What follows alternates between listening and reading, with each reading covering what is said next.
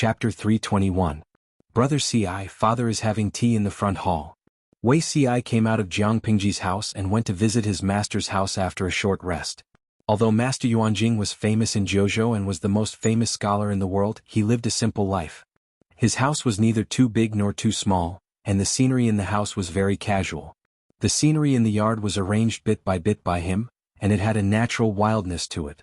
He just raised his hand to knock on the door, and the door opened by itself. A slightly immature and energetic face peeked out from the door. The person who opened the door was his master's youngest daughter, who was also his most beloved daughter, Zhu Qingning. Wei Ci smiled, folded his sleeves and said, "Is this master's foresight again?" Qingning directly destroyed Master Yuanjing's pretense and said playfully, "No, it's obvious that Sanwu in the yard suddenly ran around happily, and father couldn't do anything about it. He then knew that Brother Ci was here. It's not as powerful as you said." Sanwu was a kitten that Master Yuanjing picked up by accident. She had a difficult birth, and Wei Ci happened to be a guest in the house, so she was asked by Qingning to help. In the end, she successfully gave birth to 4 pure black kittens. It was probably because of this that Sanwu was very close to Wei Ci. Because of this, Wei Ci was often teased by a few classmates who were on good terms with him. Of course, there were also malicious mockery. Those people maliciously mocked him, saying that if he did not achieve anything in the future, he could become a midwife. Wei Ci only smiled at those malicious words and did not take it to heart. Thinking of his master drinking tea in the hall and being harassed by Sanwu in all kinds of ways, he could not help but smile. Qingning saw his expression and could not help but blush. She was a step behind and followed him with small steps. She gently bit her lower lip and asked shyly, "Brother Ci, did you just come back from visiting friends?" "Yes," Wei Ci said, "Master's birthday is at the beginning of March. I have to come back early no matter what." Qingning replied with an "oh" and said with her head down, then, "Brother Ci, do you remember what the 16th of February is?" 16th of February? Wei Ci was stunned. "I know that the 15th of February is the flower festival. What is the 16th? Qingning revealed a disappointed expression and tried her best to conceal the unhappiness on her face. Fortunately, she had already arrived at the front hall, so she bowed her head and hurriedly excused herself. Wei Ci did not understand. Were the thoughts of this child so difficult to understand nowadays? Master Yuanjing frowned when he saw his daughter's attitude, but he did not make it clear. "Master." Wei Ci greeted. "Don't stand on ceremony." Master Yuanjing held on to Sanwu, who was struggling and scratching him. He tidied up his messy sleeves and looked a little embarrassed. Wei Ci held back his laughter and said, "Master, if you can't carry Sanwu, then let your disciple do it and carry Sanwu on your behalf." Just as he finished speaking, Master Yuanjing let go of him. The 3 of them rushed into Wei Ci's embrace and found a comfortable spot to lie down. Master Yuanjing secretly twitched his mouth. Another one was seduced by a young man. Even an old man was despised by him. "I saw you chatting happily with Wunyang just now. What did you talk about?" Qingning was the 5th child in the family, so many elders called her Wunyang. Wei Ci did not understand and said bluntly, "Wunyang asked me if I remember what day is February 16th. Master Yuanjing sighed and said, "February 16th is Wunyang's birthday." Wei Ci was stunned on the spot. His hand that was rubbing Sanwu's neck stopped. He could not help but have an absurd thought. From Wei Ci's point of view, it was indeed frighteningly absurd. He still pretended not to understand and said with a smile, "So, she wants to ask me for a birthday gift." Master Yuanjing's face was fierce as he exposed Wei Ci's disguise. After February 16th, Wunyang will be 13. She should be at the age to talk about marriage. At this point, it would be too much for Wei Ci to continue pretending not to understand. He could only smile bitterly. "I watched Wunyang grow up and I'm 7 or 8 years older than her. I only see her as a younger sister. Why would I have these thoughts? I know that you live the life of an ascetic monk and don't care about these worldly matters, but Wunyang is still young." Master Yuanjing paused and lowered his voice to ask Wei Ci, "I'm happy to see this happen, but it depends on your wishes." After all, Wei Ci was a student that he liked. Master Yuanjing could be said to have watched Wei Ci grow up and knew his temperament. It would be best if he could recruit him as a son-in-law. He also loved Wunyang, who was an old woman. As an old father, he naturally hoped that she would live a good life. Wei Ci was shocked. Sanwu, who was in his arms, noticed the change in his emotions. She used her paw to pat Wei Ci and meowed a few times. "I don't mean that." Wei Ci shook his head and said, Moreover, I don't want to harm her. In fact, Wei Si almost got married when he was 15 years old. It was just that when the two families exchanged cards, the bride was so scared that she broke off the engagement. Not only did he break off the engagement, his reputation was almost completely ruined. Those who were still willing to be friends with him were all true friends. Wei Si treasured them very much. No matter which family it was, if they saw Wei Si's horoscope, who would dare to marry him? Master Yuanjing secretly rolled his eyes. Wei Si's excuses could fool the ignorant people, but it was not enough to fool him. Those who believed in the horoscope would naturally be restrained, but those who did not believe in it would naturally be unaffected. Master Yuanjing sighed, "Fine, I won't be an annoying person who will break up a loving couple." Wei Si's expression froze. He seemed to have thought of something and wanted to avoid it. Little girls are the most fickle. They like certain things very quickly. Once there is a substitute, they will change their feelings very quickly, Master Yuanjing said faintly. It's almost the flower festival. When the time comes, ask your mistress to find someone who is as good-looking as you for Wunyang. I reckon that this matter will be over. Wei Si was slightly embarrassed. Was it his fault for being good-looking? He should look for his parents for this matter. However, Master Yuanjing had made his attitude clear, which made Wei Si slightly relieved. He had lied just now. He did not treat Qingning as a sister. He simply treated her as a daughter or granddaughter. Considering the issue of seniority, he changed his words. Wei Si and Master Yuanjing talked for a while before Mistress called him over. She said that she had something to tell him. Master Yuanjing watched Wei Si leave with Sanwu in his arms. He was silent for a while. His gaze turned to the screen at the side of the hall. Did you hear that? Qingning pouted. Her eyes were filled with tears. They were bloodshot and there were tear stains on her face. You shouldn't have such thoughts. Cut them off early. I will find you a real good husband. Be good. There are many good men in the world. Although not all of them are as good as me, there are many who are more filial than Zixiao. Master Yuanjing loved his youngest daughter, but he was not without principles. Only Wei Si was a little troublesome. I don't believe that Brother C's horoscope will harm his wife, children, parents, teachers, and friends. I'm not afraid. I'm not afraid of your father either. But there is someone in his heart. You can't squeeze in. Why bother? When Qingning heard that, she suddenly started crying again. Chapter 322. All right. Wunyang, don't cry. When it comes to marriage, it's all about fate. There's no need to force it. Master Yuanjing patted Qingning and allowed the old woman to wipe her tears on his clothes. Qingning was a stubborn girl. When she found out that Wei Si did not like her because he had someone else in his heart, she felt indignant. Elder brother Si is already 21 years old now. The youngest people of his age are already married, and the earlier children can already read and write. Who on earth has seduced his heart? Qingning pursed her lips, and her eyes were filled with tears, as if she was about to cry in the next second. The young girl was very innocent. She had never thought of forcing Wei Si to like her. She just felt that the person she liked was good in every aspect. Others should like him like her. Although it would be uncomfortable, it would be best if the person she liked was happy. If there was someone else in Wei Si's heart, why was he not married? Master Yuanjing was slightly troubled by this question. It depends on fate. When fate is right, it will happen naturally. Could it be that the person is younger than me? Qingning twisted her handkerchief and pouted. Older than you. Master Yuanjing said, don't cry. Wipe your tears. If outsiders see you like this, it will look bad. Older than her? Qingning suddenly felt even sadder. If he was older than her, did it mean that he was about to reach marriageable age? Was Wei Si waiting for him to reach marriageable age? Who is that person? Qingning asked. I want to see. She was not jealous. Instead, she was more competitive and curious. As the youngest daughter of Wei Si's teacher, was her relationship with Wei Si not considered close? She had such an advantage, but he still did not like her. Instead, he liked someone else. The young girl felt uncomfortable. I'm afraid that if you see him, you will feel even more uncomfortable. Master Yuanjing sighed. When the time is right, you will naturally know who that person is. I will find you someone of similar age, looks, and talent. He will let our Wunyang live happily. Qingning nodded with tears in her eyes. She was a little emotional. It's almost time for the flower festival. When the time comes, you must tell your father if you see any handsome man. Although the atmosphere in Dongqing was getting stricter and stricter with the restrictions on women, Master Yuanjing's thoughts were not on the same level as those of the secular world. Even though it was a blind marriage, Master Yuanjing could not bear to see his daughter suffer. Choosing a son-in-law was like choosing a pair of shoes. The daughter would know if the shoes fit. If she liked them and the father was satisfied, then it would be a good marriage. Qingning was still a little sad, but she was a young girl after all. She was easily shy when it came to matters related to her marriage. Biting her lip, she responded in a low voice.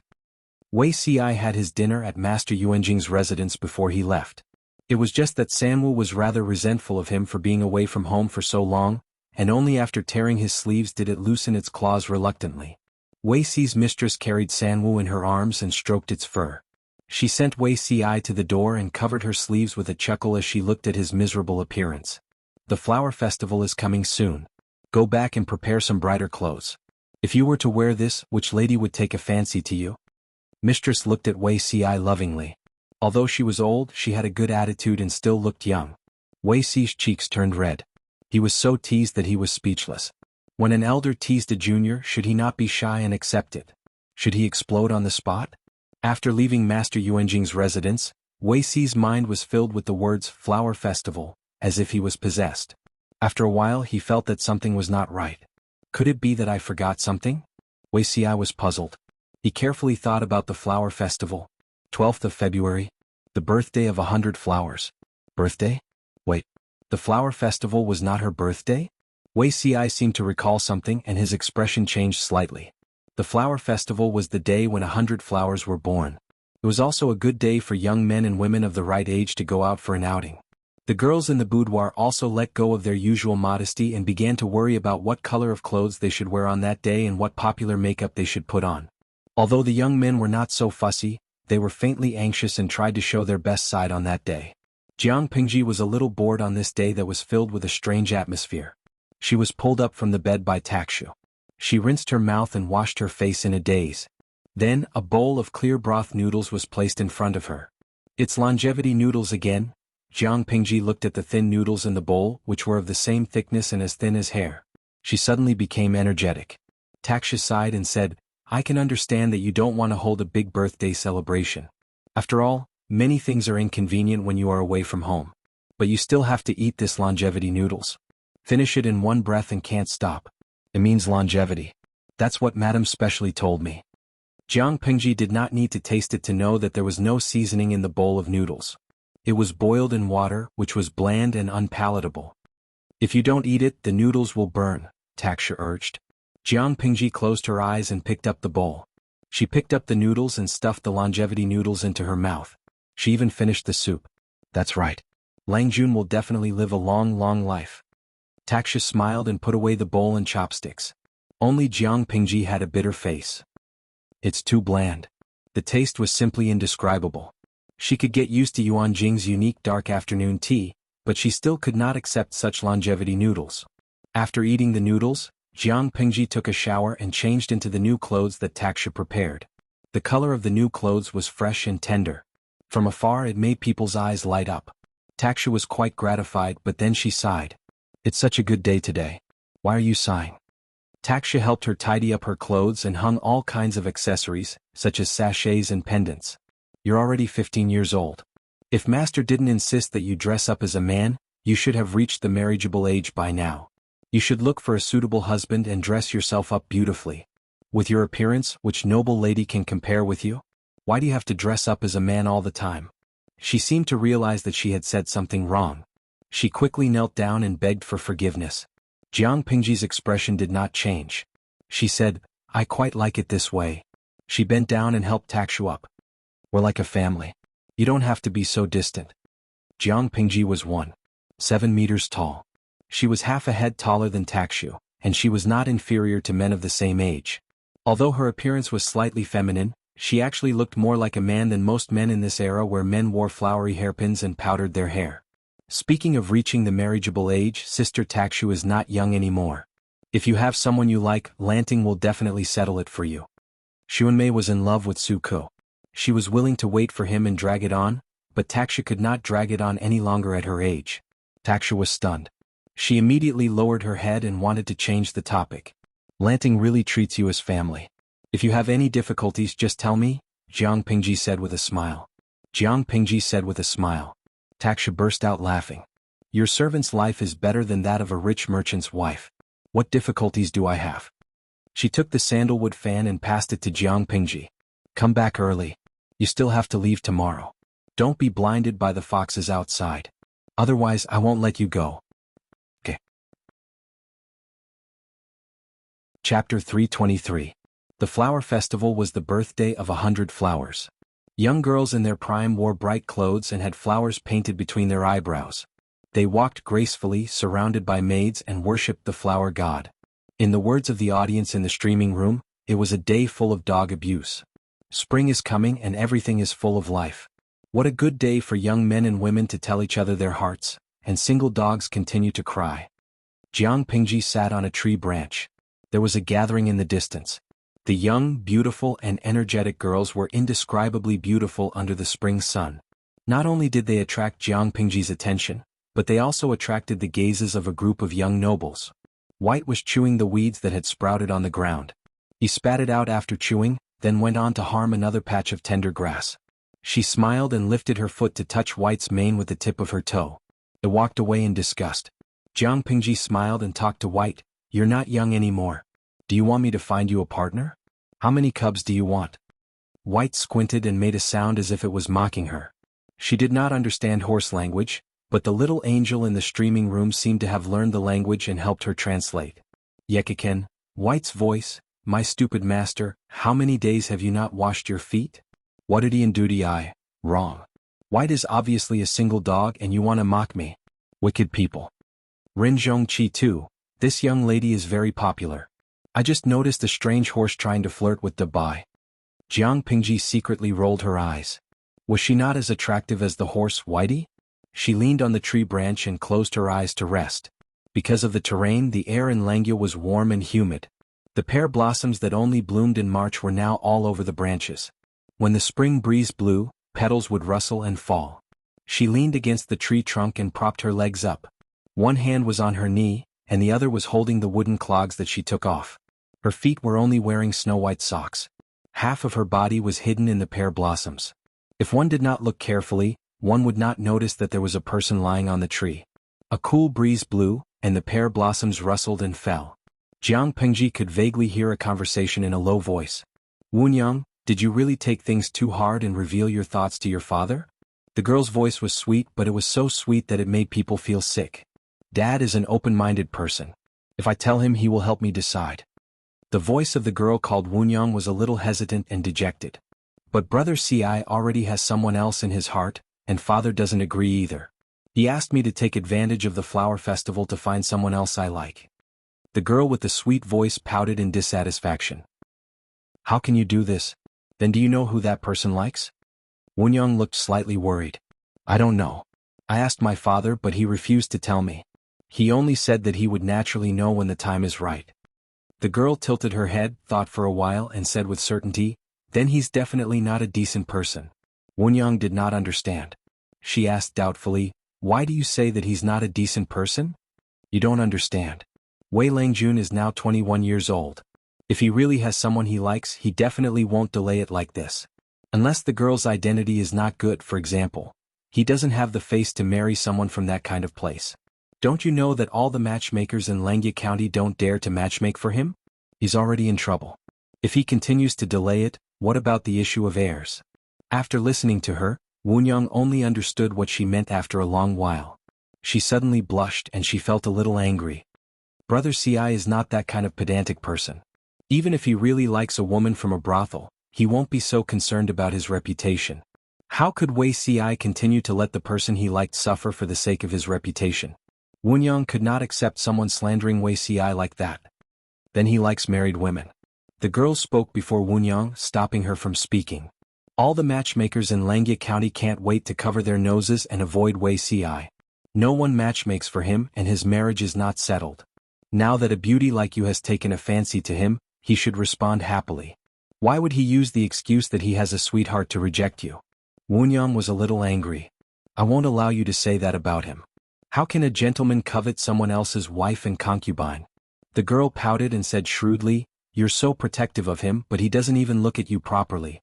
You're in a hurry to get close to him, but has he ever given you any face? What's so good about Wei Ci? He's a jinx who brings misfortune to his wife and children, his parents and his entire clan. Foolish opinion. Wunyang was so angry that her chest rose and fell violently. There was a little anger on her little face. What about Brother Ci? Look at his behavior. He respects his teachers, is friendly to his schoolmates, and treats the younger generation leniently. How can you judge him based on the 8 characters of fortune? There are many people in the world like the 8 characters of fortune of the emperor. Why is he the emperor while others are just common people? Yes. I'm ignorant. I'm not as knowledgeable as you, 5th Miss Zhu. The girl was also angered. It was as if her sore spot had been hit. She retorted, "You're so educated, reasonable, and considerate. You're actually sticking to a man who no one wants? That's great." You. Wunyang widened her eyes at her words. She was so angry that her fingers were trembling. No matter how bad Zixiao is, he's not someone who can be belittled by a daughter born of a commoner's wife who lives in poverty and is arranged by her official mother to be someone else's concubine. Jiang Pengji found that the 2 girls were arguing louder and louder, which seriously disturbed her sleep. She could not help but jump down from the pear tree and interrupt them. The 2 girls looked over upon hearing the sound and saw a young man in fresh clothes with a smile on his face. He was only wearing socks and his wooden clogs were still in his hands. The girl was startled by her appearance. Thinking of what she said just now, her face turned pale. Wunyang was still a little puzzled. She asked doubtfully, "Concubine? You'd better be more careful in the future. It's better to stay away from such a talkative and venomous beauty who likes to judge people's hearts with sinister words." Jiang Pingji took 2 steps forward and saw through the girl's nature at a glance. She sized her up with a faint smile. She belittles Zixiao not because she really looks down on him, but because she wants to plan for herself. Ha! Wunyang was stunned. Her official mother wants her to marry a man who is old enough to be her father. She's unwilling and wants to find a better way out for herself. Zixiao is despised by others, but she doesn't have a high status and is not valued at home. How compatible are they? That's probably what she thinks. Jiang Pingji stared at the girl until her face turned pale. Her legs trembled, and her words poked at the secrets in her heart. If I hear any rumors that tarnish Zixiao's and this girl's reputation later. Jiang Pingji's expression suddenly turned cold. Guess who will spread the rumors? Wunyang was an innocent girl in the boudoir, but she had an open-minded father. She was also knowledgeable, but she did not stick to the inner courtyard. Chapter 324. You have to be careful when making friends. At least this kind of friend isn't worth making. Jiang Pingji pointed at the girl and said, "If you know what's good for you, leave. I don't like to make things difficult for a 15 or 16-year-old girl. It makes it seem like I'm a bad person." The girl bit her lower lip and tried hard to resist the urge to tremble. She turned around and ran away with her face covered. Wunyang was confused from the beginning to the end. Little girl, you should be more cautious. Not everyone is worth befriending and not every topic can be confided in. Jiang Pingji glanced at Wunyang's attire and frowned. Are you Zhu Wunyang from Master Yuanjing's family? She had long heard that Master Yuanjing had a precious old daughter, but Jiang Pingji had never seen her. How did you know? I've seen the hairpin on your head at Master's place. You're also called Wunyang. I think you must be Master's precious daughter. Wunyang subconsciously raised her hand and stroked the hairpin that was inserted into her hair bun. Her pale face was a little flushed. Are you my father's student? Jiang Pingji nodded and conveniently put down the wooden clogs in her hands. She wore them on her feet with a calm expression. But I've never seen you. There are so many students in Langyi Academy, and not all of them are personally taught by Master. It's normal that you haven't seen him before. It was called an academy, but it was very different from the school that Jiang Pingji knew. Rather than calling it an academy, it was more like a library for part-time teaching. Most of the students came with questions to discuss with others.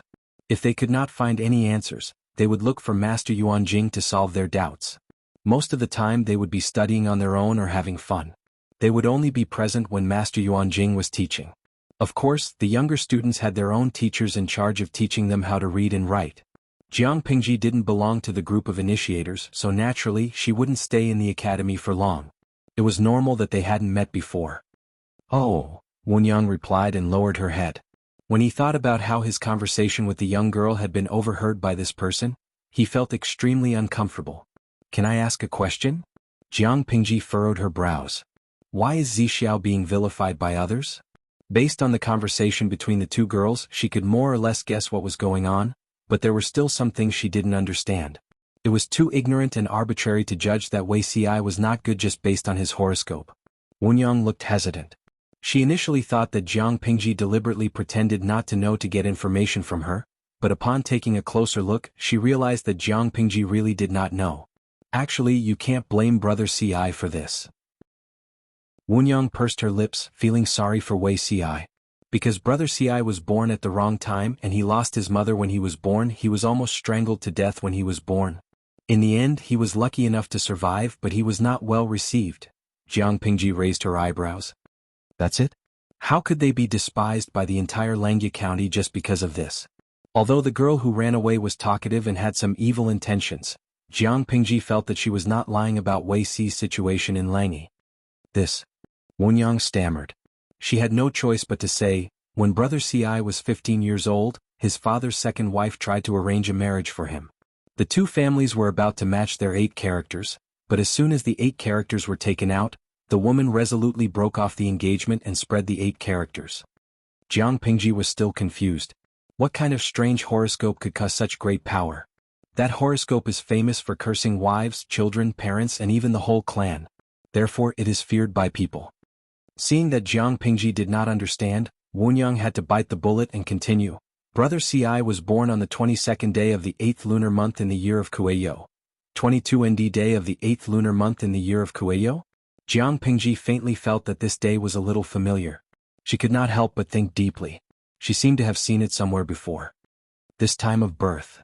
Jiang Pingji suddenly thought of the content of a piece of unofficial history and said, "Is this really his birth date and 8 characters?" Yes. Jiang Pingji suddenly understood why Wei Ci was so feared and ostracized by people. If he was born in the year of Kueyo, Wei Ci was separated from that historical figure by exactly 360 years, which was 180 years. Having been in ancient times for so many years, Jiang Pingji was quite familiar with some taboos in this era. 60 years was a cycle, and Wei Ci's date of birth coincided with that of a famous historical figure. Moreover, he was born without a mother, which seemed to confirm his fate of cursing his mother. This made people uneasy. Could it be that he was the reincarnation of that famous person? Which famous figure? The founding prime minister of the Xia dynasty, Huangfu Fengmin, was born in Langya County. He was also a famous romantic figure in the past.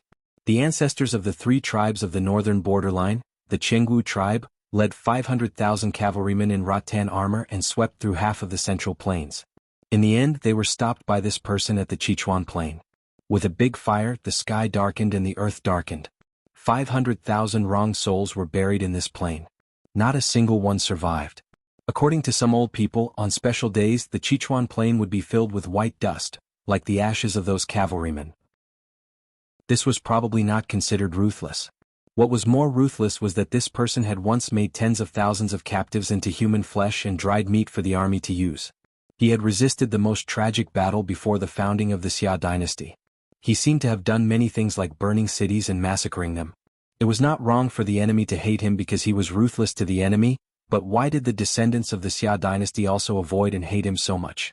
According to rumors, this person held the young emperor hostage and tried to replace him. In the end, he was killed by the young emperor who bore the humiliation and carried out his mission.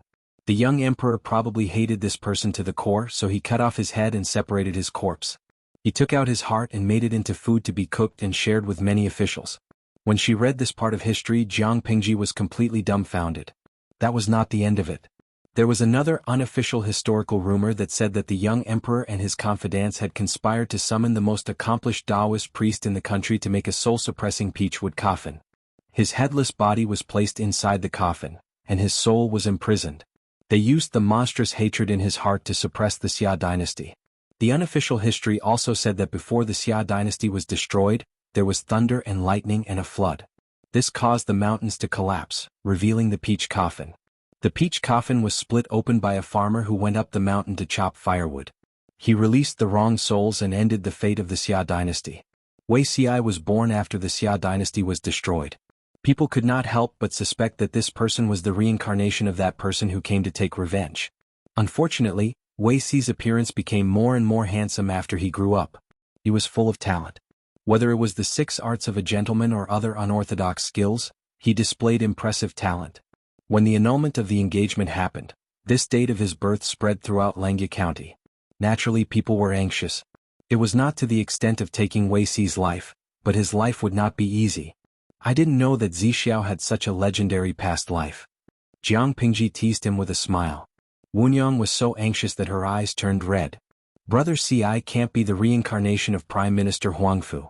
It's also impossible for him to do such a despicable thing. Jiang Pingji tilted her head. Prime Minister Huangfu assisted Emperor Xia and helped him go from a lowly ruffian to a hegemon who unified the 9 states. What kind of person was he? If that person was the reincarnation of that person, Wei Ci should be happy. In today's world, there might be a lack of such a person. Wunyang was confused. This was not the main point. But it seemed that there was nothing wrong with thinking that way. Jiang Pingji called the system in her heart. No, what kind of dimension is this? There's actually such an anti-science thing as reincarnation? The system rolled its eyes. He's not the reincarnation of that person. Everything is purely a coincidence. Jiang Pingji was speechless. Coincidence? Would Wei Ci cry if he heard that? Chapter 325. This is the first time I've heard it from an outsider. Many of my father's students think that Brother Ci was born with bad luck. They see him as an ominous person and wish they could cover their noses with their sleeves, as if he was the plague. Although no one said anything on the surface, they have been distancing themselves from him behind his back. Wunyang was very dissatisfied with the injustice that Wei Ci had suffered. She also firmly believed in her own opinion of Wei Ci, but she was small and not many people would listen to what she said. Now that she met someone who shared the same ideals as her, she could not be happier. It's just the opinion of the ignorant. Jiang Pingji pouted and said, countless children were born on the same day and at the same time. Do they all have the same fate? Are the children born on the 22nd day of the 8th lunar month in the year of Kueyo the reincarnation of Prime Minister Huangfu? It's just that his performance was too outstanding, so he was envied by others. Those people can't compare to him, so they can only use this stain to slander him. That's right. Those people don't understand Brother Ci at all. They echo what others say and don't have their own brains. They follow the crowd all day long. Wunyang was in high spirits. She clenched her fists and nodded, looking extremely happy. Seeing that, Jiang Pingji could not help but laugh. The audience in the streaming room also expressed that the little girl was very cute.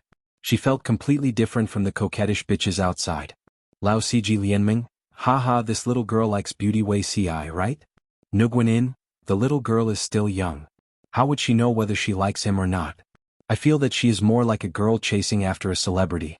Beauty Wei Ci is her idol, so she does not allow outsiders to maliciously slander her idol. She swears to defend his reputation. Remote control you dropped. Please, in ancient times there were many girls who got married at the age of 12 or 13. How is he young? Nongfu Shanquan Yudiangshuan, TSK, girls who get married at the age of 12 or 13 are mostly from poor families. Slightly wealthier families will definitely keep their daughters for a few more years, at least until they reach the age of 15 before getting married. Master Yuanjing's daughter, how can her family be poor? Jiang Pingji also agreed with the audience in the streaming room. Wunyang did have romantic feelings for Wei Ci. Why are you looking at me like that? She looked like a lecher. Wunyang felt slightly uncomfortable under Jiang Pingji's gaze. She could not help but take a step back. There was an unnatural look on her face. Jiang Pingji burst into laughter and exposed him. You like Zixiao? Wunyang blushed and immediately gave up. You stayed on the tree for so long just now. You heard everything that you shouldn't have heard. You asked the obvious. I just like Brother Ci. Father said that he's a good family. If he's my husband, he definitely won't suffer. Wunyang liked Wei Ci and even wanted to marry him. It was definitely not because of his looks. She was not that superficial. Many of her female friends were engaged, but what about their husbands' families? Thanks to her identity as Master Yuanjing's daughter, she would occasionally go to the academy to deliver food to her father and would always hear some gossip. Men were not married yet, so there were plenty of times when they had conflicts with the maidservants by their side. They even had a concubine's child to embarrass his wife. It was not impossible for him to spoil his concubine to the detriment of his wife. Because of Master Yuanjing's open-mindedness, Wunyang naturally had to choose someone that suited her. Not only did she have to love her, but she also had to understand and take pity on her. When Samwa's son had a difficult birth, the servants wanted to throw him away so that he wouldn't bring bad luck if he died in the house. She had no choice but to ask Wei Ci for help. When he heard it, he did not regard the lives of Sanwu and his son as worthless.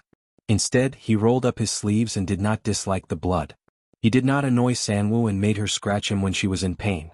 He actually delivered Sanwu's child with a serious expression. Anyway, after this incident, Wunyang really liked Wei Ci. Suitable room and suitable home? The corner of Jiang Pingji's mouth twitched. It was the first time she had heard such an evaluation. The audience in the streaming room almost exploded. The screen was full of 666. Liang Liang Wang Situ. My language teacher died early. Can you explain to me what is suitable room and suitable home? Yinuejia Zhuge Qinma. The heavenly peach, the dazzling beauty, the return of the sun, suitable room and suitable home. Understand it yourself. She felt like she had read a fake book of songs. Jiang Pingji held back her laughter and said, if you like it, just tell him directly. According to Zixiao's character, regardless of whether he accepts it or not, he won't spread the news and ruin your reputation. Wunyang said dejectedly, but Brother Ci has someone else in his heart. He's a serious person. I don't want to compete with others. So, Jiang Pingji asked. So, I hope he can be with his sweetheart as soon as possible. He's already 21 years old this year. If it drags on, it'll be really difficult for him. Wunyang pouted. She felt a little sad and said awkwardly, anyway, I'm only 13 this year. There will definitely be other good candidates for my husband. That's true. Jiang Pingji liked Wunyang's open-minded character very much. Master Yuanjing was very good at raising his daughter. The audience in the streaming room also expressed that they were attracted to Wunyang. Didn't you see how many girls in the house adhered to the principle of, the person I like must like me and reciprocate my feelings? Otherwise, he would be a heartless man? How many grudges and grievances had evolved from such unreasonable reasons? It was precisely because of Wunyang's open-mindedness and cuteness that she was particularly special. Hey, after talking so much, I still don't know which student of my father's are you. Jiang Pingji smiled gently and said, my name is Lu Shi. If you don't mind, you can call me Lanting. Wunyang widened her eyes in surprise. After a long time, she said slightly angrily, sure enough, rumors can't be completely trusted. What rumors? Others say that Lu Shi is just a playboy who deviates from the orthodox path and attends meetings in his spare time. He's another example of a tiger father and a dog son. Wunyang tilted her head and secretly sized up Jiang Pingji. However, she was caught by Jiang Pingji's gaze. She could not help but blush and said shyly, I don't dare to say anything else, but at least you see things more clearly than those people. If all playboys were like you, they wouldn't be playboys anymore. Jiang Pingji was just about to laugh when she caught a glimpse of a bullet screen. She almost froze. Dashu Xiaobing, streamer, it's very dangerous. This girl wants to flirt with you. Young lady, you have a good eye for talent. She naturally praised Wunyang and herself. Wunyang was stunned for a moment. She immediately understood that the person was shamelessly praising herself. She immediately burst into laughter. Jiang Pingji urged, it's getting late. Let's go back quickly. We still have to worship the goddess of flowers. Okay. Wunyang nodded. She found a direction with fewer people and trotted away. Jiang Pingji stood on the spot with her arms crossed. After a while, she walked straight to the back of a pear tree. Aren't you moved at all when a young lady said that she likes you to your face? Behind the tree, Wei Ci felt that his heart was about to stop beating. He was so scared that he dodged backward. The back of his head hit the trunk of the tree. It seems that you really have someone in your heart. That's why you have the heart to reject the young lady's kind intentions? Wei Ci's expression was unprecedentedly serious. He pursed his thin lips tightly and looked at Jiang Pingji sharply. Chapter 326. He lowered his voice to warn her. I'm not someone who doesn't know what's important. Otherwise, I would have called you out when you got close to me. Jiang Pingji was not afraid at all. Instead, she glared at him. Wei Ci came at the right time, neither too early nor too late. Jiang Pingji originally wanted to fulfill his wish, so she did not expose his identity. Now that she saw it, the young girl was open-minded and could let it go. The man did not have any intention either. Her efforts as a matchmaker were in vain. Wei Ci lowered his eyelids after Jiang Pingji said that. He hid the strange look in his eyes. You're too boring. You have a lot of thoughts. Jiang Pingji clicked her tongue. She rested her hands on the back of her head. Her wide sleeves slid down her arms, revealing two fair, slender arms. Her wrists were slender and beautiful. Wei Ci averted his gaze awkwardly, not daring to continue looking at her. Jiang Pingji did not miss his reaction. She smiled and deliberately got closer to him.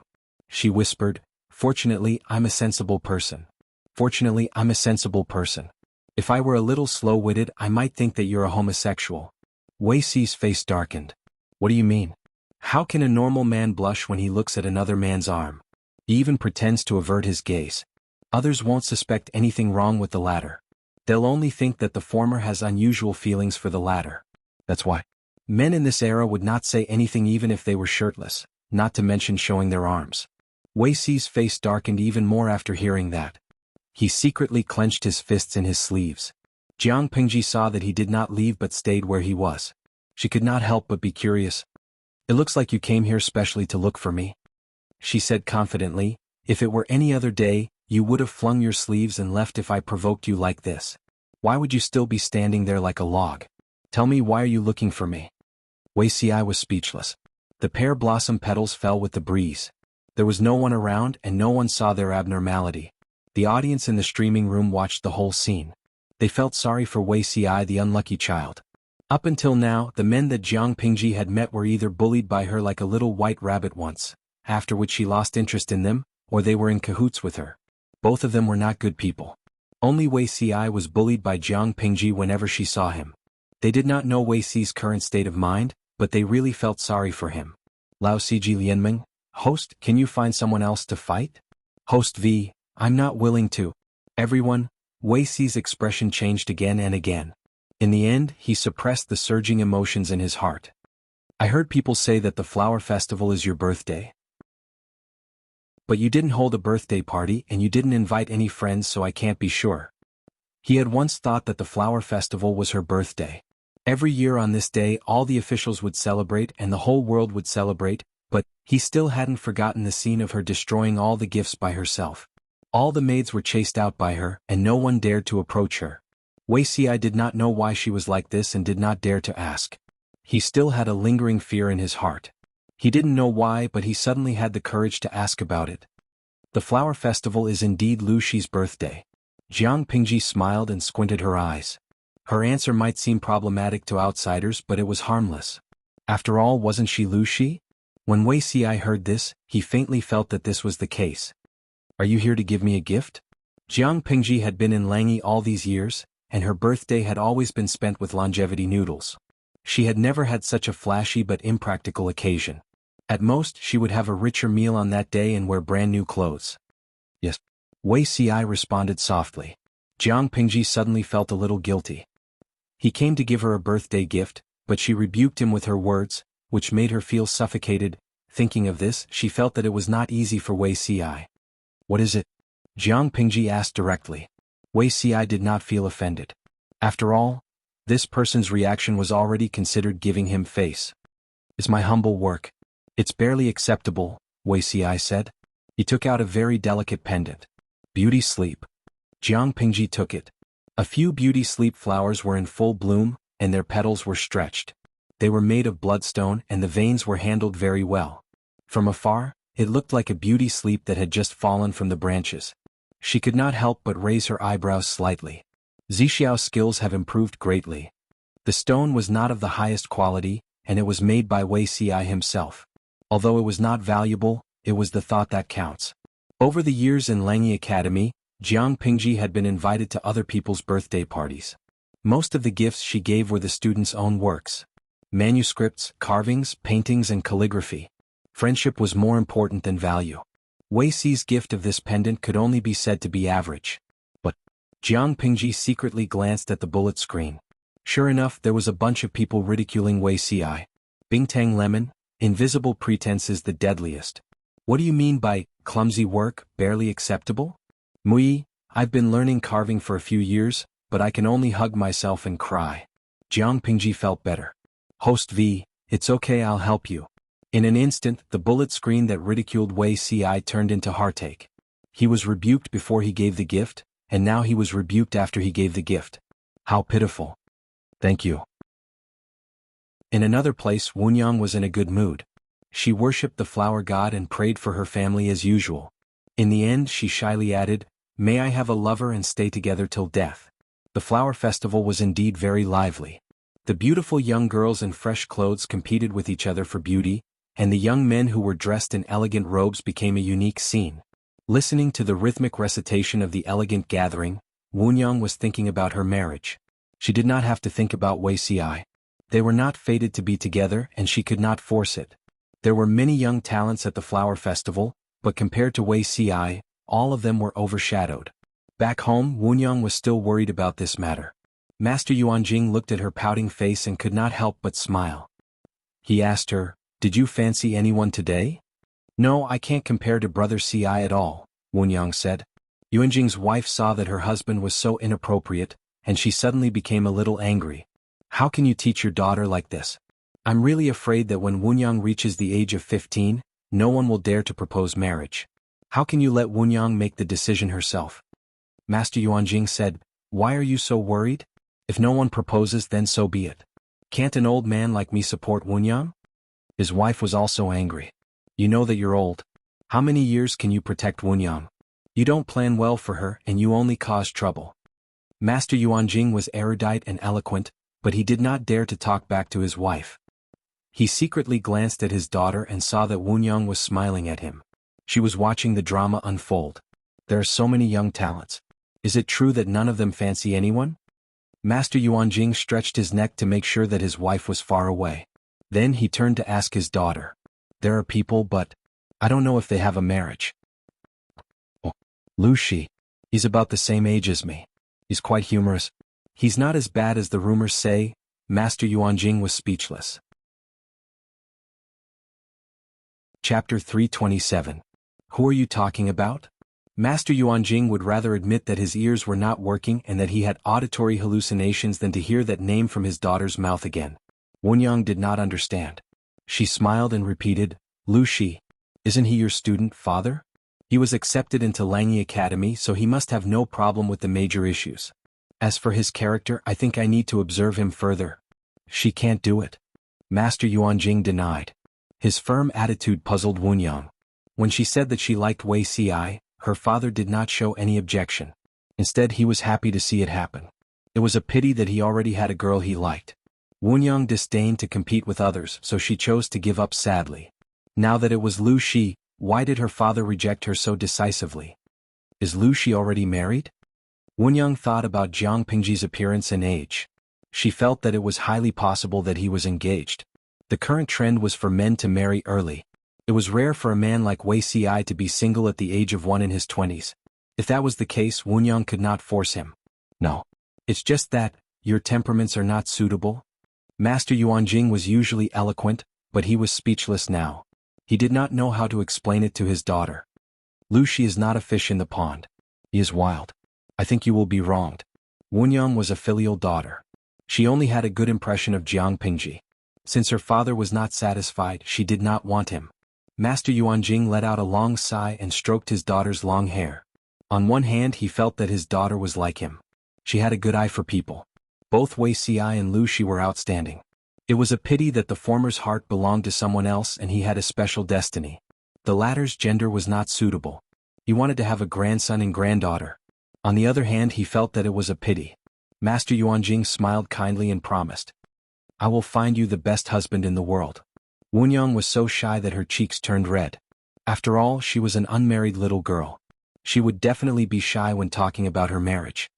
"If I can't find the best, I won't get married in the future. I'll let you raise me for the rest of my life." Wunyang hugged Master Yuanjing's arm and acted like a spoiled child. She said, "When I grow old at home, you can't dislike me, father." Master Yuanjing heaved a sigh of relief. It would be great if the matter could be resolved just like that. Although he could predict the fate of others, he could not predict the fate of those close to him. He didn't know where his daughter would end up in the future. The only thing he could do was to keep an eye on her and find her a real son-in-law. Jiang Pingji had bid farewell to her close friends a few days ago. She had also informed Master Yuanjing. With the fragrance of pear blossoms filling her sleeves, Jiang Pingji stepped into the orange afterglow as she returned home. There were many cars parked in front of the door. They were filled with the rare wood and furniture that Jiang Pingji had found from all over the place, clothes, jewelry, cosmetics, and land deeds, not to mention the dowry prepared in Hejin, Jiang Pingji's dowry alone had already exceeded the value of a daughter of a concubine from an aristocratic family. Many of the items that were bought had been handled by Takshu. She knew the value of these dowries the best, so she felt a little indignant. What are you thinking about again? Your lips are curled up so high that you could hang a pot of vinegar on it. Jiang Pingji washed up and changed into her pajamas. She let down the long hair that she had combed during the day and tucked it behind her head. When she returned to the bedroom, Takshu knelt down and tidied the mattress on the bed. She looked a little resentful, and her tidying movements were big. This was very different from her usual self. Her reaction was a little strong, so Jiang Pingji asked casually. Takshu tidied up the mattress swiftly. She glanced at where the booklet was placed and became even angrier. Your servant has tidied up the booklet for the dowry. I brought it here for you to have a look. Jiang Pingji bowed to Takshu and smiled apologetically. I wonder what Lanting did today to make you so angry? Takshu saw that she was fooling around and threw the corner of the blanket on the bed. She said unhappily, Langjun is so open-minded, but your servant is narrow-minded. Even the daughter of a concubine from an aristocratic family doesn't have such a generous dowry, let alone a daughter of a concubine who doesn't have a deep relationship with you. If it were in someone else's family, they would have emptied the storeroom. What will you do in the future? In today's era, the daughter of a concubine and the daughter of a concubine were two completely different concepts. The Lu residents gave such a generous dowry to the daughter of a concubine. It seemed like they were going to empty the storeroom. How would the son of the first wife who would inherit the family business in the future feel? Of course, from another perspective, it also reflected the generosity and benevolence of the Lu residents. They treated the daughter of a concubine so well. However, this kind of good wasn't something that everyone would buy. If it were an ordinary person, they would not be happy with what Takshu said, even if they did not have any thoughts. Jiang Pingji smiled indifferently. When my sister gets married, the dowry and her family are what she relies on in her husband's family. Not to mention marrying into the royal family. She cannot be looked down upon. I'm her brother after all. Why should I be calculative with her? Takshu sighed. Langjun is magnanimous, but I'm afraid she might not appreciate it. Although they had the same father, the daughter of a concubine and the daughter of a concubine were opposite in status. They rarely got along well. Jiang Pingji smiled without saying anything. Takshu did not continue the topic. She lifted the blanket and was about to lie down. She said, We're leaving tomorrow. Have a good night's sleep. You don't have to keep watch tonight. Takshu agreed with a smile. She still made the bed in the outer room. Jiang Pingji could only sigh when she heard the movement outside. That night, the moon was bright and the stars were sparse. Master Yuanjing did not sleep until midnight. He tossed and turned, which woke his wife up. What's wrong with you tonight? He tossed and turned like he was baking pancakes. Did I wake you up because I moved too much? Master Yuanjing looked at his wife, who stood up with a cloak draped over her shoulders. He said apologetically, Go back to sleep. I'll stay in the study for the night. I'm restless tonight. I can't sleep. You think too much. His wife went back to sleep and mumbled vaguely. Master Yuanjing lifted the blanket carefully, put on the cloak and left the bedroom quietly. The moon was bright outside. He glanced at it, lowered his head and calculated. He frowned secretly. He did not feel sleepy until dawn. Instead, he sat in the study for the whole night. There was another person who had insomnia like him. The sky had just turned bright when the city gate opened. A group of carriages quietly drove out of the city gate. Jiang Pingji rode white and walked in front of the group. Behind her were more than 20 carriages filled with all kinds of dowry items. More than 100 guards guarded on both sides of the carriages. They held onto the broadswords at their waists tightly. They were wary of the movements on both sides of the road. They were afraid that they would encounter bandits or mobs. Wuxia stood in the Shirley pavilion with a cloak draped over his shoulders. He looked at Jiang Pingji's back as she left and sighed. Chapter 328. Langyi County was not far from Hejin County. Even though they met bandits along the way, they were killed by Jiang Pingji and her men before they could even get close to the carriages. Apart from these small disturbances, the rest of the journey was peaceful. It was even safer when they reached Hejin County. During the years that Jiang Pingji studied in Langyi County, the bandits near Hejin County did not have a good time. Those people were either caught and killed, or they were secretly recruited by Jiang Pingji's troops. Because of that, Hejin County had been peaceful for many years. Langjun, let's go home. Taksha stuck her head out of the curtain and saw the city on the ground. Her heart was filled with joy. Jiang Pingji held the reins and replied softly, "Yes, let's go home." Hejin County was the first place she stayed after waking up in this world. Even though she did not have a sense of belonging, she felt that things were still the same, but people had changed when they met again after so many years. "Let's go." After lamenting, the fleet of carriages was repaired. Jiang Pingji waved her whip and continued on the road. Because someone had informed them in advance, the Lus had already sent someone to wait outside the city. Jiang Pingji had excellent eyesight, so she naturally saw who was waiting at the front. Her lips curled into a sincere smile. She asked White to run a few steps and said to Su Ku, "Xiaoyu?" Su Ku bowed to Jiang Pingji with a smile on his face. "Welcome, Langjun." Su Ku, who was already in his 20s, was a little longer than before. His shoulders were a lot broader and his face was more determined. The immaturity of a teenager had faded away, and he now had the calmness of a young man. Perhaps it was because he was in high spirits when he was in a good mood. Su Ku followed Jiang Pingji to study in Langyi early in the morning. Even though he was her study companion, he was no different from a normal student in Langyi. Sometimes he could even receive personal lessons from Master Yuanjing. 2 months ago, Jiang Pingji sent Su Ku back to Hejin to prepare for the marriage of the daughter of a mistress in the Lus. Judging by his appearance, it should have been done. "Let's not talk about this. We've been on the road for so long and haven't eaten anything good.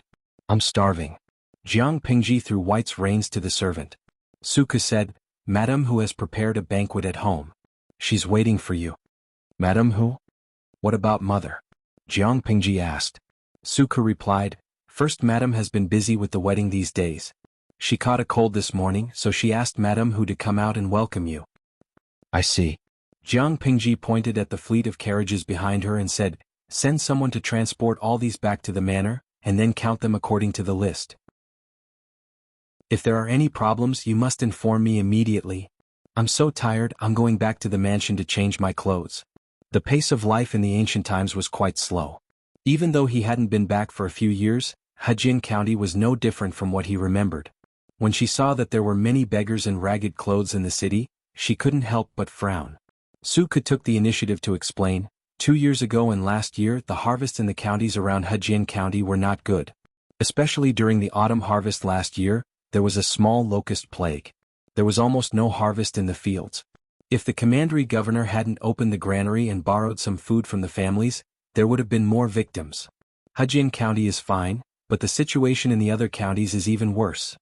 Even though Jiang Pingji had helped Hejin County solve the problem of bandits and avoided man-made disasters, natural disasters could still make the people suffer. Jiang Pingji's expression darkened. She couldn't help but turn her head to look at the fleet of carriages behind her. The dowry was almost all bought by Jiang Pingji. She knew clearly how much money she had spent. It was only the dowry of the daughter of a concubine in the Lu Manor, but there were countless people around who still didn't have enough to eat. Such a sharp contrast made Jiang Pingji's heart tighten, and her expression became more and more unpleasant. "What about the tenant farmers outside?" Jiang Pingji asked about the farms owned by the Lu Manor. The first madam took out her own money and made the decision to exempt the tenant farmers from their commission. She also helped to pay for the grain tax and gave some money to each household. The other tenant farmers were homeless and had no food to eat, but the tenant farmers of the Lu Manor were not affected much. At least they didn't become refugees. They talked and soon arrived at the Lu Manor. The gatekeeper saw Jiang Pingji and didn't react for a long time. He then hurriedly shouted, "Second Langjun is back." Not long after, the old housekeeper trotted out. He couldn't help but burst into tears when he saw Jiang Pingji, who was already 15 years old. "Housekeeper, it's good to be home. Why are you crying?" "Stop crying. I'll go see my mother first." The housekeeper wiped his tears and said, "The first madam just took her medicine and is already asleep. Why don't you go wash up first?" "That's fine." Jiang Pingji went back to her yard. The serving girls had already prepared hot soup and clean clothes. The servants were still the same. The inside and outside of the yard were clean as if the owner had never left. "Xuanmei? You're..." Jiang Pingji saw a slender figure. It was very familiar. She was stunned for a moment before she remembered who it was. "I heard from Xiaoyu that you are back today, and I made the decision to clean up your room." Xuanmei's face was blushing. Even without makeup, she still had a stunning beauty. She looked softer and more mature than before. "Please forgive me, Langjun." Hearing that, Jiang Pingji turned to look at Su Ku. She clicked her tongue and said, "So the good news is coming." Su Ku felt a little uncomfortable, so Sun Mei helped him out. I wanted to tell you about this when Lang Jun was free. There's no need to avoid this. He has been delaying you for so many years without giving you a response. Now that he finally relents, of course we have to get it done quickly. Jiang Pingji teased her. Xuanmei blushed. She folded her sleeves and left the room for the two of them. Seeing that Xuanmei left, Jiang Pingji asked, "Have you decided?" Su Ke knew what she was referring to. He nodded and said, "Yes." "Then don't let her down. Xuanmei is a good girl." To be honest, Jiang Pingji didn't have high hopes for Xuanmei and Su Ke. The latter was a swan. Sooner or later he would spread his wings and soar. Compared to him, Xuanmei was just an ordinary girl. It was hard to imagine if Su Ke would treat Xuanmei the same way when he became successful in the future. In Jiang Pingji's opinion, with Xuanmei's qualifications, she would be happier if she chose a stable and ordinary man. However, that was just her guess. What would happen in the future would depend on the two of them. Su Ke could hear the warning in Jiang Pingji's words. He couldn't help but say solemnly, "I won't let her down." Jiang Pingji patted his shoulder. "Remember what you said." Su Ke said, "Of course I will. Have a seat. I want to know about the changes in Hejian County these years. What's the situation with the troops now?" Jiang Pingji stayed in Langyi County.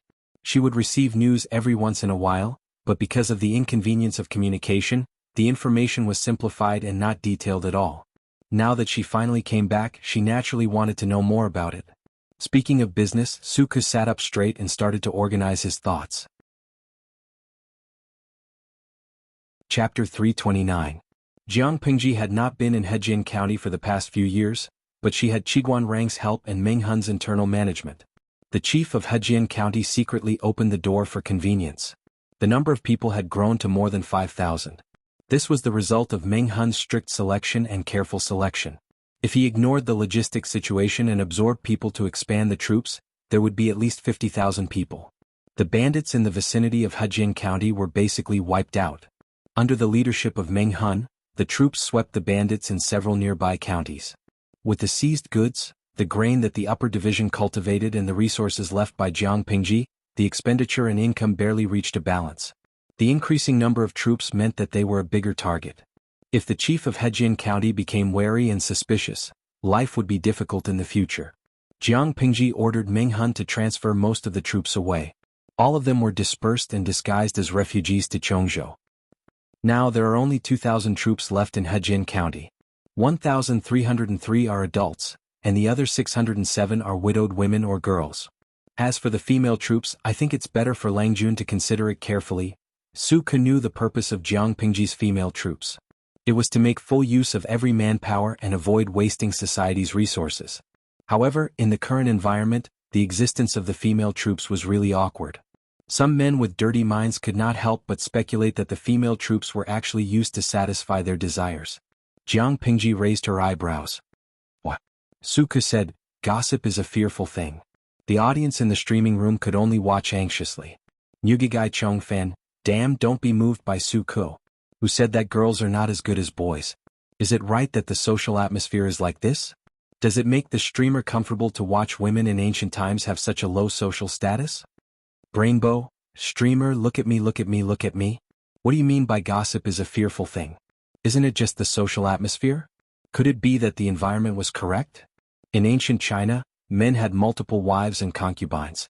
Now that society is more developed, bigamy is a crime. Tudo Shigai Chongfan, but thinking about it, what Su Ke said makes sense. We have to think for the streamer. If she really implemented the female troops, it would be fine on a small scale, but if it was on a large scale, there would be a lot of pressure from the public. Zwizhen Beishijing, I despise the comment above. So what if there is pressure from public opinion? There are so many viewers in the live broadcast room who are always scolding the host, saying that she is cruel or uncultured, cursing her ancestors, but have you ever seen her pay attention to those people who are spewing shit? Seeing this, many people came to a realization. The crux of the problem was not the pressure of public opinion, but whether Jiang Pingji was willing to bear the pressure. Shanhai Yilong, host, don't panic. We will always support you. Idao 88,000, TSK, the entire live broadcast room is filled with the aura of feminist cancer. You guys might as well advocate polygamy. Ancient society was like this. The social environment determined that women stayed at home and raised children. Men were the main productive force of society. Can you calm down a little and consider the environment of the host's dimension? Were they all sick? Due to the difference in opinion, the entire live broadcast room began their daily bickering. Of course, most of the people arguing were the new audience members. Many of the old audience members were still calm and did not worry that Jiang Pingji would be persuaded by Su Ke. Lao Ciji Lianming. By the way, do any of you remember the name and the real theme of the host's live streaming room? Huagua History de Quan. In the name of palace intrigue, it is actually a fight for the throne and the throne. Inueja Zhuge Qinma. #mockery. So, what else is there to discuss about the formation of the female troops? The host, Jiang Pingji, is a woman. In the future, when she competes for the throne and becomes famous in the 9 prefectures, the status of women in society will definitely rise and they will be valued in a real sense. Jiang Pingji wants the competition to be smooth, so it is necessary to improve the status of women in society. Both of them were bound together to a certain extent. Only when the environment recognized the social value created by women could the title of the female emperor be well deserved. Otherwise, even if the person sitting on the throne was a woman and the whole society was still male-dominated, she would only be a puppet. Seeing these comments, Jiang Pingji secretly laughed. The live broadcast room was a mix of good and bad people. Most of them were just onlookers, but after careful selection, there were still some clear-headed people. Note, but, don't you think that when men and women fight, women are at a disadvantage? After all, in a place like the battlefield, there was no need for manners. To deal with female soldiers, there must be some indecent methods. Hongshan Lingxi, #PickNose1. Look at what the person above said, as if the thing between a man's crotch is made of copper and iron. It doesn't hurt if you kick it. Everyone, I have decided on this matter. The female troops are determined to win. Jiang Pingji raised her hand to stop Su Ke from speaking. She said, right now our foundation is still too shallow. What's more, joining the troops will give them a place to settle down. Su Ke thought about it and it seemed to be true. Currently, most of the 670 female troops were orphans or girls abandoned by their families. If the troops were not willing to accept them, they would either starve to death by the roadside or be abducted by human traffickers. If they were abducted and sold, they would have a different ending. The unluckier ones would go directly to a shady place to sell their bodies. Those who were slightly better off would most likely be bought by some family and become a child bride or a rough maid. They would be recorded as slaves for the rest of their lives. When Jiang Pingji limited the purchase of rice, it alleviated the food shortage in Hejian County and indirectly reduced the number of refugees. However, the natural disasters and food shortage in the next few years still produced a large number of homeless refugees. Under the premise that the whole family fled, the probability of girls being abandoned or sold was greatly increased. This was the origin of the current female troops. Due to filial piety, the people could not abandon their parents. In order to continue the family line, boys could not be abandoned. Therefore, for the survival of the family, when there was no other choice, the wife and daughter could only reluctantly abandon. When there was a conflict between the two, the wife's value was naturally greater than the daughter's, so the girl was abandoned. Su Ke's heart suddenly softened when he thought of these details. He could only sigh. Lang Jun is kind.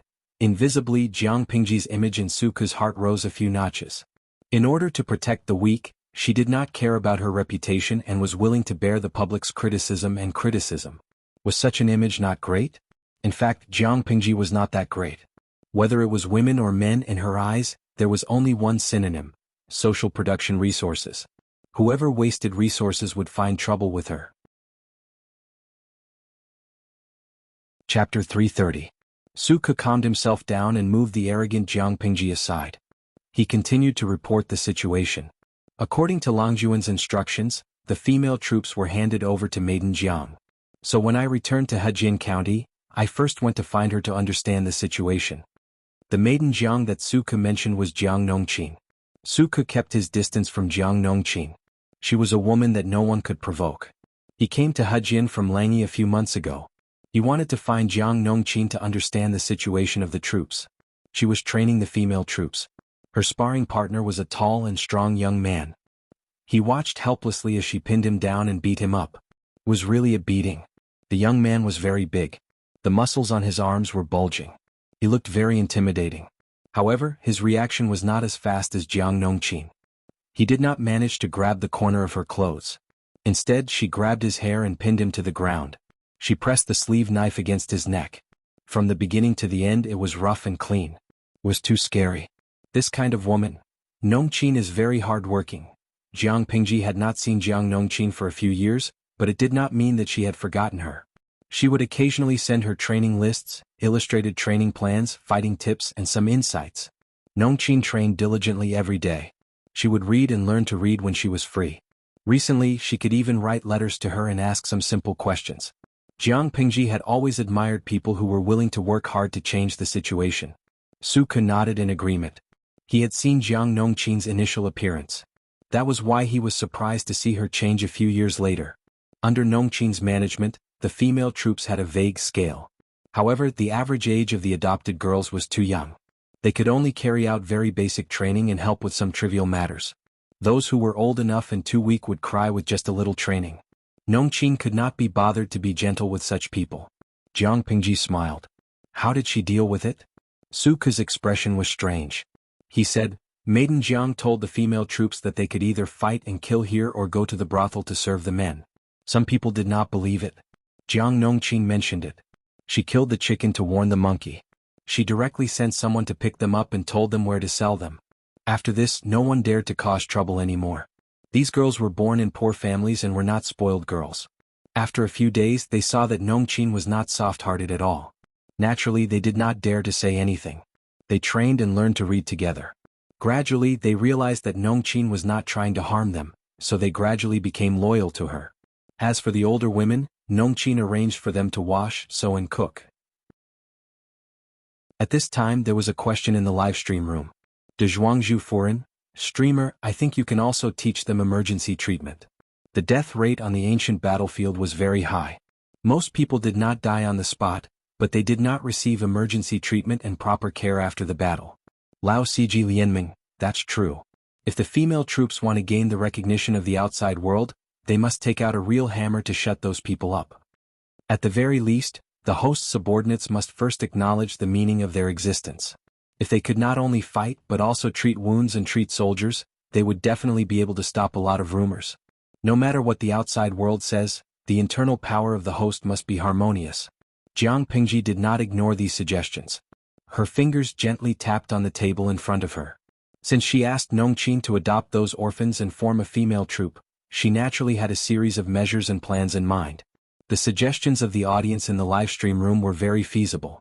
But Jiang Pingji frowned. Although she had learned first aid, most of those methods were not suitable for ancient times.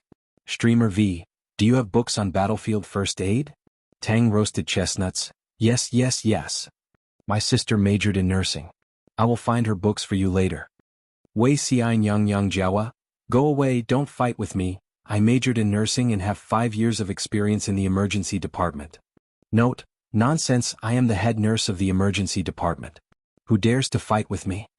In the past few years, Jiang Pingji spent most of her energy on learning, but she did not relax her suppression and testing of the system. After her efforts and the gradual defeat of the system, the level of the live stream room was upgraded to level 4, and the upper limit of viewers increased to 150,000. 150,000 viewers. Even if they were all onlookers, there was no lack of talents from all walks of life. Jiang Pingji asked for some nursing knowledge. Naturally, the number of viewers who responded was like a school of carps crossing the river. She listened attentively to Su Ke's summary report and sorted out the general information in her mind. Is there any news from Chongzhou?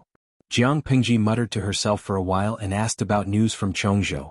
Back then, she urged Lu Shi to become the magistrate of Chongzhou because she had her eyes on that place. Because the 3 tribes of the northern borderline were eyeing it covetously, Dongqing had transferred a batch of soldiers away to support Nanxing. Lu Shi had a legitimate reason to recruit troops and buy horses. He called it, protecting the border. Even if the emperor of Dongqing and the northern borderline were in love, he could not reject his reason. Master sent news a few days ago that everything is fine. Yes, father is in Chongzhou, so I am not very worried. Jiang Pingji knew how rich the second branch of the Lu family was. They could build at least an army of 20,000 in Chongzhou. Coupled with her meticulously trained troops, it was not too shabby. Su Ke looked down. He could vaguely guess Jiang Pingji's intentions. According to Ke's understanding, now that all the princes have come of age, the situation of the fight for the throne is getting more and more serious. The relatives and the eunuchs have temporarily joined hands, stirring up the entire imperial court. Prince Changsho is full of ambition. I'm afraid he will make a big move next. Why don't you? Jiang Pingji shook her head. We can't. If we do that, it will benefit the north borderline that has been coveting it for a long time. She understood what Suku meant. He wanted to take advantage of the chaos in the court and Dongqing's people's misery to gain the upper hand and gather troops to occupy a piece of land. Of course, the bird that sticks out gets shot first. Naturally, she had to wait for the other forces to be unable to hold back and attract the firepower first. Then she would attack from behind. If that was the case, it would be equivalent to internal strife in Dongqing, allowing the north borderline to reap the benefits. Suku asked, does Lang Jun want to deal with Beijiang first? Let them fight for the hinterland of Dongqing first. Jiang Pingji curled her lips and said, defending against the foreign clans is a righteous cause. A fight between brothers and relatives and an outsider coming over to snatch something definitely had a different meaning. The three tribes of the northern borderline were outsiders. Beijiang seems difficult to deal with, but are the local forces of Dongqing really that easy to deal with? The relationship between the princes, the emperor, and the feudal vassals is at daggers drawn. Including the forces supported by other aristocratic families, there will be a chaotic battle within Dongqing. Rather than fighting with them, it's better to wait for them to finish snatching and then deal with them. Before that, we should first take down the three tribes of the northern borderline and occupy their horse farms. But this Beijiang? Dongqing has been fighting with them for many years, but we still can't do anything to them. Suku had also considered this point, but single-handedly challenging the north borderline was equivalent to dealing with a country. How could Chongzhou, a single prefecture, achieve this? Chapter 331. As the saying goes, know yourself and know your enemy and you will never be defeated. The factor that determined the outcome of a war was not only the military strength of the two parties, but also the battle of information between the two parties. Why were strategists so highly regarded in ancient times? That was the key. Those who were good at strategizing could accurately predict the enemy's mind, grasp the initiative, and determine victory from 1,000 miles away, even with scant information. In Jiang Pingji's opinion, these people not only had abnormally intelligent brains, but their analysis and deduction of the surrounding situation were also impressive. Others had only just seen the beginning, but their brains had already deduced the ending. That was the difference between ordinary people and strategists. But what if there was detailed, accurate, and real-time information? Even ordinary people could see some clues, and strategists were like tigers that had grown wings. Therefore, if Jiang Pingji wanted to use Chongzhou as a foundation and then plot to conquer the northern borderline, she had to understand all aspects of the northern borderline in detail. I will personally write a letter to my father and ask him to send people to collect information about the northern borderline in advance. Jiang Pingji said, the royal family of the northern borderline and Dongqing have been united by marriage for almost 3 years. It's long past the honeymoon period. Next, it's time to reveal the true intentions. The princess of the northern borderline and Yaina married into the royal family of Dongqing. She did not have any good intentions. Jiang Pingji was a witness to how she fooled around with the fourth prince, Wu Majun, under the rockery before marriage. If she sincerely wanted to unite by marriage and ease the relationship between the two countries, would she have cheated on her future brother-in-law? She married the second prince and became his princess consort. She had stirred up a lot of trouble over the years. It was a pity that the residence of the Count of Jinbei became the biggest cannon fodder. Princess Yaina was indeed the pearl of the three tribes of the northern borderline. She was quite intelligent. After becoming the daughter-in-law of the royal family, she quickly grasped the position of the second prince, whose mother's family did not have a high status. She coaxed him into submission and turned him into her mouthpiece in the Dongqing court. When Nanxing borrowed troops from Dongqing to repel the enemy, the second prince followed Princess Yaina's plan and recommended the residence of the Count of Jinbei. Their reasons were also very legitimate and even irrefutable. The descendants of the Count of Jinbei were good at war, and the old duke was a general who had never lost a battle. If they sent the elite troops of the Count of Jinbei to help Nanxing repel the enemy, not only could it show Dongqing's sincerity towards Nanxing, but it could also promote the might of Dongqing in front of other countries. There was nothing wrong with recommending the residence of the Count of Jinbei. The problem was that the person who prepared the supplies was the second prince, and the military supervisor was a eunuch who had a deep grudge against the Count of Jinbei. The soldiers were fighting at the front lines, but the rations at the rear could not be supplied. The reinforcements who were supposed to cooperate with the operation were always late, the injured soldiers did not receive the care they deserved, and there was often a shortage of rations and horses. The elites of the residents of Northern Marquis were tormented by such a sinister little trick, causing them to be extremely exhausted. In the last battle, the military intelligence was delayed, and 7 or 8 out of 10 elites were lost. The Count of Jinbei, who had suffered a great loss, was not only reprimanded, but also demoted and stripped of the commander's seal. Without the elite troops to rely on, and the commander's seal that even the officials were afraid of was taken away, the current residence of the Count of Jinbei was already at the edge of a cliff, in imminent danger. Although it would fall at any time, it would be smashed to pieces. If it weren't for the fact that the officials were afraid of their reputation, the residence of Count Jinbei would have completely disappeared from Dongqing. From this point of view, it seemed that Princess Anyina had done nothing, but Jiang Pingji did not underestimate her. The princess's contribution to the current situation in Dongqing's court was indispensable. Su Ku furrowed his brows, leaving a few shallow wrinkles. The real intention is revealed? Jiang Pingji smiled coldly. Isn't it?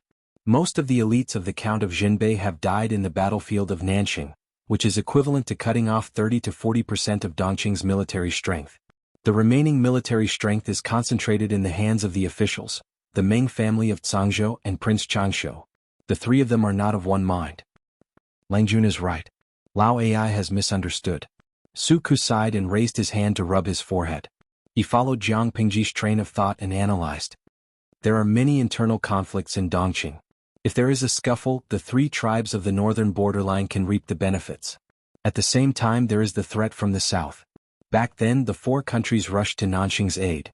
The 4 factions of Nanman took the opportunity to negotiate for peace and won 2 to 3 years of recuperation. Now that they have recovered, Nanxing ceded land to seek peace and lost a large piece of land. They have yet to catch their breath. How can they withstand the strong invasion of the 4 factions of Nanman? The 4 factions of Nanman had enough recuperation. Now that they had a strong army and strong horses, Nanxing was still struggling at death's door. The destruction of the country was close at hand. If Nanxing fell, Dongqing would definitely face a pincer attack from the 3 tribes of the northern borderline and the 4 factions of Nanman. There were many external threats and endless internal troubles. With such a situation, anyone could imagine that Dongqing would be the next Nanxing. It was a dead end with almost no solution, but Jiang Pingji wanted to find a way out of it. This is our chance, Xiaoyu, Jiang Pingji said calmly. Success or failure depends on this. Who said that the 3 tribes of the northern borderline would reap the benefits in the end? To open up the situation, the only way was to destroy the 3 tribes of the northern borderline. This was the only way out. It had to be said that this idea was extremely bold, but since Jiang Pingji said it, she naturally had the confidence to accomplish it. The hinterland of Dongqing was mostly flat and suitable for cavalry battles. Overall, it was easy to attack and hard to defend. The 3 tribes of the northern borderline had many horse farms and cavalry. Once Chongzhou fell, the cavalry of the 3 tribes of the northern borderline would rush into Dongqing. Based on the current situation, Dongqing would have almost no power to resist. If Jiang Pingji wanted to conquer the world, the 3 tribes of the northern borderline would be the best springboard.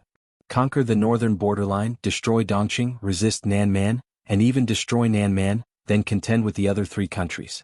To achieve this goal, she still needed an extremely important chess piece.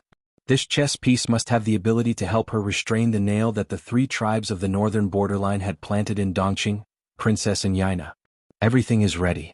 The only thing left is the wedding of the 4th prince, Wuma Jun. Jiang Pingji smiled mysteriously, but Su Ke did not understand. What did this have to do with the wedding of the 4th prince, Wuma Jun? Just as he was about to speak, Jiang Pingji's eyes turned cold, causing him to subconsciously swallow the words in his throat. After a while, footsteps were heard from outside. Lang Jun, everything is ready. Taksha's gentle voice came from outside the door. Su Ke silently raised his eyebrows at Jiang Pingji and gave her a look. His Lang Jun was really amazing. The footsteps were so far away but she could actually hear them. Yes, I'm tired. Go and prepare some hot soup and clean clothes. I want to take a bath later. Taksha bowed and said meekly, yes. Jiang Pingji's eyes darkened. She stood up and took a box from the shelf in the study. Let's stop here. Next, it's time for private matters. Jiang Pingji pushed the box in front of Su Ku and gestured for him to open it. Su Ku opened it according to her instructions. There was no gold, silver, or jewelry in it. There was nothing valuable either. There were only 2 dark yellow bamboo slips. Chapter 332. Suka took it out with trembling hands. There seemed to be an undercurrent under his calm expression. He almost couldn't hold back the trembling in his heart. His eyes were filled with tears. Jiang Pingji said lightly, "This is the contract between you and Xuanmei. Take it as a wedding gift." According to the rules of the ancient times, the children of slaves were still slaves. They were born as slaves and were even worse than ordinary people. Jiang Pingji didn't need to use the contract to control them. Their existence would also become their weakness. It was better to take the opportunity to solve it. Return the contract, get rid of the slave status and be considered good people from now on. I have never regarded you as a servant of the Liu family. This can be seen from the fact that I allowed you to call yourself Ke instead of slave all these years. Xuanmei is my personal maid, but I've always treated her like my own sister. We're not family but we're closer than family. Suku, I will be happy to see you marry her. However, if you become successful in the future, don't forget the relationship between you and her when you were young. Suku calmed himself down and suppressed the surging emotions in his heart. He bowed deeply to thank her.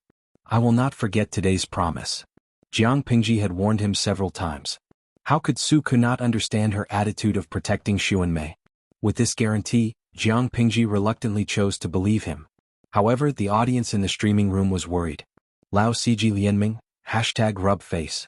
I feel that Suku has set up a big flag. Yinuejia Zhuge Qinma, I hope it won't be a slap in the face but it's a bit dirty. Matrimonial consulting lawyer, sigh. To be honest, based on my personal work experience, I don't think they will succeed. If Suku was placed in the modern world he would be a future rich and handsome man with IQ, looks and the ability to work. Xuanmei was an ordinary girl with looks but average other conditions. Although they were a good match, their potential was different. Their social status in the future would also be different. Boji and Broom, it can't be that different. Xuanmei's backer is the streamer. Suku dares to do this?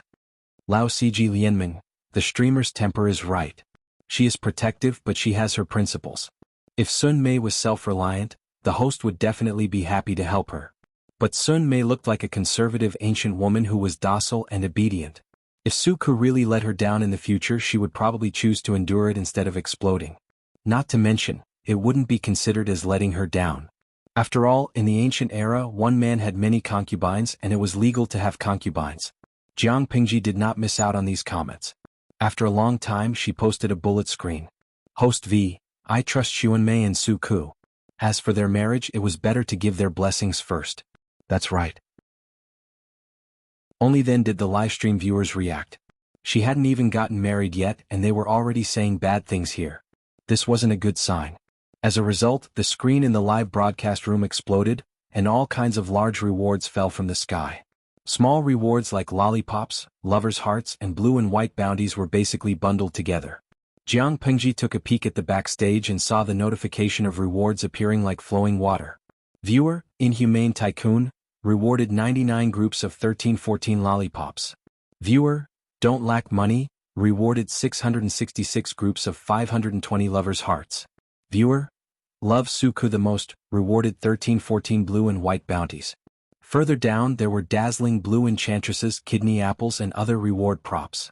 Apart from these small rewards, the large rewards came in one after another, almost drowning the backstage of the livestream. Viewer, Doryman, rewarded 99 groups of a pair for a lifetime, wishing Suku a happy wedding. Viewer, Shirley Hongzhuang rewarded 99 luxurious private yachts, wishing Suku and his wife a happy marriage. Viewer, Lao Ciji Lianming rewarded 99 luxurious private jets, wishing Suku and his wife a happy birth. A pair for a lifetime, luxurious private yachts, and luxurious private jets were all reward props of the livestream system.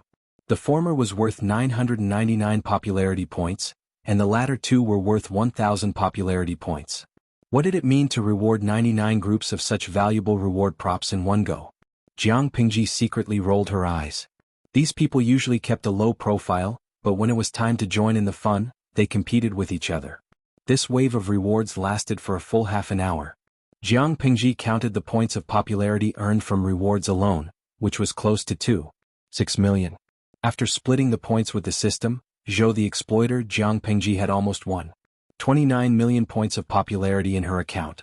Looking at the points backstage, Jiang Pingji secretly raised her eyebrows. Just as the system said, the more viewers there were in the live stream, the easier it was to obtain popularity points. However, how long could the popularity points the system obtained last time be enough to support its activities? The live stream was already at level 4, which meant that the system needed more popularity points to maintain its daily operation. In the past few years she had figured out the system's appetite, and controlling it was getting easier and easier. It was just a bunch of copied data. How could it escape her grasp? Host V, you're so generous? Is this considered generous? The audience in the live stream snorted. The streamer had never seen the world. There were many rich people in other live streams, and their actions were considered generous. They rewarded without saying a word. If Jiang Pingji was willing to act cute and call them brothers and uncles, the rewards would be even more. Even if she did not sell her body, there would be many rich people fighting to spend money on her. This was called a child who cried and screamed would get milk. The streamer never cried or made a fuss. She was a clear stream in the live stream world. Host V, it seems that I have to urge Xuanmei and Su Ku to finish their business as soon as possible so that they can have a baby. The audience, they were stunned for a moment, not understanding what Jiang Pingji was referring to. Very quickly, they realized that the unscrupulous streamer was already thinking about the money for the baby's milk powder and the baby's birthday party. Oh, they seemed to have forgotten something. Could Su Ku and Xuanmei receive the gift of the props rewarded to the streamer? The answer was definitely no. Jiang Pingji would not exchange the popularity points for real money because the system did not support it.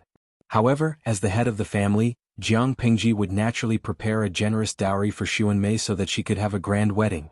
As for Su Ku, she would first give him a few years' salary in advance and organize a grand wedding. Compared to the complicated weddings of rich and powerful families, the weddings of ordinary people were much simpler. Su Ku and Xuanmei's marriage was approved by the head of the family. Next they could enter the main topic. However, Su Ku was a scholar and valued etiquette very much. Since it was a legal marriage, even if everything was simple, the 3 letters and 6 etiquettes could not be omitted. This matter was handed over to Su Ku's only elder, his widowed aunt, to handle. Xuanmei had stayed in Hejin to take care of Su Ku's aunt for many years. She had long regarded her as her own daughter, so she naturally paid attention to this matter. Jiang Pingji turned off the live stream and took a bath to her heart's content. Just as she put on her pajamas, the footsteps of a maid came from outside. Langjun, the dowry that Chongzhou prepared is here. Jiang Pingji smiled after hearing that. Chapter 333. A low-key and simple carriage stopped at the corner gate of the Lu residence. Lady Hui, we've arrived at the Lu residence. The servant girl's gentle voice came from outside the carriage, pulling Hui Jun back from her daydream. She pursed her lips and hid the excess expression on her face. She revealed the perfect smile that she had trained for years and got off the carriage. In front of her was a completely unfamiliar mansion. If it had been a few years ago, she would still have been a lowly prostitute who could be humiliated by anyone. She could have any man for a copper coin. She would have been chased away and insulted by the servants if she had even gone a little closer, not to mention entering such a luxurious mansion. Lady Hui, the servant girl called out. I'm fine. I'm just overjoyed at the thought of seeing Langjun soon. The current Hui Jun smiled shyly. She pressed down the heavy curtain and covered her entire face. Then she handed her hand to the servant girl and let her enter the corner gate. She knew that she was the dowry of the daughter of a concubine in the Lu residence, but she only looked at the energy and investment that the Lu residence had invested in her over the years. Her food, clothing, and shelter were all luxurious.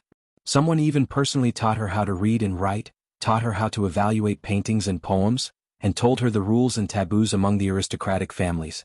Therefore, she did not think that she would only be a dowry who helped others win the favor of her husband. She kept a low profile all the way to a courtyard. Hui Jun saw the second legitimate son of the Lu residence, whom she had met a few years ago. Jiang Pingji was also stunned when she saw Hui Jun. Even she did not expect that a Kao, who had been carefully raised for a few years, would grow into such a peerless beauty. Her hair was as black as ink, her eyebrows were lightly swept, and the jade hairpin in her hair swayed rhythmically. She was beautiful. It seemed that even such boring swaying had become meaningful. She walked with a myriad of postures. Her graceful appearance was like a green willow that had just sprouted in the warm spring. It was unforgettable. She was no longer thin, pitiful, humble, and cowardly. Instead, she was gentle, tranquil, and elegant. A girl changes 18 times between womanhood and womanhood. This saying is true. Jiang Pingji looked at Hui Jun with a gaze that admired a beauty. She was indeed a rare beauty. She was not beautiful enough to captivate birds and beasts, but she could still topple a city. Huijun tried her best to stop her spine and used everything she had learned over the years. Although she looked calm on the surface, her heart was pounding like thunder. Her palms were sweaty and her back was stuffy. Her breathing quickened. It was as if the air had become thin when she saw Jiang Pingji for the first time. Huijun leisurely sat down and revealed her most perfect smile. She bowed in a textbook manner. Servant Huijun greets Lang Jun. Don't be so nervous. Jiang Pingji laughed involuntarily. Huijun's demeanor made her feel like she was the dean, while Huijun was a nervous student waiting to be inspected. You've done very well all these years. The promise I made to you all those years ago still stands. Huijun secretly heaved a sigh of relief. Only now did she realize that her back was drenched in sweat. Since that's the case, can Lang Jun tell Huijun what you want me to do? She looked at Jiang Pingji with her clear eyes. Even though the years had worn away the timidity in her bones, she always felt ashamed of her inferiority in front of Jiang Pingji. She wished she could bury herself in the ground so that Jiang Pingji would never see her again. Jiang Pingji tapped on the table. The sound was especially obvious in the quiet room. Will you be the demoness who brings disaster to the country? The demoness who brings disaster to the country? Huijun was stunned. Before coming to the Lu residence, countless thoughts had popped up in her mind. But no matter how she guessed, she could not even get close to the truth. Huijun smiled bitterly. All the women in the world, even if I'm as impure as I am, will not voluntarily admit that my appearance is inferior to others. However, the demoness who brings disaster to the country. I have some good looks, but I don't have the confidence to compare to the 3,000 beauties in the inner court of the palace. Jiang Pingji nodded. That's true. Huijun was indeed very beautiful, but this kind of beauty belonged to the human world. If one worked hard, one could find a beauty who could compare to her. When Huijun heard this, her heart felt as if it had been pricked by a needle. It hurt faintly. At that moment she heard Jiang Pingji say, "But I'm asking if you are willing to be the demoness who brings disaster to the country, not anything else." Huijun hurriedly replied, "Of course I am willing." Perhaps it was because she had been humiliated since she was young and had tasted sorrow, but Huijun had always longed for someone to save her from this sea of suffering. The person in front of her had done it. That year she had personally killed the ruffians who had bullied her in the mass grave. She had secretly made up her mind. Even if she had to go through a mountain of knives or a sea of flames, she would not hesitate to give her life to the person in front of her if he asked. One had to know how to be satisfied and grateful. Huijun had retained this sincere heart. She understood that after leaving the slums she had stolen every day. How many prostitutes had died miserably? Even on their deathbed they were barely clothed and bystanders had to cover their noses when they saw their corpses? She was the only one who had enjoyed so many years of glory and wealth. Perhaps she could go one step further in the future. Why would she not be satisfied? As soon as she finished speaking, she heard the youth in front of her say to her, "If that's the case, I'll give you some good fortune." Huijun lowered her head and bowed. Jiang Pingji was speechless again.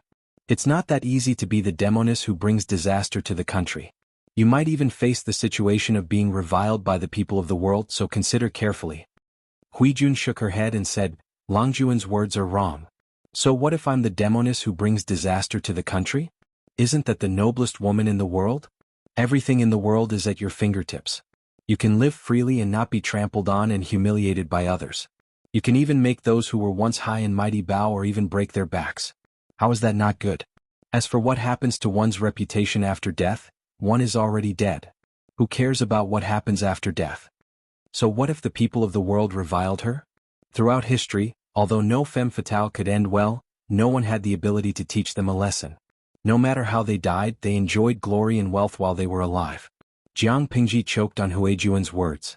She did not expect Huijun to think that way. It's naturally the best that you can think that way. Jiang Pingji raised her hand and pointed at the medicine on the table that was still steaming. "Drink it." Huijun got up and took 2 small steps. Without asking what the medicine was, she raised her hand and picked up the bowl of black, bitter, and unpleasant medicine. She tilted her slender and fair neck and gulped it down. Jiang Pingji passed her the candied fruit. She accepted it readily and silently kept it in her mouth. When the bitter taste in her mouth was suppressed, she spoke timidly. "Your servant has a wish. Can you fulfill it?" Thinking of her own request, she felt that her tongue was about to be tied. "Sure." Jiang Pingji nodded and agreed. "Langjun, can you hug me?" she blurted out. Her heart was faintly filled with hope and apprehension. Jiang Pingji looked into Huijuan's eyes and suddenly understood. She opened her arms slightly. Chapter 334.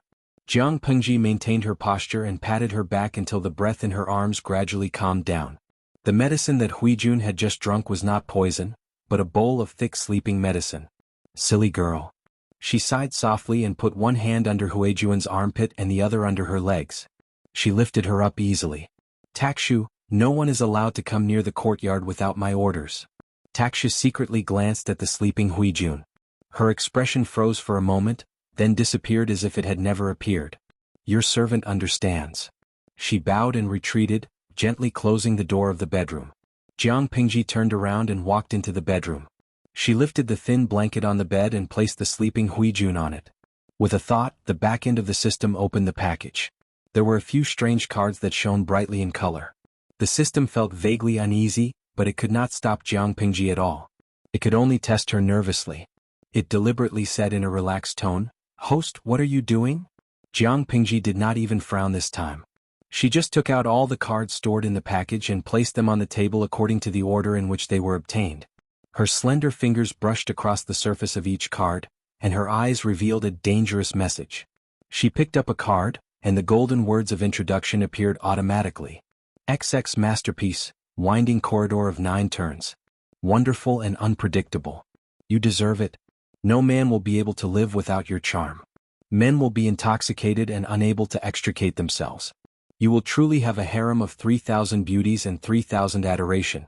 From then on, the king will not attend morning court. Jiang Pingji glanced at it with a face full of disdain, but she still picked it out. Easy Pregnancy Pill, the new voice of a young phoenix. Lin Ji shows auspiciousness.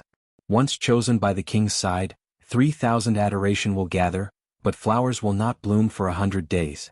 One can only sigh that beauties age quickly and men's hearts are fickle. If you have a son by your side, you will definitely stand at the top of the harem and laugh at the flowers competing for beauty. This card was not very useful at the moment.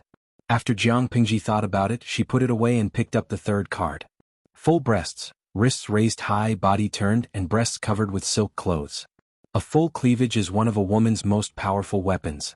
Having an impressive chest is undoubtedly a powerful bargaining chip. Other people conquer the world, you conquer the man who can conquer the world. The fourth card. Willow slender waist, slender and enchanting. A waist that can't even be grasped is every woman's dream.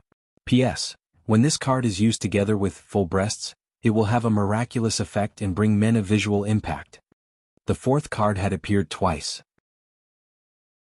The first time was when the system gave out the reward for the mission, saving Meng Liang. But Jiang Pingji didn't care about the system at that time, so she killed Meng Liang and failed the mission. Later, in the semi-interactive livestream mode, Jiang Pingji started the livestream mission. After completing the mission, she drew a card from the silver chest. The system lived up to its reputation as a harem drama streaming system.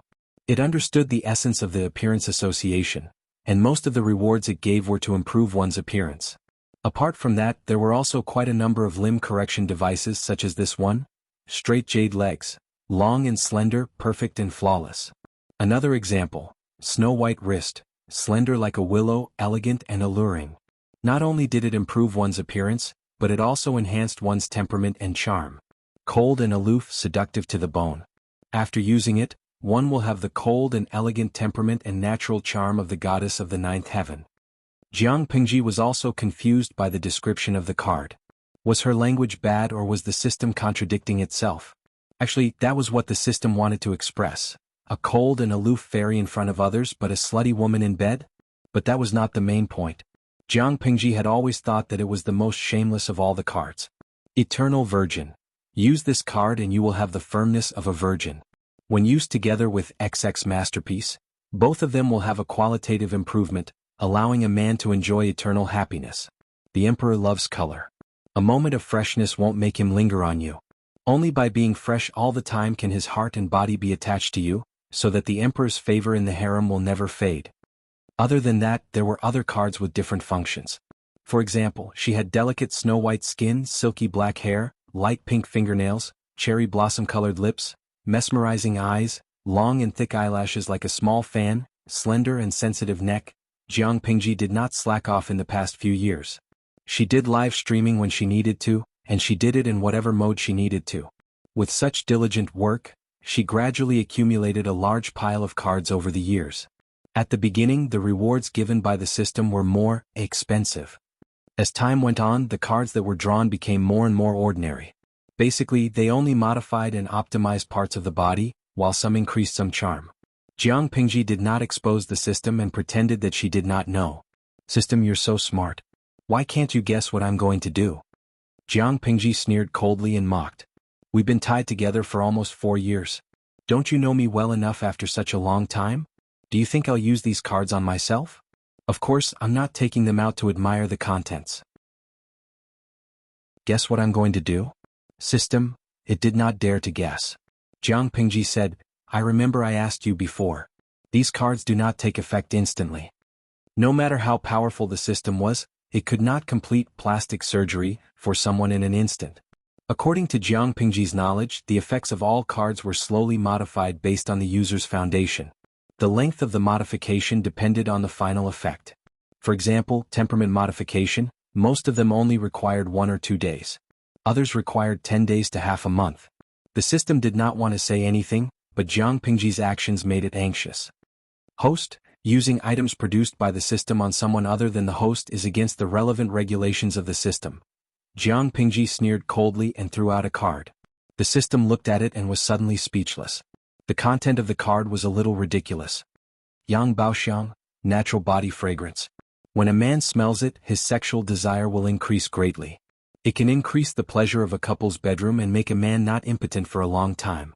The card used a woman's body as a carrier, but the one who benefited in the end was the man. Strictly speaking, it was considered to be used by someone other than the host. Jiang Pingji carefully studied the original contract. There was no such clause. The system's words could deceive unfamiliar people, but to deceive her? The system tolerated it and finally chose to curl up. It was powerless to stop Jiang Pingji's actions. Chapter 335. Huijuan's face quickly turned red. She furrowed her brows as if she was enduring great pain. She grabbed Jiang Pingji's sleeves with both hands and curled up her body like a prawn. Her skin was covered with a thin layer of sweat. She looked very helpless and pitiful. One could not help but feel pity for her. Jiang Pingji blinked her eyes. Her mind, which had yet to waver, calmed down again. The system said, "Host, you're digging your own grave. You've seen her at her worst. Aren't you afraid that she'll harm you once she gains power? You have to know that some people in this world deserve to be trusted and some don't." Jiang Pingji curled her lips and said firmly, "It's obvious that Huijun has the right to be trusted by me. I won't doubt someone I trust unless she betrays me." It was not an easy task to plot against Jiang Pingji. You saying such naive words only proves that you don't understand people's hearts well enough. The system said coldly, "Human nature is very complicated. The person in front of you is obviously not someone of noble character and unquestionable integrity. Host, you did pull her out from the lowest point of her life. She will indeed be grateful to you and want to repay you with her body. But once she gets to a higher place, this experience will be a dark history that she needs to erase." Jiang Pingji laughed mockingly. "You're a system and you want to teach me what human nature is?" The system choked hard at her words. If it had an expression, its face would be as black as ink and as gloomy as water. After a while, the system spoke in a strange tone. "Actually, host, you shouldn't have satisfied her request just now. She already knows your gender." Jiang Pingji asked, "Why?" The system said, "According to the analysis of the system's data, this woman adores you and admires you. If you didn't expose your gender, she would still be immersed in it. Many facts have proven that women who have a place to return to are far easier to control than women who have no attachments. If she really falls in love with you, she'll work for you for free. Aren't you afraid that she'll turn evil and take the opportunity to stab you?" This time Jiang Pingji laughed. She thought she was shameless enough, but she didn't expect the system's true colors to be so hateful. "I think you seem to have misunderstood." Jiang Pingji shook her finger and said seriously, "First of all, it's a fair deal between me and Huijun. I'll give her glory and wealth and help her pave the way to the top. In return, she'll work for me and help me achieve my goals. It's only fair. If he used fake feelings to deceive and restrain her, it would be considered as emotional fraud. In my opinion, this is a method that only scum would choose." The system said that Huijun was in love with her, and Jiang Pingji could tell. It was precisely because of this that she agreed to Huijun's request in order to sever her thoughts. It would have been fine if he didn't know about it. However, he clearly knew that Huijun was interested in him, yet he pretended not to know about it. He allowed the other party to carry the misunderstanding and become the bride of the Lu residence's younger sister's concubine. According to the plan, he would walk the path of a demoness who brings disaster to the country. If he wasn't scum, then what was he? Jiang Pingji didn't have any moral values, but she couldn't bring herself to bully the feelings of the weak.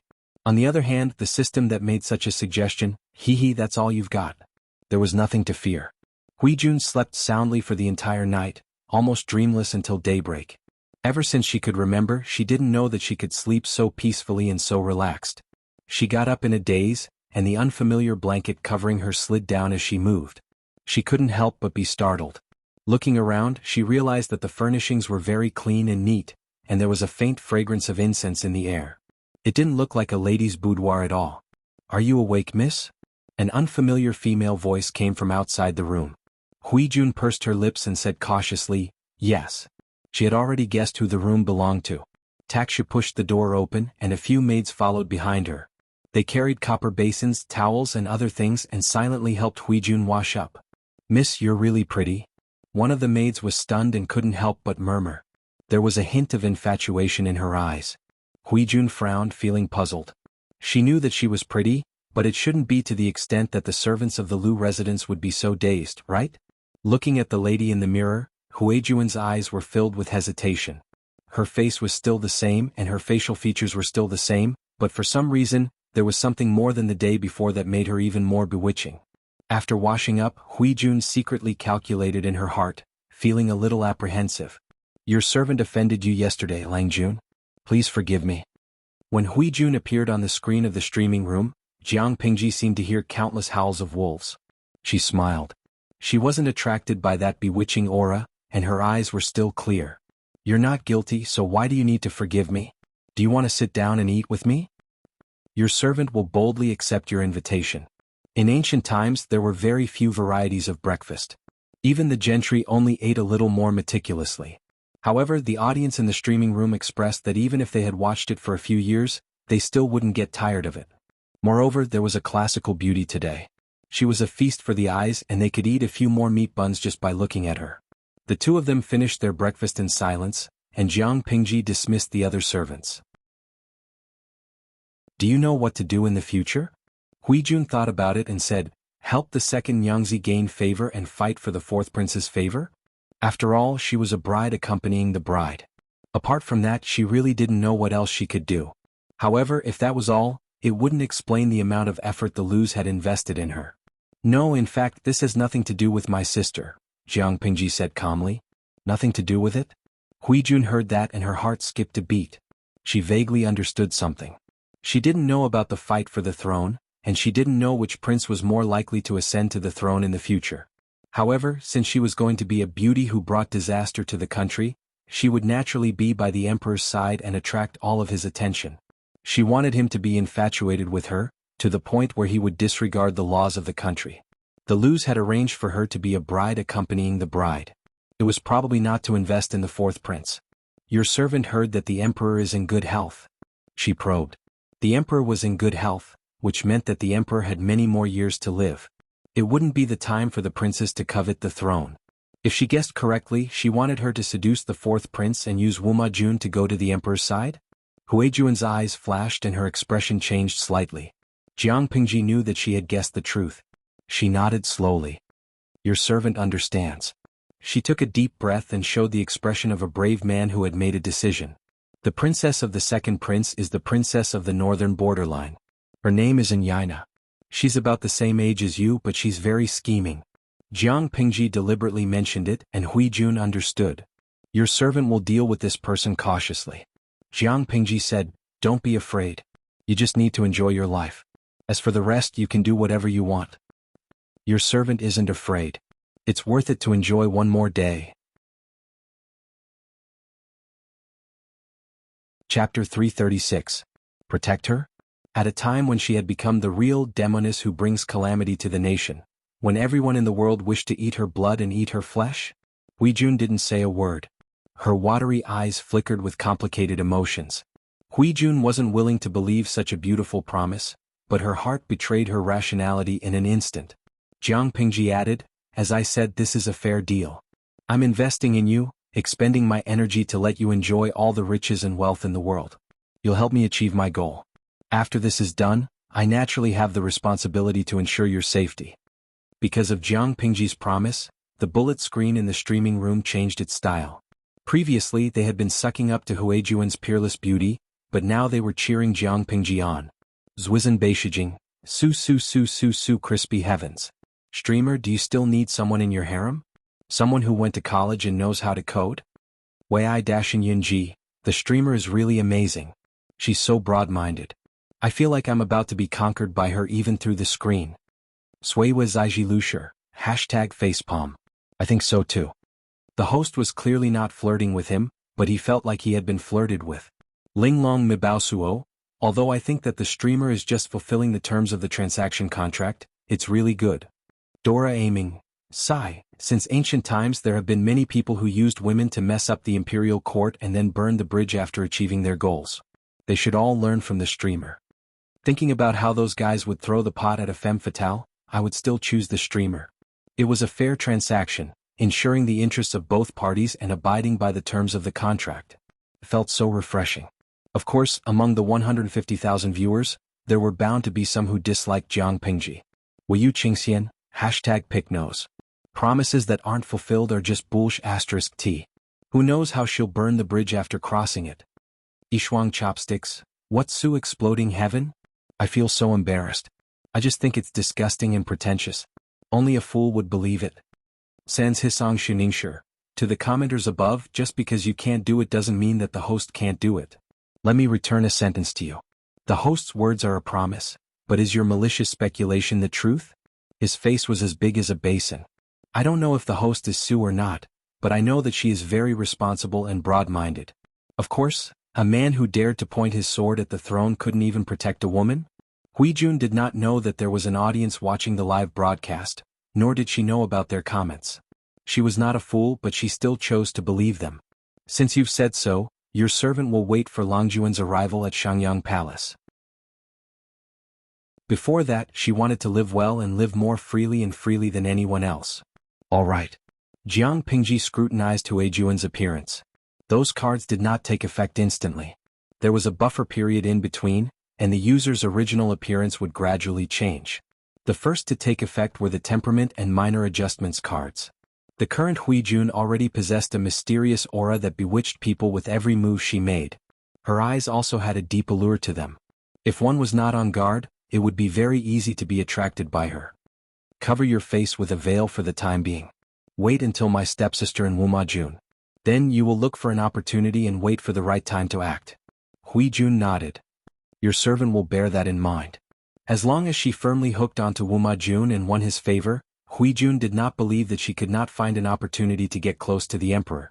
Jiang Pingji thought of a certain detail and mentioned it to Huijun, lest she break a taboo in the future and be harmed instead.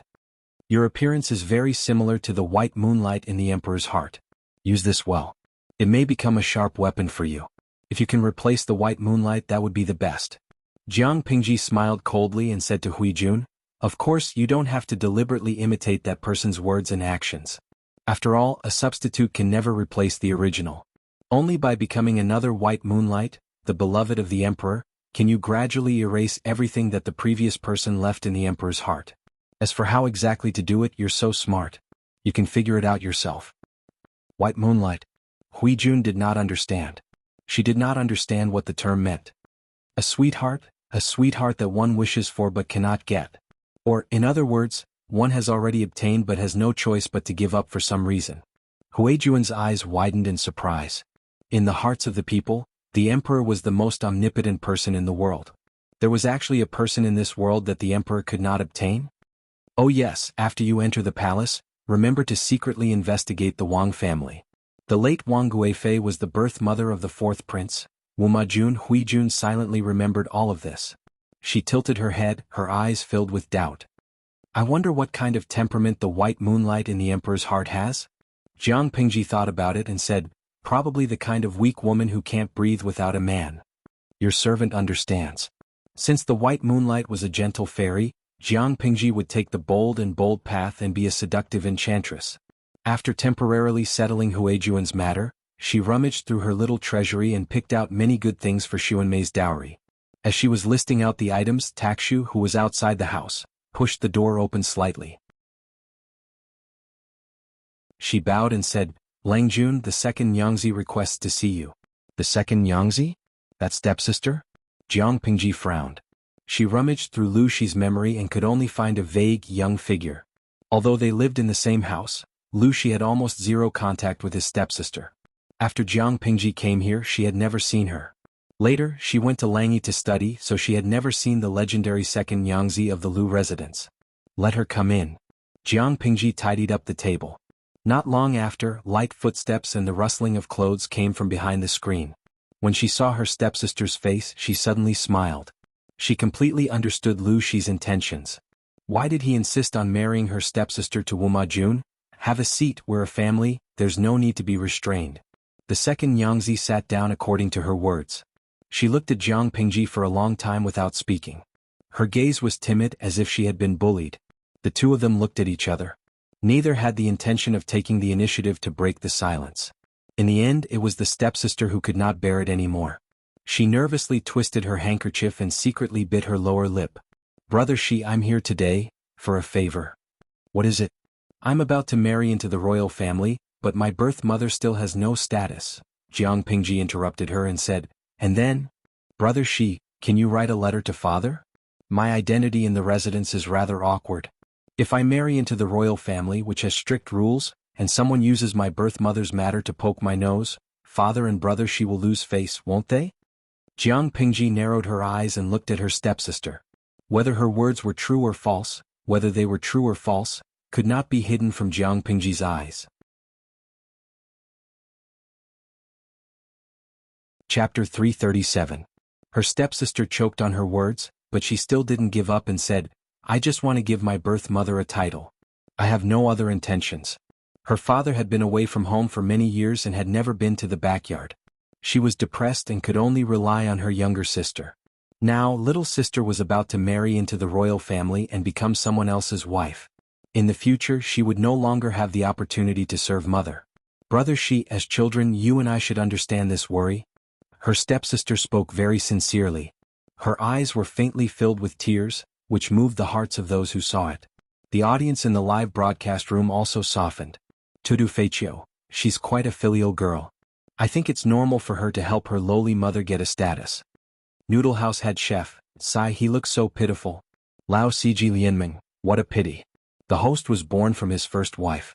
This concubine-born sister and the host were not born from the same mother. In modern terms, would you want to help a mistress get a proper status just because your half-sister is pitiful? Isn't this a joke? Go to the toilet with fingers? The problem is that ancient times and modern times are different. In ancient times, it was legal for people to have multiple wives, okay? They were not mistresses. It's legal for a man to have more than one wife, not 3 or 4 wives. In addition, I've been following the live broadcast room for several years. My stepsister's birth mother can't even be considered a concubine. How can she have the face to ask for a status? Although it was called filial piety, it was actually more of a threat. Jiang Pingji frowned and glanced at the bullet screen in the streaming room. She sent a bullet screen to quell the debate. Host V. My stepsister is not my biological daughter, she was adopted. She didn't know, but her biological mother definitely knew. Naturally, she wouldn't urge her to ask for a title. This could only be her own idea. If she was really filial, she could have written a letter to her father after she got married. She hadn't even gotten married yet she came to me to tell me about this. In the name of filial piety, it was actually a threat. How could her thoughts be pure? She was Lu Shi's only legitimate son, but she was now 15 years old. In ancient times, she would have been a man who could have married and started a career. What kind of adult son would interfere with the status of his father's concubine? Jiang Pingji looked at him coldly and asked, "First of all, you only have one mother, which is your father's legal wife. Secondly, mother had helped father take care of the backyard for many years. Had she ever mistreated anyone? If your words spread out, Are you trying to accuse mother of being unjust, saying that she was harsh and sinister? His sister's face turned pale and she did not dare to speak again. Jiang Pingji took out a booklet from the table and threw it to her. She said, "This is the list of dowry that I prepared for you. It's more than enough. You don't have to be petty with me. You can go and look at the other concubine daughters. Which one of them has such a generous dowry? Marrying the fourth prince was the best marriage that father had planned for you. Mother was afraid that you would feel inferior and think too much, so she opened the treasury to prepare for your marriage." His stepsister's face looked as if it had been painted with several layers of lime water. It was deathly pale, and her eyes were filled with terror as if her thoughts had been seen through. Jiang Pingji squinted her eyes and said in an impolite tone, "Don't think that the manor lacks anything from you. I don't owe you or your birth mother anything. You are going to marry into the royal family and have a meteoric rise, but so what? You said that as a child I should understand your filial piety, but you are also going to be a wife. Shouldn't you understand the feelings of a legal wife? A mere concubine's daughter is going to marry into a noble family. A large amount of dowry has been set aside for her marriage, and you still have to promote a thorn in your side to disgust yourself. How can mother keep her face?" His stepsister picked up her dowry list. She did not look at the contents listed at the back, but the items at the front were enough to dazzle her. Just as Jiang Pingji had guessed, his stepsister came this time with her own intentions. She reminded Lu Shi and his son not to forget that she was going to join the royal family. She represented the face of the Lu manor, so the dowry list could not be too small. If it was not enough, she should be given a good reputation. Even if she could not be recorded as a legal mother, she should be given the status of a concubine to her birth mother. Jiang Pingji said leisurely, "You are a young lady who is going to get married. Don't meddle in the affairs of father's backyard." After she finished speaking, his stepsister was filled with joy and fear.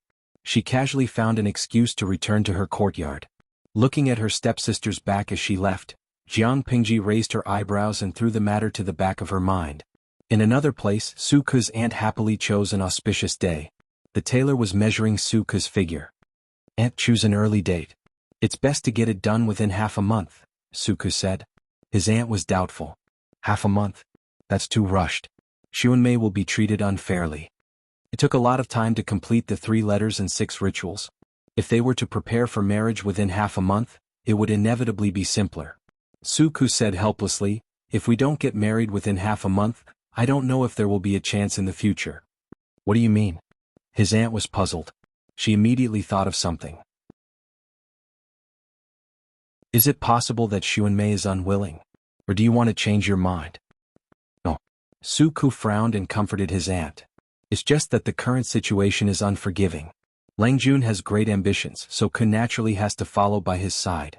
This time, Lang Jun will send the second mother of the main family to Shangjing to get married. I'm afraid there will be other variables. If we're unlucky, we won't have peaceful days in the next few years. I'm afraid that Xuanmei will be delayed. So, Ke thinks it's better to get married first." His aunt did not know what the variables were, but she knew that Su Ke would not joke about such things. She was suddenly in a dilemma. Su Ke said in a low voice, "After we get married, I'll compensate her properly." His aunt's face turned cold. She understood that according to Su Ke and Xuanmei's age, they really could not be delayed any longer. After a long time she said, "Forget it. We're ordinary people. We just want to have a lively and festive event. We can save the unnecessary formalities." Looking at the time, there was a good day in 11 days. If Xuanmei agrees, then it's settled. But you have to compensate her properly in the future. If you mistreat her, I'll be the first to not forgive you. Su Ke nodded. "Don't worry, Aunt. I know." Although the wedding was a little rushed, it was not chaotic. On the day the dowry was shown, the generous dowry that Jiang Pingji prepared for Xuanmei made the neighbors jealous. All the neighbors said that Su Ke was very lucky to be able to marry such a beautiful woman. Jiang Pingji even used Su Ke's wedding as a semi-interactive livestream. She explained the wedding process in detail to the livestream audience. On that day, there were especially many livestream audience members who sent gift money. The gifts almost flooded the backstage. 3 days after the wedding, Jiang Pingji did not disturb the two of them and let them continue to be intimate. But time flew.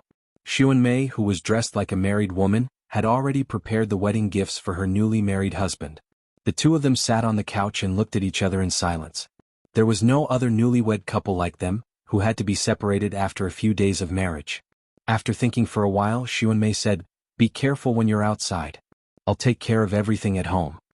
Su Ke nodded and held her hands with both of his.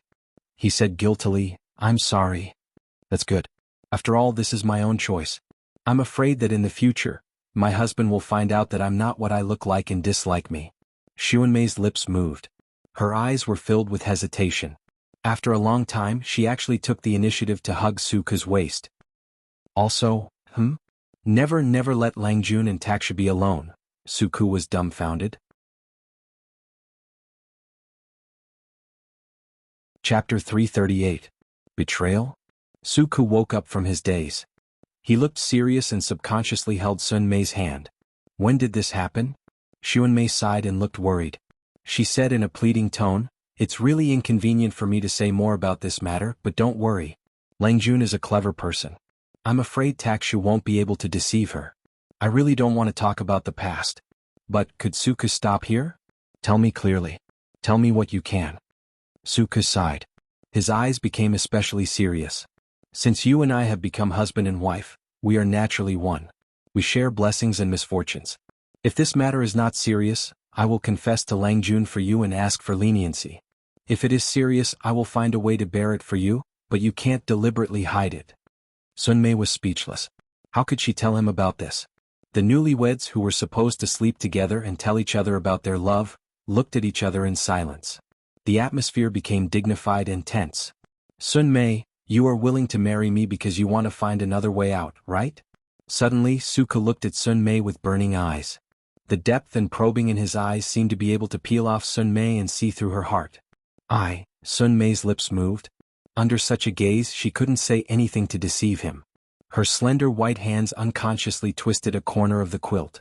She couldn't help but avoid Su Ke's direct gaze. If there was a crack in the ground at this moment, she would want to hide in it to give her some sense of security. Su Ke sighed and said sincerely, "I was born as a commoner. I had no official title or contribution. Later, I committed a murder case because of my mother. I was sent to prison and was punished. Although I was pardoned, I was still a lowly person and was sold. If I wasn't lucky enough to meet Lang Jun, I don't know what kind of situation I would be in now. At least, I wouldn't have such a happy and peaceful life like now. My aunt could live out her old age and I had a beautiful wife by my side. Therefore, to me, Lang Jun is more important than my life." Sun Mei's heart skipped a beat. She couldn't help but clench her fists. "Actually, I used to wonder what kind of luck I had to make you, who was by my Lang Jun's side, fall in love with me at that time." Now that he thought about it, there seemed to be a hidden reason. This hidden reason probably involved a lot of things. "Xuanmei, since you've married me, you'll be husband and wife in this life. I'll never abandon you. So, no matter what it is, you and I will face it together." When Su Ke went to Shangjing with Jiang Pingji for the first time, Xuanmei expressed her feelings to him, but he did not agree. It was not that he was not moved, but he carefully considered his own conditions and future. He felt that he should not delay such a good woman, so he tactfully declined. But in the next few years he saw Xuanmei's efforts and remembered it in his heart. His aunt repeatedly told him how filial and obedient Xuanmei was, and how deeply she loved him. Because of all these, even if Su Ke had a heart of stone, he couldn't help but feel pity and admiration for her. Su Ke held Sun Mei's hand and realized that her palms were covered in cold sweat and her fingers were still trembling. "I don't know much about this either." After a long time, when the candle in the room was burning quietly, Xuanmei hesitantly opened her mouth. "You don't know much?" Su Ke was even more confused. "Why would I lie to you at this moment?" Xuanmei lowered her head. Her long eyelashes cast a fan-shaped shadow. "I really don't know much. In fact, I'm not from Dongqing. I'm originally from a small village at the border of Zhongzhou. I still remember that there was a drought in my hometown. There was no harvest for thousands of miles of wilderness. Every family would fight to the death for a bit of tree bark." "From Zhongzhou?" Su Ke was shocked. He hurriedly gathered his thoughts and listened carefully to Xuanmei's story. "Later, my father was instigated by someone and actually wanted to sell my mother to a brothel in exchange for some food. I was stubborn at that time and was famous for being shrewd.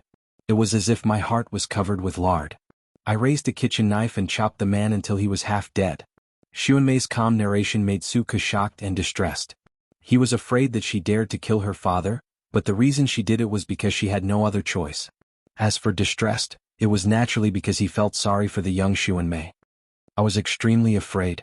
Every time I closed my eyes, it was as if there was a malicious spirit surrounding me, wanting to take my life.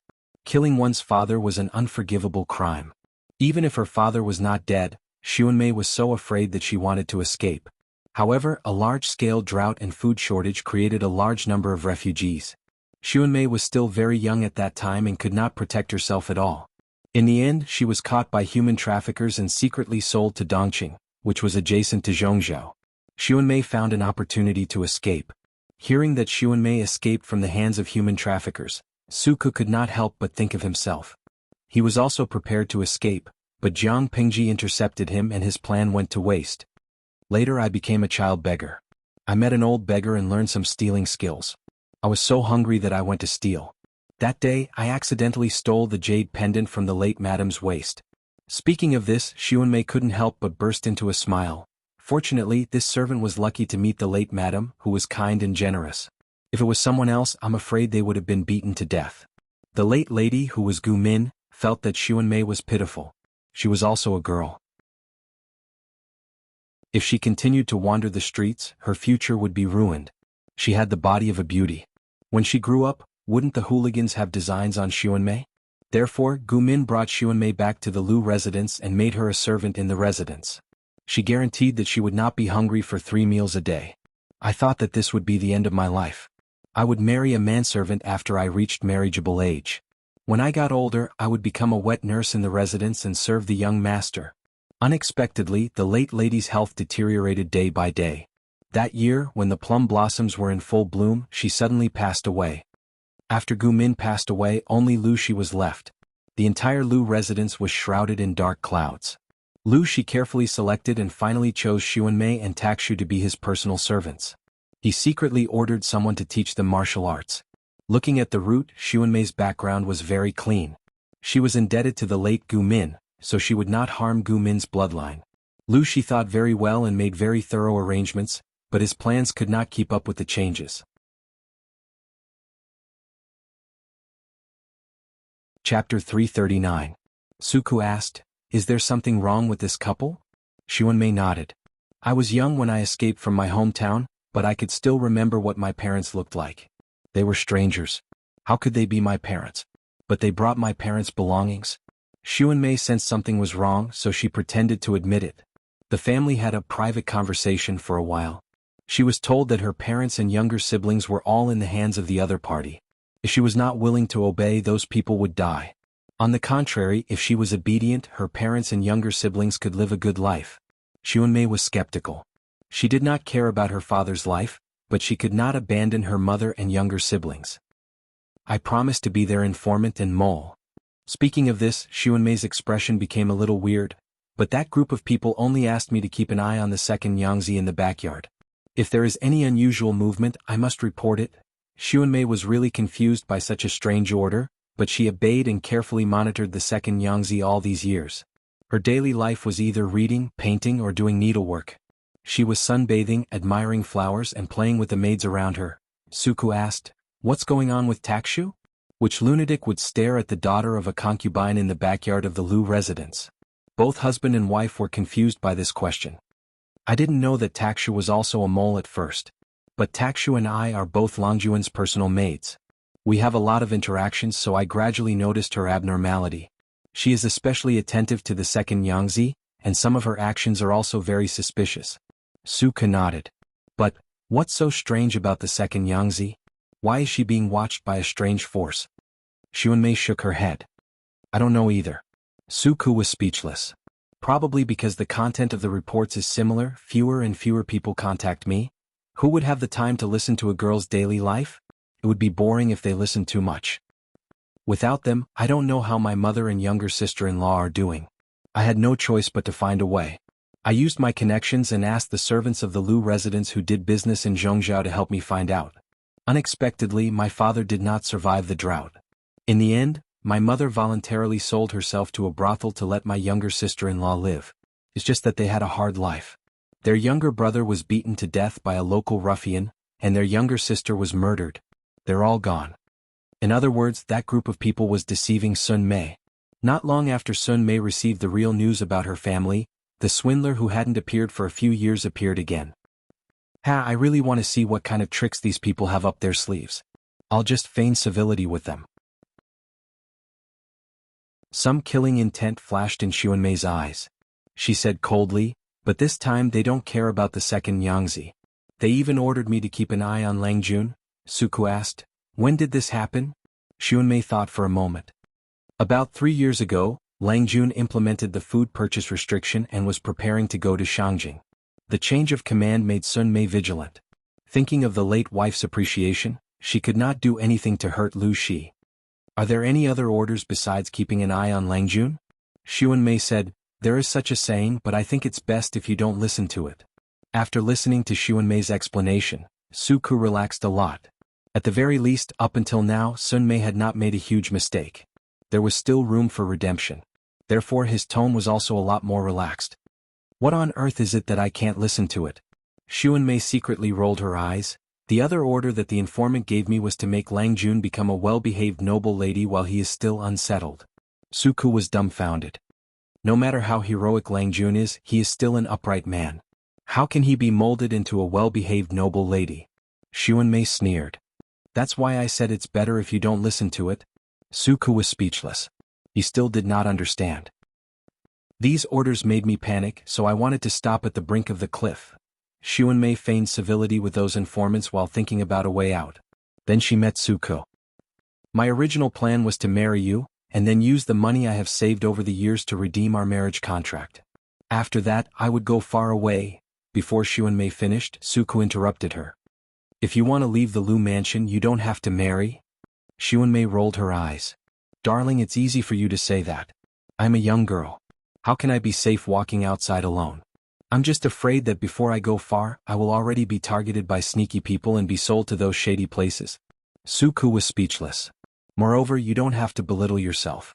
Among all the servants in the Lu mansion, even if you have a tattoo on your face, your appearance is still the best, not to mention your knowledge and way of talking.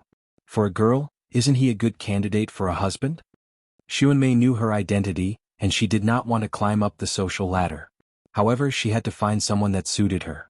She pestered Suku at first because she was in a hurry to escape from the Lu mansion, but later she really wanted to marry Suku. Then you reminded me to be wary of Takshu. Did the orders given by the informant change again? Xuanmei sighed and said, maybe I want to marry you too much, so I acted improperly and made those people hate me? What do you mean? Takshu tested me a few times. At first it was just a warning, but it gradually became more malicious.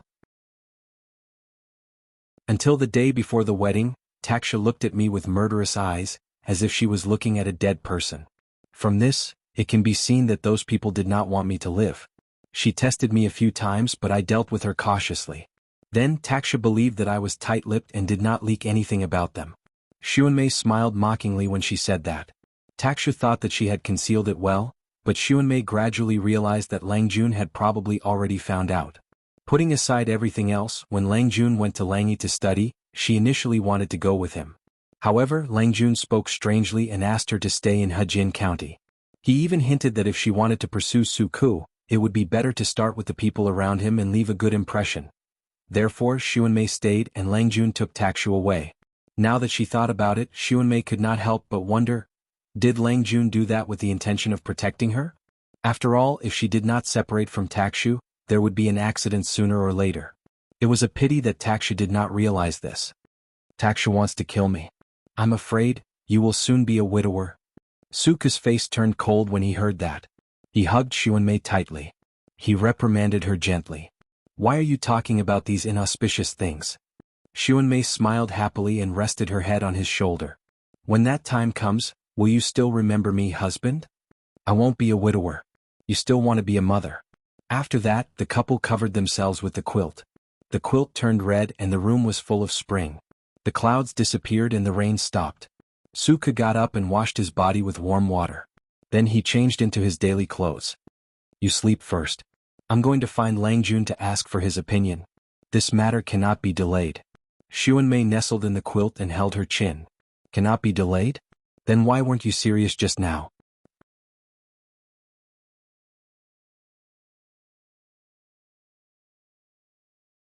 Chapter 340. Su Xiaoyu, you'd better give me a good reason. She controlled her strength and slammed the table. The sound was so loud that it made people's ears itch. Jiang Pingji didn't have a bad temper, but who would like to be woken up at a critical moment when they were sound asleep? The weather in Hejian County was cold, not to mention the temperature in the middle of the night.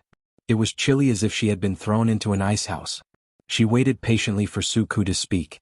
She wanted to know what kind of big matter it was that made him abandon his warm and fragrant wife and come to disturb her sleep in the cold air.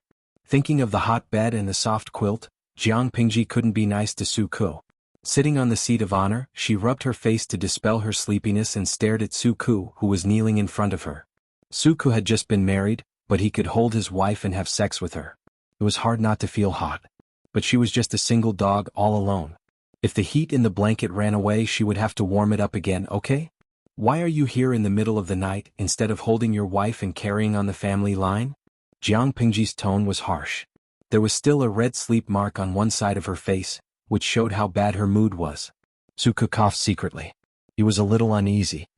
He only remembered that the matter was important, but he forgot that it was not a good time to disturb her.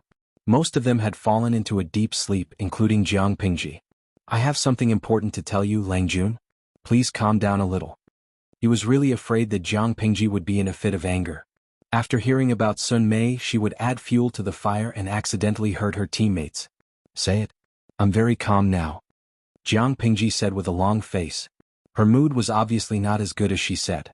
Suku was speechless and thought for a while. This matter is related to my wife, Xuan Mei. Please forgive her this time, considering that she has been by your side and carefully took care of you. If you are still angry after hearing this, you can blame it on me. I only hope that you can give her a chance to make up for her mistakes. Suku said solemnly. He told her everything Sun Mei had told him, no matter how big or small. It was not difficult to explain the matter clearly.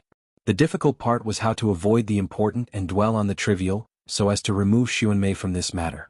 Fortunately, Xuan Mei hadn't really done anything wrong yet.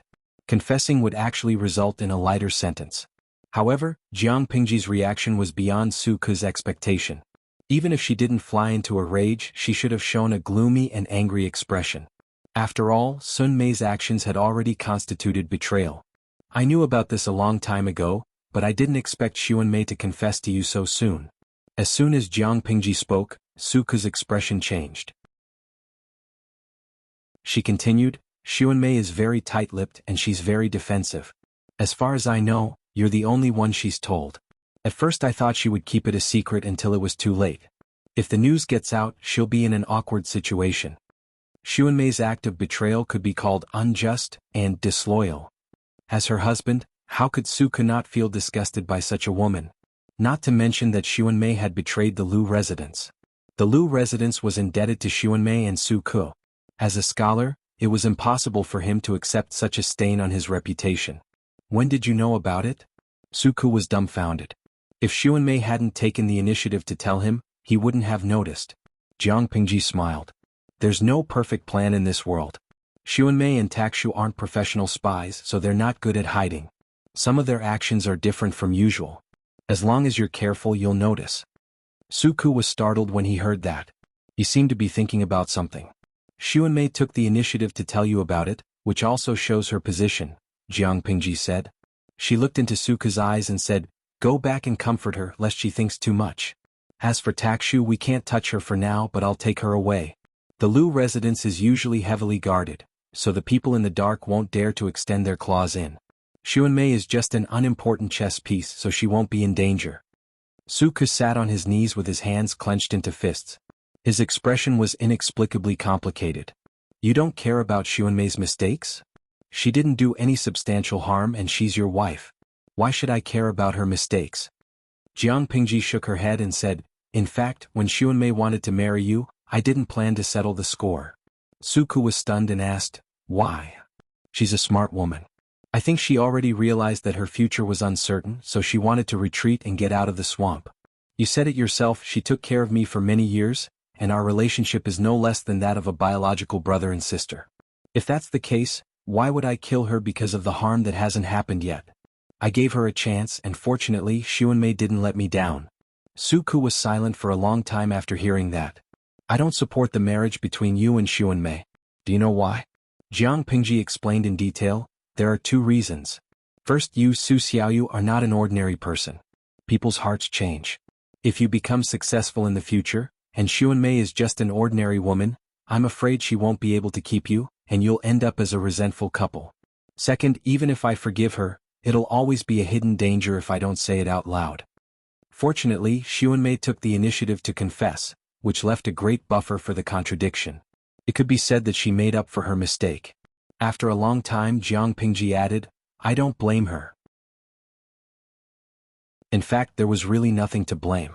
She yawned and said sleepily, if there's nothing else, go back and hug your wife. Don't disturb my sleep. Suka didn't know whether to laugh or cry. He thought the matter was serious, so he came here in the middle of the night, but he didn't expect to get such an outcome. Thanks you on behalf of my wife. Suku had reason to believe that the person in front of him had a rare breadth of mind. Are you done? Jiang Pingji supported her head with one hand, and sleepiness came over her. The couple was fighting and she, as a single dog, was disturbed from her sleep. She could only fight with her eyelids. Suku also knew how to read people's faces. He knew that Jiang Pingji was sleepy, so he bowed and left. Jiang Pingji took a deep breath and tried to keep her eyes open. She crawled back to the bed with her hands and feet, hugging the quilt and rolling to the inside of the bed. The world was big, but sleep was the most important. Anything else could wait until dawn.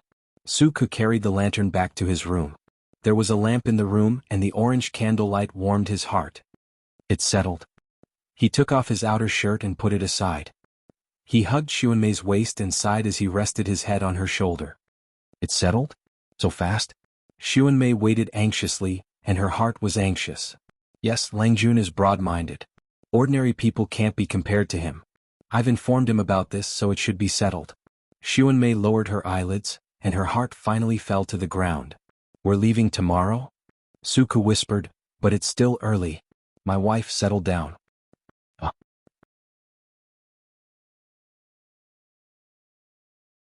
Chapter 341. Although she had been disturbed by Suku once, Jiang Pingji's sleep quality had always been excellent. The sky had just turned bright. When the rooster crowed for the first time, Jiang Pingji woke up on time due to the call of her biological clock. The footsteps of the maids gradually sounded outside the bedroom.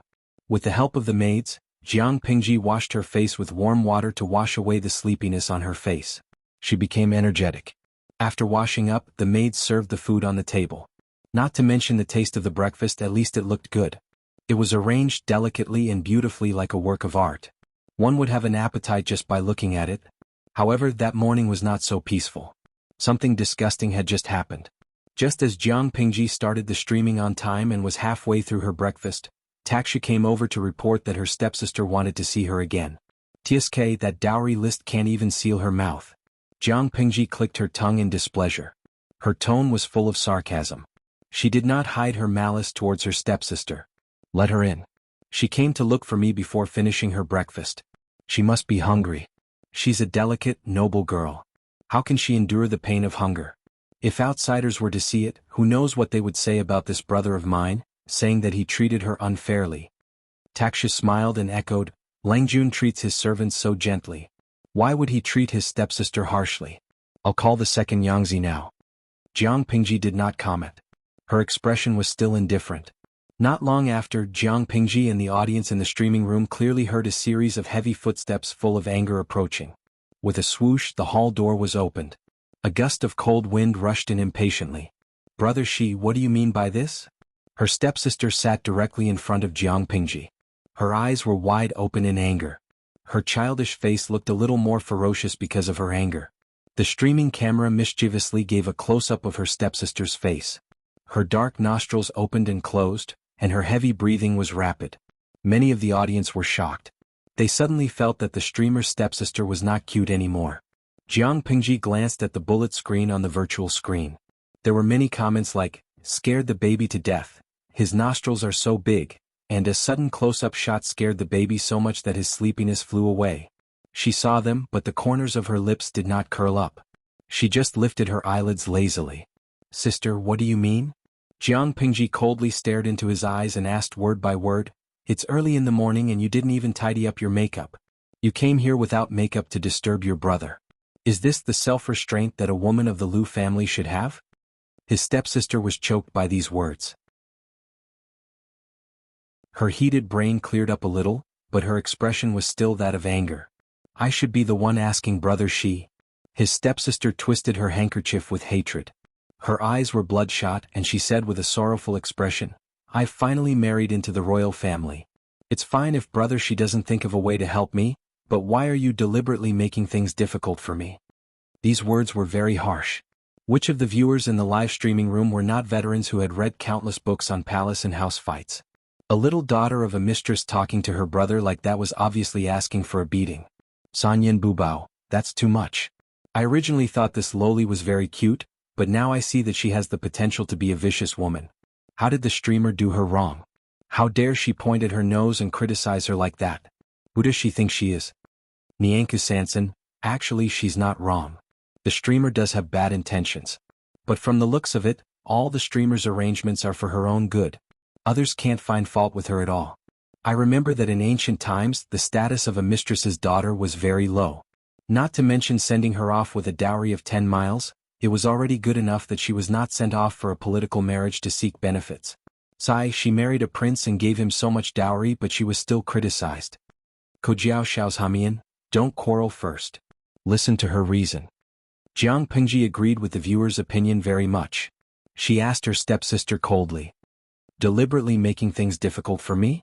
Do you mean that the dowry is not rich enough, or that the husband's family is not prominent enough, or that the wedding dress is not exquisite and perfect enough? Jiang Pingji made her stepsister swallow her words with a few words. She immediately sneered, remember your identity? A mistress's daughter of the Lu residence is not that valuable. Her stepsister's face instantly turned pale. The handkerchief in her hand made a tearing sound and broke into 2 pieces. She took a deep breath and calmed herself down. She was not married yet. Indeed, she should not fall out with her brother. But when she thought of the news she had just learned, she suddenly felt wronged. She bit her lower lip and said sadly, Brother Shi, you should know that once you enter the palace, you are as deep as the sea. Most of the women in the world are pitiful. Why do you still want to poke at me? I know that father and brother Shi are my reliance in the royal family. But if I want to have a firm foothold, children and the prince's love are indispensable. If I can be the first to give birth to a royal grandson, won't brother Shi be honored too? And then? Jiang Pingji listened patiently for a long time, but the other party was still dawdling and could not get to the point. This made Jiang Pingji very unhappy. However, the viewers in the streaming room reacted and reminded Jiang Pingji. Kazagio Chifan, damn I understand. Is she complaining about the bride that the streamer arranged for her? When the bullet screen was posted, many viewers came back to their senses. They could not help but think of Hui Jun, who had a beauty that could captivate even the birds and beasts. If that was the case, they could understand. Any legal wife would feel uneasy if they had such a stunning woman in their dowry. Who knew if the groom's soul would be taken away by the bride on the wedding night, leaving the proper bride alone in the room? For women in ancient times, it was not an honorable thing to return the bride intact. As expected, the stepdaughter mentioned Hui Jun. If brother Shi is really doing this for my own good, why did you arrange for that vixen called Hui Jun? Jiang Pingji asked in return. If you didn't prepare such a beautiful woman, would you have arranged for a woman with no face to be your dowry? Sister, I don't want to nag you, but you are only 12 years old. I know Wuma Jun well. You would rather not eat meat for 3 days than to go without a woman for 1 day. How can you fight for favor with such a man and establish yourself in the backyard? Father specially selected Hui Jun and carefully prepared her. Before you reach the age of 15 she can totally win over Wuma Jun. When you really grow up, can Hui Jun still monopolize your husband's favor and not return it? Her stepsister's expression was like a broken palette. There were all kinds of colors. It was truly a riot of colors. Seeing this, Jiang Pingji added another stab. Father wrote to you before and asked me to tell you that a woman's body is delicate. Childbirth is too damaging to the foundation. I am still young, so there is no hurry to pass on the heirs. It is not too late to consider it when you are 17 or 18. Her stepsister's face darkened when she heard this. She understood that there was no turning back for Hui Jun. What was more disgusting was that she could not be chased away or even treated harshly.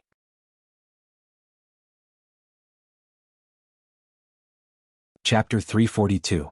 Right now, she was only a daughter born of a concubine. If she openly went against the Lu residents, her future husband, Wuma Jun, might not treat her well if he was slightly more powerful. Thinking of Hui Jun, who had a beauty that could captivate even the birds, and then thinking of the fragrance that lingered around her body, that noble and charming temperament, even she, as a woman, could not help but be tempted, let alone her future husband. She recalled Jiang Pingji's comment about Wu Majun, "I'd rather not eat meat for 3 days than go without a woman for 1 day." She felt indignant and jealous. Humph, just wait and see. The concubine's daughter endured her grievances and returned to her own courtyard. She immediately saw her mother's silent expression and immediately became angry. Scram! What a good-for-nothing. The concubine's daughter lifted her leg and kicked away the birth mother, who was cleaning up the dowry. She was not young, but she was very strong. She kicked her in the chest and even tried to kill her. The surrounding maids were angry but did not dare to say anything. They all lowered their heads for fear of angering this concubine's daughter, who had a vicious and unpredictable temperament. The Lu family was very strict. The servants in the backyard did not dare to abuse the Longjuan's wife. However, the concubine's daughter felt that she was being neglected.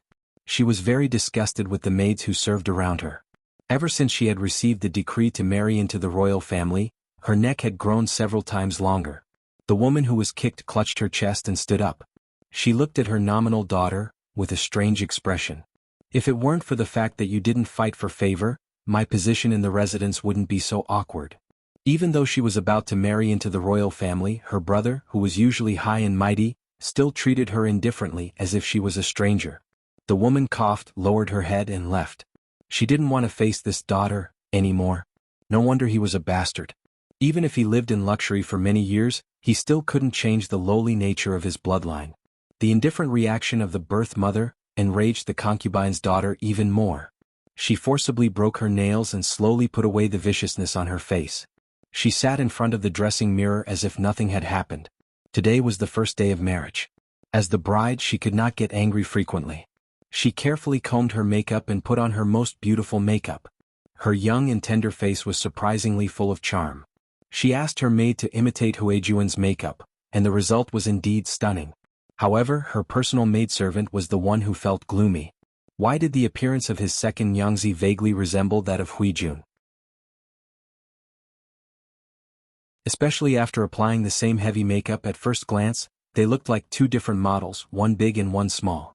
However, Huijuan's appearance, temperament, body fragrance, temperament, methods, all of these completely crushed second Yangzi. When the two of them were put together, one seemed to be a masterpiece that excelled the heavens and exhausted all the love of the creator, while the other was an inferior imitation. If it wasn't for Huijuan's age and the fact that she had been with the second lady for so many years, she would have suspected that the bride had been substituted by someone else. As he thought about it, he helped the concubine's daughter put on makeup, and then helped her put on a brand new and luxurious bright red dress. The style of the dress was similar to a wedding dress, and it was considered as a wedding dress. Hejin County was quite a distance from Shangjing. The bride couldn't just wear the same wedding dress all the time. The auspicious time had arrived, and the wedding procession was ready to set off. Jiang Pingji was dressed in a festive brocade dress. As the elder brother, she carried her sister out of the manor and into the magnificent wedding carriage. She looked up at the sky and the time was just right. She immediately got on the back of White and walked at the front of the procession. She shouted, "The auspicious time has arrived, let's go." Jiang Pingji led the way in front. The newly decorated, festive and mighty White walked with its head held high. The other horses and old bulls all fell silent. In the corner, Suku couldn't help but nag at Xuanmei until the procession set off. "Husband, you should go with Langjun. I will take care of everything at home." Xuanmei saw that there wasn't much time left, so she quickly interrupted Suku. When the crowd wasn't paying attention, she cupped his face and kissed him gently. "Take care." Suku was dumbfounded. In the end, he even forgot how to get into the carriage. He silently raised his hand and rubbed his cheek. He couldn't help but blush and spit at the thought of his new wife being so bold in public. What a joke. He felt that he had married a fake virtuous wife. Where was the shyness and awkwardness that he had promised? The wedding procession was luxurious. In addition to the guards assigned by the Lu residents, there were also 5,000 majestic guards in armor. The guards were naturally assigned by the imperial court to ensure the safety of the future fourth princess. According to the custom, the bride who married far away had to sit in the wedding carriage and walk around the inner city. At the same time, they had to show the strength of their family. When the wedding procession had just walked around the inner city and walked out of the city gate, the porter at the end of the procession had just picked up the dowry. Although there was no festive music, the atmosphere was not quiet. The people on both sides of the street were rubbing shoulders with each other. They couldn't wait to stretch their necks to see the dowry. When they saw the dowry, they had a better understanding of the Lu residence. This dowry. Did they empty the warehouse of the second branch of the Lu residence? A person asked curiously. Someone beside him immediately answered. Empty? I don't think so. Don't you know that bamboo paper, which is more valuable than gold, is produced by the workshop of the second branch of the Lu residence? Although the annual production is low, this alone is enough for the second branch of the Lu residence to live off their capital. Oh. A fat and strong woman spat heavily. Her saliva flew everywhere. Everyone in Hejian County knows that the paper workshop belongs to the late wife of the second branch of the Lu residence. She is a daughter of a concubine. How dare she covet the property of the first wife? The crowd was speechless. If the second branch of the Lu residence didn't touch the late wife's property, how could they gather so much dowry? Many people were silent when this question was asked. I heard from my wife that the first branch of the Lu family is doing well, but the other branches are stingy. Governor Lu is so rich, but he doesn't want to help the main family. Instead, he gives so much face to a daughter of a concubine. It's unbelievable. After all, she is a daughter who married into the royal family. Even if she is a daughter of a concubine, she is still his own flesh and blood. He must treat her well. The crowd was talking. These trivial discussions occasionally drifted into the ears of the daughter of a concubine. Her expression immediately froze. Even if she is a daughter of a concubine? So what if she is a daughter of a concubine? Isn't a daughter of a concubine father's daughter?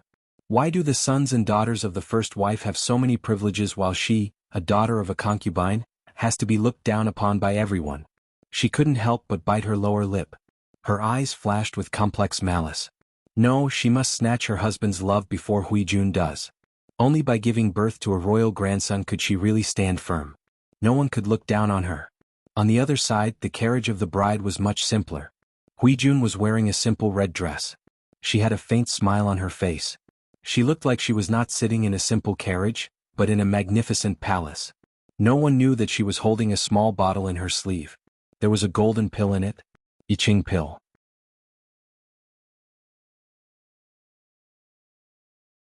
Chapter 343. Kazejio Chifan, it's so boring. Why aren't there any robbers? Lao Ciji Lianming, although I also feel that the live stream has been boring these days, bandits would not come to die if they had any brains. Money can tempt people, but they must be alive to enjoy it. Not to mention the streamer, who is a killing machine in human form. The other 5,000 guards are not just for show. They are all wearing armor and holding spears and halberds. Small-scale bandits would not dare to rob them. Tonsillitis, #facepalm. As a newbie in the live stream, I think it's not boring to watch the streamer copy the first aid treatment. Note, that's right. I think it's good to have such plain content. I hope the streamer can carry forward the first aid knowledge in this dimension and create the noble profession of nurse in advance to improve the social status of the disadvantaged women. It took a long time to travel from Hejian to Shangjing. With the 5,000 guards outside, the bandits did not dare to show up. Jiang Pingji naturally had some free time. Since she had nothing to do, she put the first aid knowledge on the battlefield on the agenda. She picked up the brush and copied it seriously. Slowly, she accumulated 300 to 400 pages. Taksha ground the ink for Jiang Pingji and persisted for a few days. One day she finally could not hold back her curiosity and asked, "Your servant has been copying in the carriage these days. What are you writing?" Jiang Pingji had just finished copying one page. She checked it carefully to make sure there were no mistakes. Then she dried the ink with an incense burner. "It's nothing. It's just some simple Qihuang medical skills." Jiang Pingji put the dried paper into the box and took out a new piece of paper. She spread it on the table. The carriage was still bumpy, but it did not affect her neat handwriting. Taksha grinded the ink and smiled. "Qihuang medical skills? Since when are you interested in these unorthodox things?" Jiang Pingji said, "Medical skills can save lives. It's better to know more about it. Who knows when it will come in handy. In my opinion, this is the right way." After hearing her explanation, Taksha was no longer interested. Her Langjun was indeed very smart and had a strong learning ability, but how could Qihuang medical skills be mastered so easily? Even if she started to study it now, she would only reach the level of an apprentice in 3 to 5 years. Time passed quickly as Jiang Pingji copied the book in silence. The bright full moon had already quietly risen outside. Everyone stopped their journey and started a fire to cook. Taksha covered her mouth with her hand and yawned sleepily.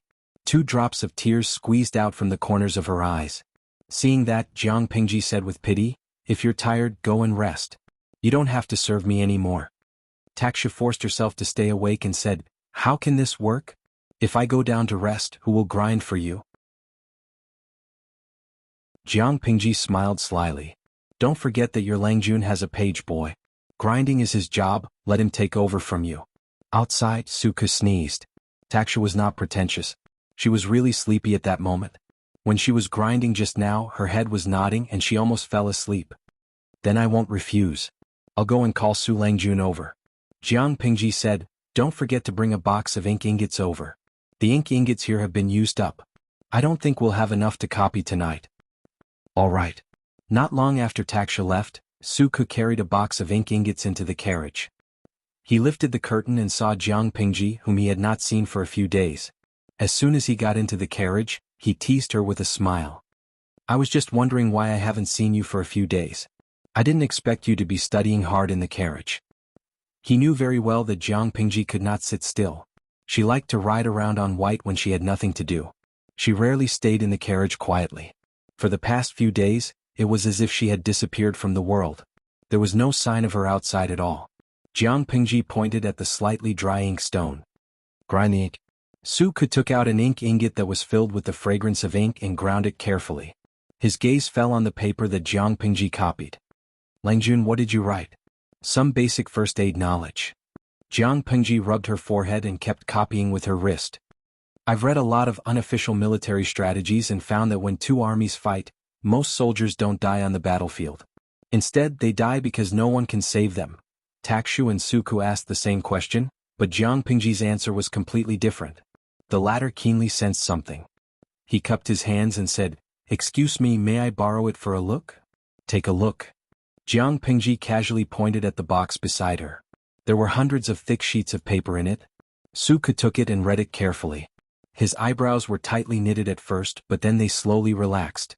His eyes were filled with amazement. This. Suku was so excited that he was almost incoherent. Others were short-sighted and thought that the Qi Huang technique was just unorthodox, but he was far-sighted. He knew how important the things that Jiang Pingji wrote were and how many soldiers' lives would be saved in the future. He bit the tip of his tongue and suppressed the excitement in his heart. He asked, "Langjun, did you write this?" Jiang Pingji shook her head and said, "No. Most of the contents were copied from Mr. Wenfu. I then combined them and wrote them in simple words that are easy to understand. After all, not everyone can read. If it is too profound, no one will understand." Wenfu referred to Qing Wenfu, who was also Qing Cheng. Qing Cheng and Jiang Pingji made a deal. She provided bamboo paper, and he would make a copy of all the books in his house for her. It had been almost 3 years, but Qing Cheng had only given her 2/3 of the books he promised. It was not that Qing Cheng was being crafty and deliberately delayed the progress of copying the books. It was just that there were too many books in his house. He could not improve the efficiency of copying them by himself. Jiang Pingji pushed the knowledge to Qing Cheng's house. Suka did not doubt her. "I plan to let the female troops learn first aid. Women have always been more meticulous than men, so they will have an advantage in learning." Suku pondered and said, "Langjuan's plan is not bad. Even if the female troops can't kill enemies on the battlefield, they can save the lives of seriously injured soldiers. They can still make great contributions. But I still have some worries in my heart." "What are you worried about?" Suku said, "Medicine is different from other things. It concerns human lives. If you insist on letting the female troops learn, it is best to hire a doctor with high medical ethics and skills to teach them. If they learn by themselves, I am worried that accidents will happen." Jiang Pingji nodded. "Your worries are not unreasonable. I have the same plan. I will look for candidates when we arrive in Shangjing. The medical standards in ancient times were very low, but there were many talented people. They could be found if they searched carefully."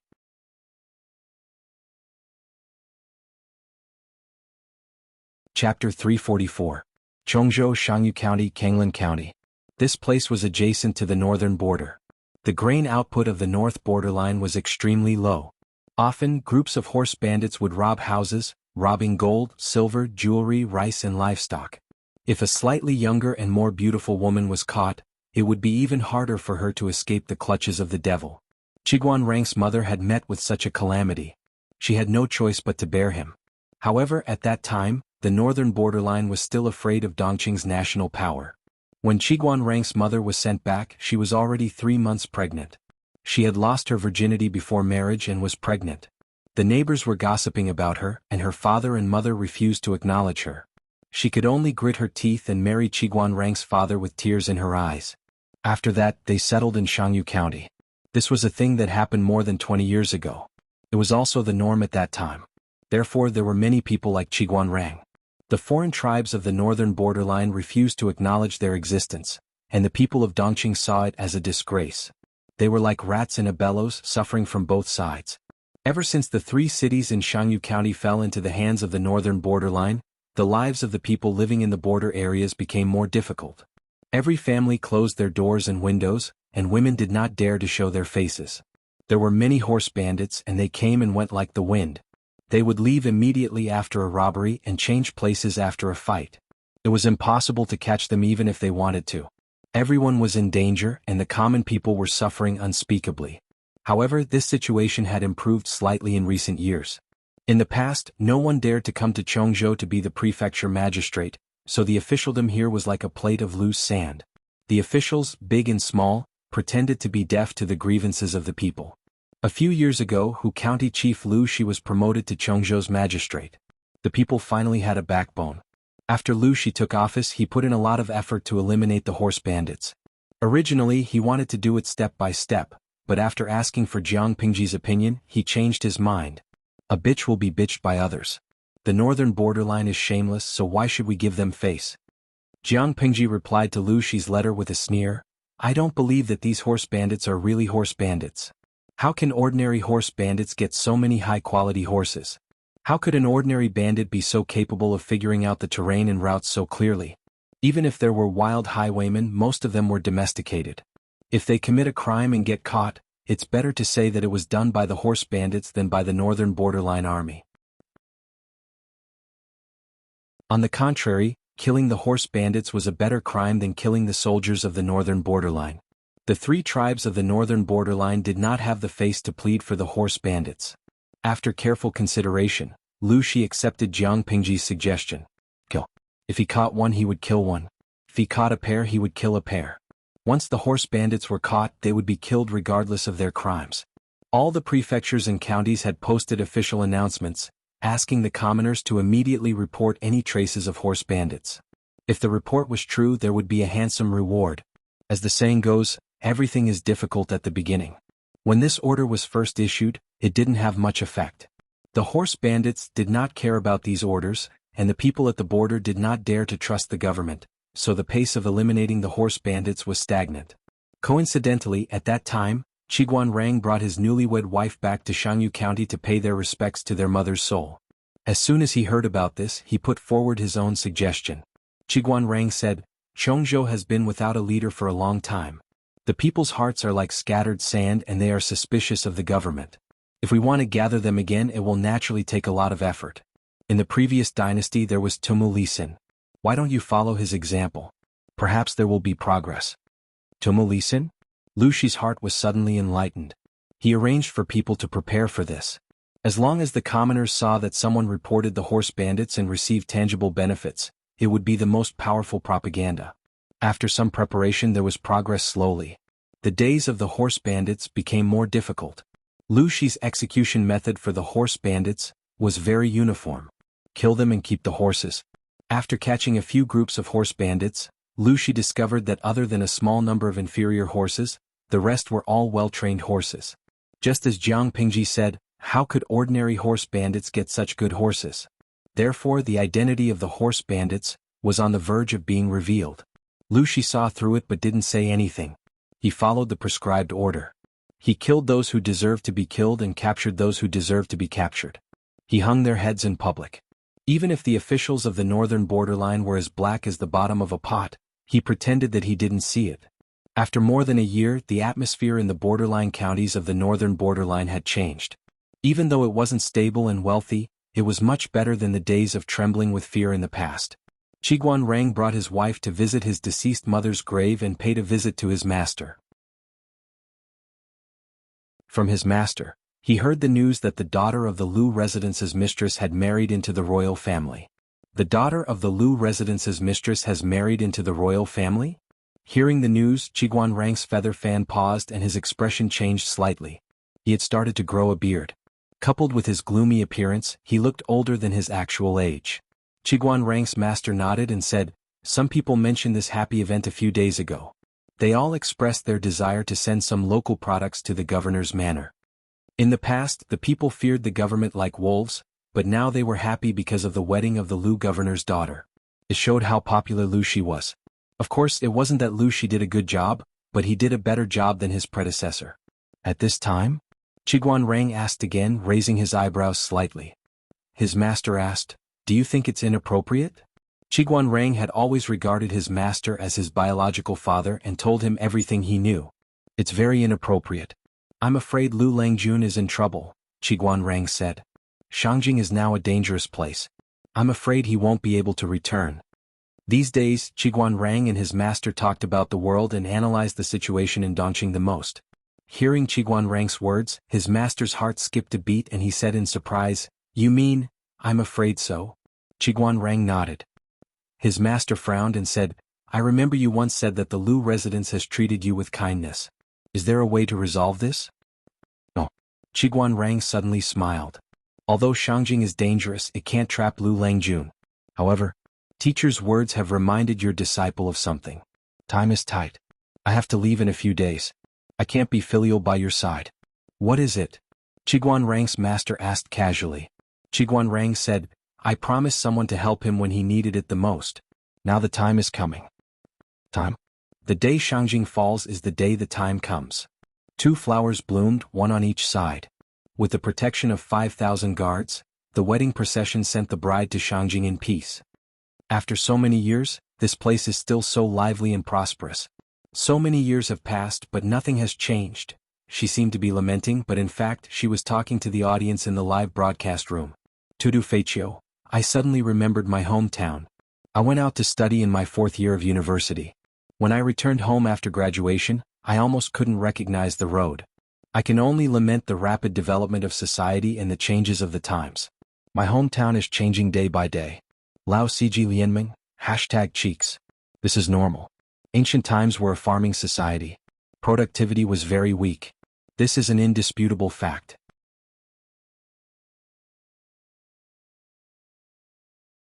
Chapter 345. Jiang Pingji rode on White's back. Behind her, many cooks carried the dowry into the city. Both sides were guarded by mighty guards. This scene aroused the curiosity of the people in Shangjing. More and more people gathered on both sides of the street to watch the commotion. Small discussions could be heard. So much dowry. Which noble family's daughter is getting married? They had been watching the commotion for so long. The dowry was carried one after another as if there was no end. Oh my, even the princess of the northern borderline who married into the royal family a few years ago did not bring so much dowry? Hey, aren't you well informed? You're known as the know-it-all in Shangjing. Haven't you heard anything? The people discussed. Most of them were shocked at the amount of dowry. A small portion of them were curious about which family's daughter was marrying to such an extent. With so much dowry, it was as if the entire family's fortune had been emptied. In the eyes of the people, even if the emperor married off his daughter, he would not be able to bring out so many good things. The discussions of the people reached the ears of Lu Huan, the daughter of a concubine in the Lu residence. She could not suppress her smile and joy. As the daughter of a concubine who had no sense of existence in the Lu residence, she had never thought that one day she would become the center of attention and be envied by so many. She clenched the handkerchief in her hand and took a deep breath. She suppressed the surging emotions in her heart. They had only just arrived in Shangjing. When she became the 4th princess consort, not only the people of Shangjing, but the people of the world would also know her. Without waiting for her to calm down, an even more agitated voice came from outside. Lu Huan listened attentively. Her face gradually became gloomier and darker. On the other side, Jiang Pingji heard the commotion and could not help but turn her head to look. She saw a carriage in the middle of the procession suddenly attract the attention of many people. Some even took off their perfume sachets and threw them into the carriage. Some young men's faces were flushed red. They looked as if they had met a beauty. They wanted to go forward and ask questions, but they also wanted to be reserved. Their expressions were very contradictory. Looking closely, it turned out that the curtain of the carriage was lifted slightly, revealing a stunning beauty with a celestial appearance. A cool breeze blew. There was an indescribable fragrance in the air, intoxicating one's mind. Unfortunately, the beauty only appeared for a moment. When the curtain of the carriage fell, many people felt their hearts empty as if they had lost a love. Seeing that, Jiang Pingji suddenly smiled and tugged on the reins. White snorted unhappily, but it still turned its head obediently and carried Jiang Pingji to the back. She asked, "Why did Huijun lift the curtain just now?" "Your servant was only curious about Shangjing City and wanted to know how prosperous this place was. I was careless and broke the rules. Please forgive me, Langjun." When the people heard Jiang Pingji riding her horse forward, they thought that she was going to reprimand Huijun. They could not help but tense up. Soon after, he heard the clear and melodious voice of a girl that sounded like a lark's and thought of that peerlessly perfect face. One by one he was completely intoxicated. "So that's how it is. Then it doesn't matter if you lift the curtain and take a good look. Before we get married, this is the only time we can be at ease." Jiang Pingji openly agreed. After getting permission, Huijun got her maids to roll up the curtains on both sides of the carriage. A pair of beautiful eyes slightly glanced at both sides of the street. A few years ago, these places were unattainable places of bliss for her. Her filthy body was not worthy of stepping into them. Now, with such an identity, she sat in the carriage openly. The people who passed by sighed in admiration because of her appearance. Because of Huijun's actions, the originally orderly people suddenly became chaotic. There were even more enthusiastic people who chased after the carriage and threw perfume sachets. "Oh my, is this what a newlywed looks like? She's really peerless in the world. I can't forget her after one look. Even a fairy's daughter is nothing more than this." As soon as these words came out, someone immediately retorted. That person knew more about the rules. "Looking at her, she's definitely not a newlywed. The carriage in front is bigger and more luxurious than this one. The person sitting inside is the real one. Not a newlywed? Then who could it be? She should be the accompanying bride, right? I heard from the scholar at the entrance of the village that all rich and powerful families have this kind of stupid rule. They prepare a few maids for their daughters and send them all to serve their son-in-law. They say it's some kind of spoiling. Don't you think this is a shame? How can there be people who cheat their daughters like this? But why are they called rich and powerful?" When the surrounding people heard this, they immediately revealed expressions of disbelief. TSK accompanying bride.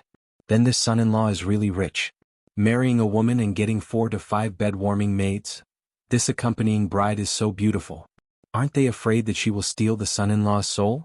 Who knows, maybe their daughter is even more beautiful. As soon as these words came out, an unscrupulous hooligan suddenly chuckled, revealing a trace of a wretched smile. "From what I see, this family probably has a grudge against the son-in-law. The daughter is already beautiful, and the accompanying bride is also like a fairy's daughter. If this son-in-law sees them, how can his legs walk? He won't want to lie on them all day long and refuse to come down. After a long time, who can stand it? TSK, I guess after a few months of indulgence, he'll definitely be squeezed dry by these women." The married woman blushed when she heard these filthy words. She spat fiercely, while the man showed an expression of approval. If their wives were so beautiful and they married 4 to 5 fairies, they felt that they wouldn't be able to stand it. The contents of the commoners' discussion were mostly related to Huijun. These conversations also faintly reached the ears of the concubine's daughter, Lu Huan. She was so angry that she tore 2 handkerchiefs. Her eyes revealed an ominous glint. Her entire face was distorted due to anger and jealousy. She looked repulsive like a yaksha. It was hard to imagine that this was actually an innocent 12-year-old girl. 10 li of red makeup was famous in Shangjing. On this day, 2 pieces of news spread throughout Shangjing as if they had grown wings. First, the future 4th princess consort had an extraordinary status. 10 li of red makeup crushed the 2nd princess consort. That was the princess of the northern borderline. Second, the accompanying bride was extremely beautiful. Many young scholars saw her and fell in love with her at first sight. Since then they couldn't sleep at night. In addition, someone found out that Huijun was the accompanying bride of the Lu residence's concubine's daughter. He hurriedly ordered a servant to send a greeting card. No matter how expensive the Lu residence's ransom was, as long as they could take Huijun as a concubine, they would definitely cherish her and treat her like a treasure. To put it bluntly, The accompanying bride was a maid who warmed the bed and helped the master solidify his favor. As long as the master was unwilling to relent, she would never have a proper title for the rest of her life. Wouldn't being a concubine be better than this? Some were smarter. They directly used scented floral paper to write poems about their love, in order to probe Huijun's opinion. Whether it was the former or the latter, Huijun politely rejected them. It was regrettable, but they couldn't bring themselves to hate her. Seeing this, Jiang Pingji couldn't help but sigh with emotion.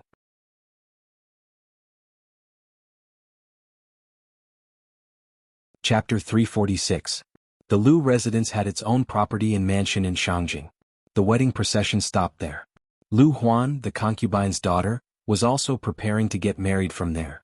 Arranging the dowry, tidying up the mansion, arranging the servants. Jiang Pingji's time was almost completely occupied by the tedious tasks. When she finally had some free time, it was already 2 days later. Jiang Pingji was a person who could not sit still. She would not be able to sit still if she stayed at home all day reading and writing. Not to mention her, the audience in the live broadcast room could not watch such boring content every day, so they all begged for a change of map. Jiang Pingji was moved by the audience's suggestions. She remembered that the last time she was there was 2 or 3 years ago. At that time it was late autumn and early winter. There was nothing much to see in the surroundings. Moreover, the schedule was rushed, so Jiang Pingji did not have much time to stroll around Shangjing. She felt rather regretful. Now that he had free time, he might as well enjoy himself for a few days. He might not have such a good opportunity in the future. As the saying goes, it's better to be happy together than to be happy alone. She simply called Suku, who was also bored, and the two of them teamed up to go out. Suku had a helpless look on his face. He couldn't help but tease, "Langjun, you move your mouth, but your subordinates run around until their legs break. You are free and don't have to worry about anything, but I still have a lot of chores to deal with. It's better for you to enjoy yourself." Jiang Pingji raised her eyebrows. "The things that should be done have been done. What else do you have on hand?" Suku shook his head. There were some things that Langjun didn't remember, but as his right-hand man he had to be considerate and considerate. "Have you forgotten, Langjun? Master has many good friends in Shangjing. Some of them are friends in the officialdom and some are close friends in private. As Master's son, it's rare for you to come here. Naturally, I have to prepare a meager gift and send a visiting card to each of them." Although he might not meet Jiang Pingji, the necessary etiquette could not be neglected. How could Jiang Pingji know who Lu Shi's friends were in the government, or who he befriended in private? She didn't even know who he gave his New Year's gifts to. After all, those were things that only the legal wife or the head housekeeper could handle. Although Suku was not the housekeeper, Jiang Pingji did not bring anyone with her this time, so the task of socializing was thrown to him. Jiang Pingji thought about it and felt a little guilty. "Is this very troublesome?" Suku said, "Every family has its own taboo and gift-giving is also a particular art. Give more to those who are close to you and you also need to put in a lot of effort to prepare the gifts. For those who are slightly distant, you can reduce some of the gifts according to your discretion, but you can't let the other party see your true attitude. Not only do you have to refer to the previous years, but you also have to understand the situation of each family in recent years and make adjustments to the contents of the gifts. If a family had just lost a child, wouldn't it be like poking a sore thumb if they hurried to send some gifts with the meaning of a Qilin sending a child? Another example would be that someone's parents had just passed away. Sending some supplements that could prolong the life of an elderly person was just courting death. Giving gifts would not bring the two families closer, but if they gave the wrong gift, they would become enemies and never interact with each other again. Jiang Pingji understood. She understood these principles. Father has been an official for many years. Although he doesn't have friends all over the world, he definitely has a lot of friends. It seems that this is indeed a big project. Fortunately, she had pulled Suku over. Otherwise, she would definitely have a headache if this matter was left in her hands. Seeing Jiang Pingji's frightened expression, Suku smiled and casually said, "In another 2 years, Langjun should be at the age to get married and start a career. When that time comes, you will marry a virtuous and capable mistress. Someone will take care of these trivial matters for you." Jiang Pingji listened and did not say a word. Marrying a virtuous and capable mistress was a little difficult for Suku to achieve. Suku was going to be disappointed. The audience in the streaming room burst into laughter. Lao Siji Lianming, my heart aches for young Suku. The streamer may marry a male mistress in the future. Kaiteng Daf and Auntie, haha, actually I don't mind the streamer marrying a female mistress of a normal gender. Jugu Chitsi, Am I the only one who feels sorry for young Suko? He has known the streamer for so many years and has been betrayed by the streamer so many times, but he still firmly believes that the streamer is a man. He even wants to marry a mistress. Be careful that your Langjun will be married one day. Bing Tang Lemon, I don't like what you said. My streamer will definitely marry that one. I will stand by the streamer and accept the mistress. Jiang Pengji ignored the densely packed bullet screens in the streaming room and sighed at Suku. It's still too early to start a family. I don't plan on thinking about it now. Jiang Pengji did not wait for Suku to reply. She said, now I'll have to trouble you to continue worrying about it. You go ahead with your work. I'm going out to play. Suku did not know what she said, but he actually changed his mind. Langjun, wait. I've thought about it carefully. I'll go out with you. Jiang Pengji smiled and asked him, why did you suddenly change your mind?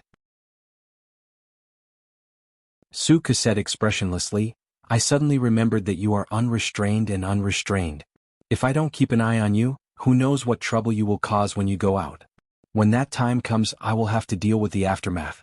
I think it's better to go with you. Jiang Pengji was speechless. She had nothing to say about this reason. She did not dare to look at the bullet screens in the streaming room that were laughing at her. Tudu Feichio, haha streamer, young Suku thinks that you are a troublemaker. Jug Chestnut, bah. Do I need young Suku to think that the streamer is a troublemaker? TSK. Then you keep an eye on me, Jiang Pengji said unhappily. Look at you. It's as if your Langjun likes to cause trouble. Suku returned a look. Jiang Pengji did not need to read the bullet screens to understand the meaning of that look. What he meant wasn't that the case? Suku had seen through Jiang Pengji's nature, a troublemaker. Even if she did not take the initiative to cause trouble, there would always be accidents. Not to mention what would happen if she took the initiative to cause trouble. Perhaps it was because the second princess was born in the northern borderline, but there were many exotic shops in Shangjing. The night market was bustling with activity. The people brought their children with them and enjoyed the company of their families. Suku was confused by the bustling scene. It was as if everything he saw along the way was an illusion. Do you want to buy some cosmetics, jewelry, or silk flowers? Jiang Pengji was dressed like a rich young master, but she had an outstanding appearance and a tall figure. She was quite eye-catching in the crowd. Why do you want to buy these girly things? Suku asked.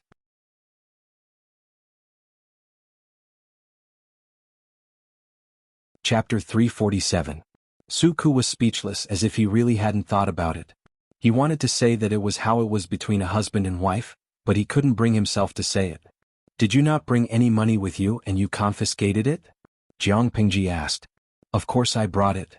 Suku subconsciously touched the money pouch on his waist and asked, why did I have to confiscate it? Jiang Pengji didn't explain.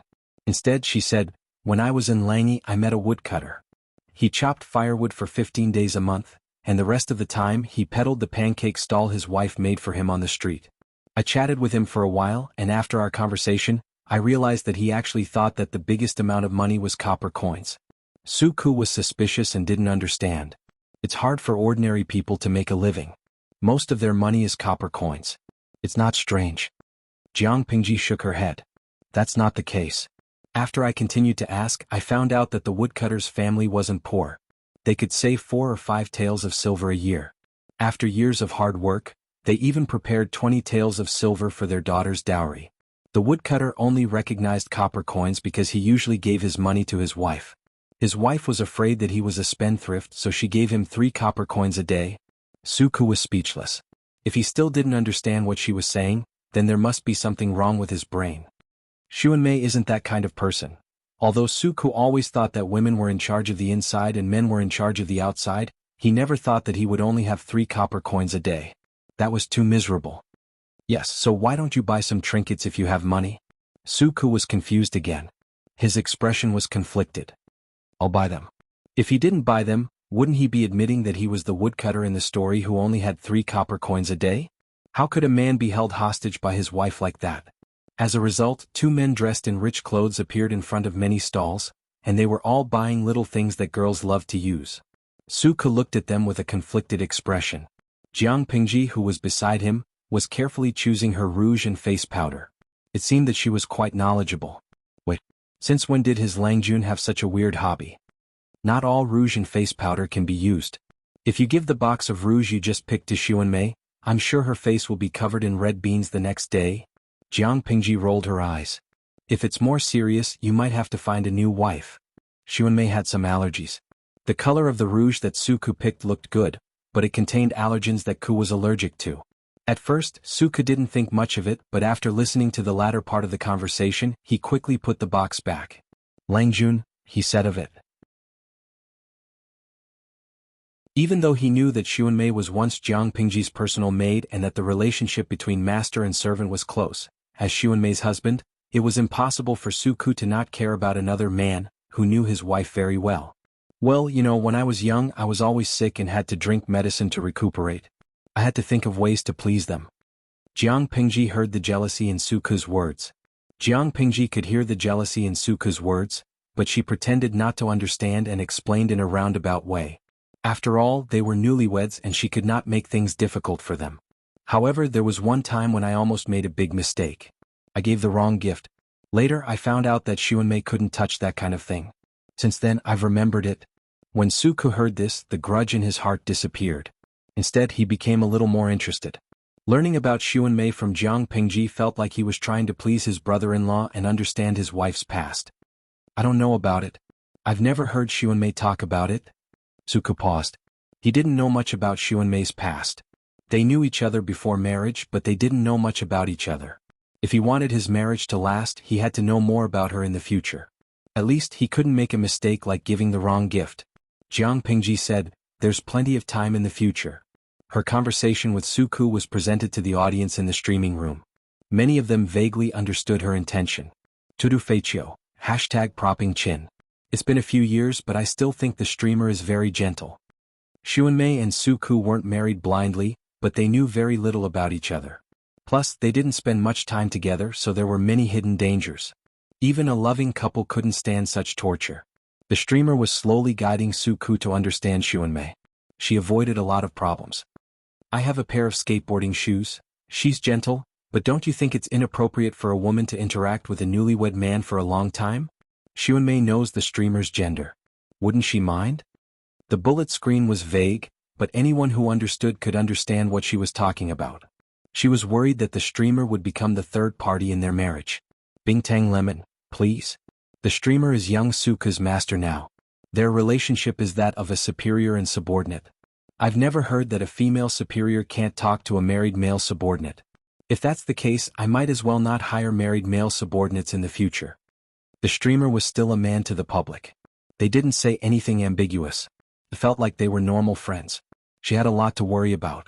No matter what the audience in the streaming room thought, Suku, a smart man, gradually understood Jiang Pingji's good intentions. The master and the servant chatted on and off. They talked about both business and personal matters. Only a few of them were related to Xuanmei. Most of them were trivial matters. Before they knew it, they had walked through more than half of the night market. Suku's legs were sore from walking. Seeing that he looked weak, Jiang Pingji pointed to the tea house next to her. "Why don't you go upstairs and rest?" Suku didn't force her. He nodded. However, if he knew what would happen if he went upstairs, he wouldn't go upstairs even if he had to walk until his legs broke. Instead of calling it a tea house, it was more like an elegant place frequented by literati. As soon as they walked into the hall, the air was filled with a fragrant aroma. There was also the sound of stringed instruments in their ears. The owner of this tea house is quite smart. He even invited a musician to play music to liven things up. It looks quite elegant. Jiang Pingji looked around and found that there were paintings and calligraphy hanging on the doors of the private rooms. They were of different levels, but they looked quite interesting when placed together. That wasn't important. What was important was that the medium of the paintings and calligraphy was very valuable. Bamboo paper was nothing in the Lu residence, but it was said to be as valuable as gold outside. Only rich families would use it.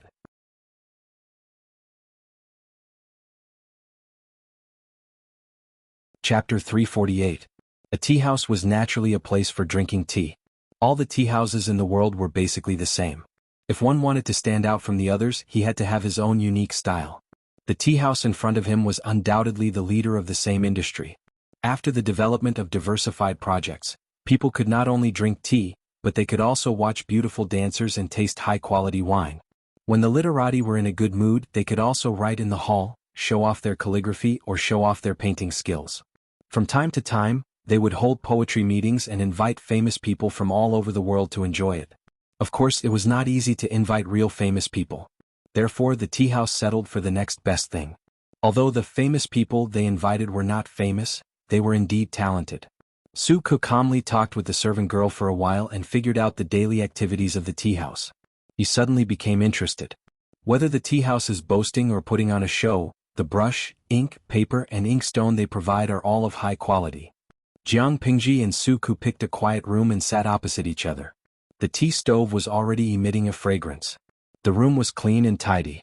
There were paintings of high quality hanging on the wall, and most of the people who signed them were of high status. This alone is enough to attract many talented scholars. Although Jiang Pingji used bamboo paper to practice calligraphy, it seemed that it was a common thing, but in fact, in Suku's words, his Langjun did not practice calligraphy on bamboo paper, but on pieces of golden paper, pure gold. Due to the limited production, the rarer something was, the more expensive it was. The price of bamboo paper in the outside world was not something that ordinary poor families could afford.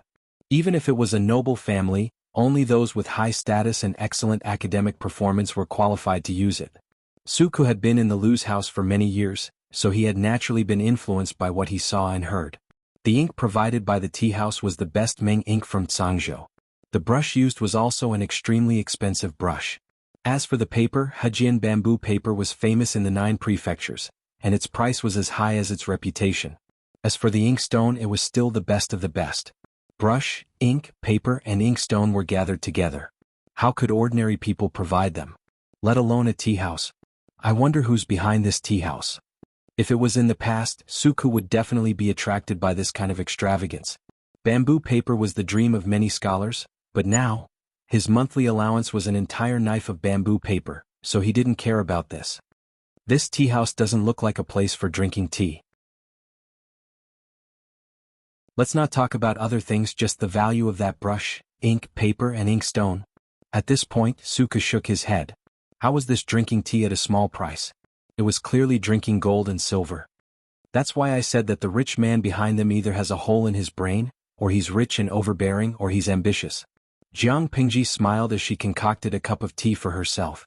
After drinking it for so many years, she was used to adding various spices to her tea. Xiaoyu, what do you think it is? Suku said, Langjun, you've underestimated me with this question. No matter how the times change, the nature of the merchants in the world will never change. All the hustle and bustle in the world is for profit, and all the hustle and bustle in the world is for profit. Since they were willing to put in so much effort and invest so much money, they naturally had something in mind, and it was something big. It's just that I don't know which royal relative this owner is. If he wasn't a royal relative or an important minister, who had the qualifications to open a tea house in the best area of Shangjing. Even if he was qualified to open a tea house, the number of people who had the financial resources to keep the tea house running could be counted on one's fingers. After a while, the two of them thought of the same goal. They looked at each other and smiled. Jiang Pingji said, I took a look at the hall downstairs just now. Some of the paintings and calligraphy works hanging on the ceiling have a prominent background, while others are unknown or have the advantage of having a surname based on their ancestors' reputation. The few types of people that Jiang Pingji mentioned were nothing more than 2 types, the aristocratic families and the commoners. The proportion of the former was not large, while the proportion of the latter was quite high. The aristocratic families relied on their fathers and ancestors, and they could easily rise to the top. Even if they were lonely, they would still be respected and admired by the people. Most of them came to the tea house to have fun and relax. Even if they left their brush and ink, it was only on a whim. The commoners were different. There were too few opportunities for them to stand out, and the tea house provided a rather good platform. Even if they could not make a name for themselves, leaving behind their best brush and ink to compete with others would make them feel happy. Jiang Pengji took a look around and vaguely discovered the plan behind the tea house. If I'm not mistaken, it should be Prince Changsho, Suku said calmly. I guess it's him too. When the assessment was near, he invited all the scholars to participate in the poetry gathering. He also generously lent the hot spring house under his name to entertain the scholars for free. His intention to rope them in was obvious. Jiang Pingji snorted. His fief Zhangzhou is rich in resources and the people are rich. The aristocratic families that support him are also rich. Spending some money to build a small tea house is just a drop in the bucket for him. The tea house gave the vast number of scholars a fair platform to display their talents.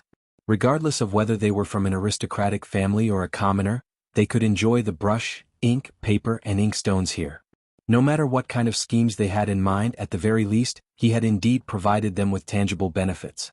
Even if he couldn't get a student with astonishing talent and potential, he had still earned a good impression from the young scholars. If his luck was off the charts and he managed to get one of them, then he would have made a huge profit. In the current era where communication technology was extremely backward, a strategist who could determine the outcome of a battle was comparable to thousands of troops and horses. No one was a fool. Prince Changsho was naturally willing to do such a profitable business.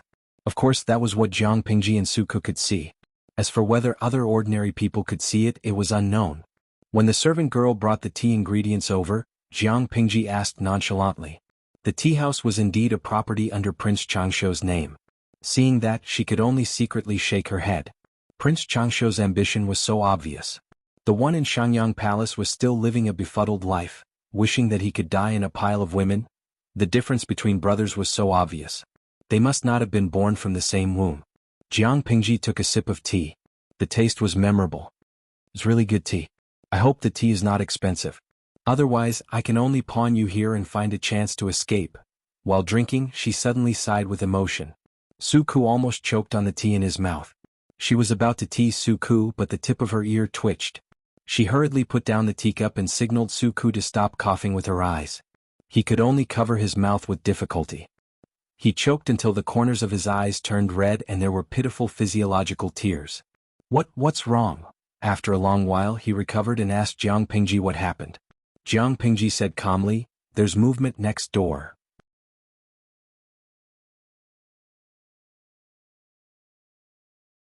Chapter 349. He was even more convinced that it was not trouble that came to his Langjun, but that he was a troublemaker. He thought about it and left his original position. He moved to the corner of the room with the sofa in his hand and continued to sit there. Jiang Pingji was speechless. She lowered her voice and asked, "Why did you drag the sofa here?" Suku rolled his eyes and said, "It's comfortable." The two of them were speechless.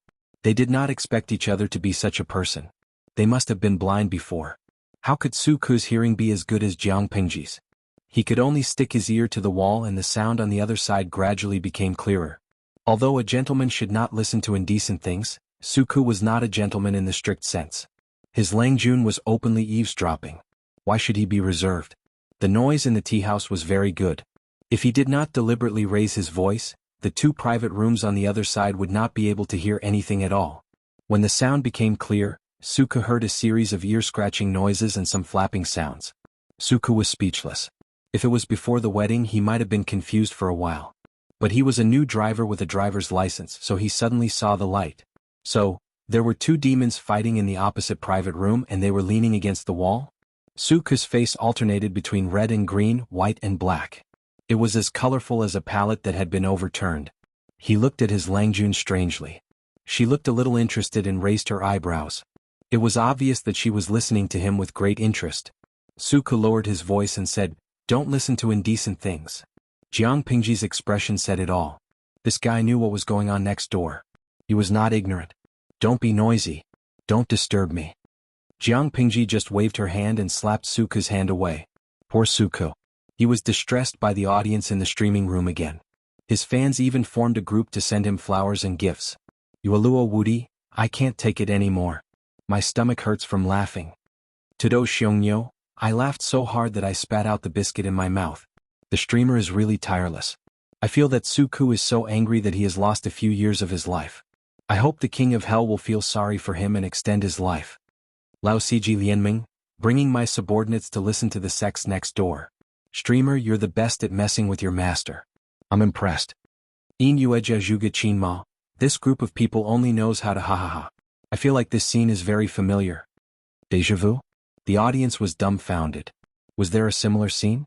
Although the live broadcast room's upper limit had been increased to 150,000 viewers, it did not reduce the difficulty of grabbing a spot.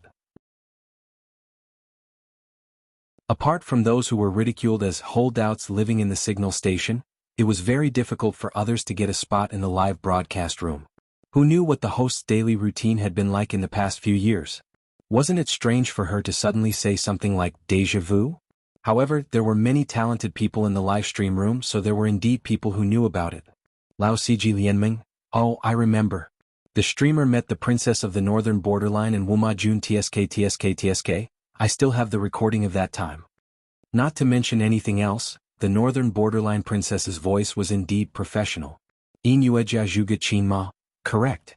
However, Jiang Pingji was the only one listening at that time. Now there was a new driver who had just gotten his driver's license, Su Ku. Jiang Pingji relied on her excellent hearing to hear the movements and conversations next door, but the audience in the live broadcast room did not need to. As long as they turned up the volume, they could easily hear the moaning and panting sounds of cats scratching people, as well as the indescribable slapping sounds. Su Ku felt very awkward when he saw that. He could not sit still. Jiang Pingji saw him like that and glared at him. She asked in a low voice, "Is there a worm on the cushion you're sitting on? Don't move around and listen carefully." Su Ku suddenly felt that his worldview was shattered again. Jiang Pingji said again, "The person opposite is an old acquaintance." She gestured for and made a gesture of the north. Su Ku understood and his eyes widened. He did not care about anything else and continued to listen to the movements opposite. The two of them were lucky. The person opposite had messed around a few times before. At that moment, the clouds had dispersed and the rain had stopped. Fourth Lang is really ruthless. Princess Anyina's face was flushed. Her jade-like body had long matured and was curvaceous in all the right places. There were some thin sweat and ambiguous traces on her skin. It was not difficult to guess how intense the battle was just now. "You're about to marry your lovely bride, but I didn't expect you to have the time to have a rendezvous with me here. Don't you think that doing this is very painful for the fourth princess consort?" Wuma Jun hugged Princess Anyina, his second sister-in-law, who was leaning toward him. With his other hand, he grabbed her slender fingers that were poking his chest. He brought them close to his lips and took a whiff. He sneered and said, "I only married her to rope in the magistrate of Chongzhou. She's just a decoration. How can she be compared to you? You're my sweetheart, my lifeblood. She's just a commodity that's not even qualified to warm my bed." "What? Are you jealous?" Anyina panted and calmed the passion that had yet to subside in her body. She raised her hand to straighten her clothes and tucked her hair behind her ears. She said, "You're really fickle.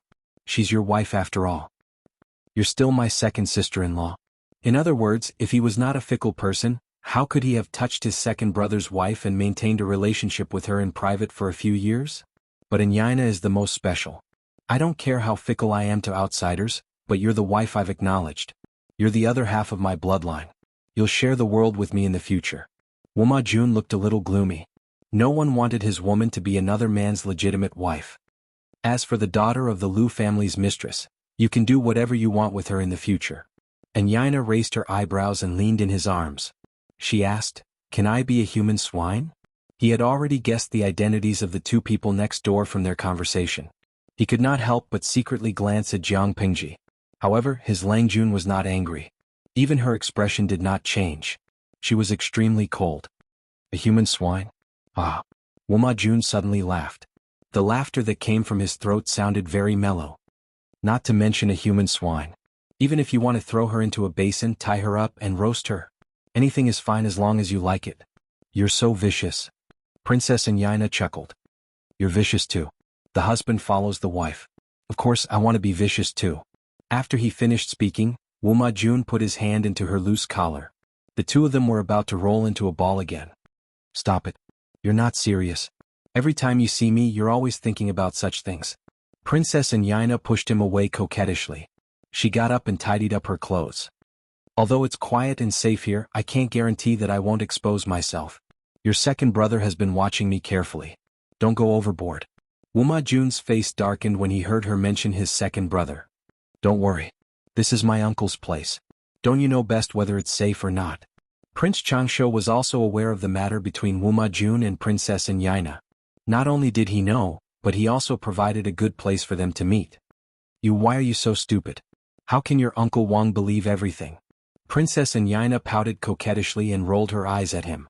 Wuma Jun was not angry. Instead he was a little restless. The evil fire that he had just suppressed rushed up again. "Aren't you afraid that he'll spill the beans? What's there to be afraid of?" Wuma Jun sneered. "We're in the same boat anyway. You won't have a good time if we're fooling around. Although that was what he said, Princess Yaina did not have that intention. Jun would not force himself on her. The two of them flirted for a while, then they packed their clothes and washed their bodies in the dark room at the side of the private room.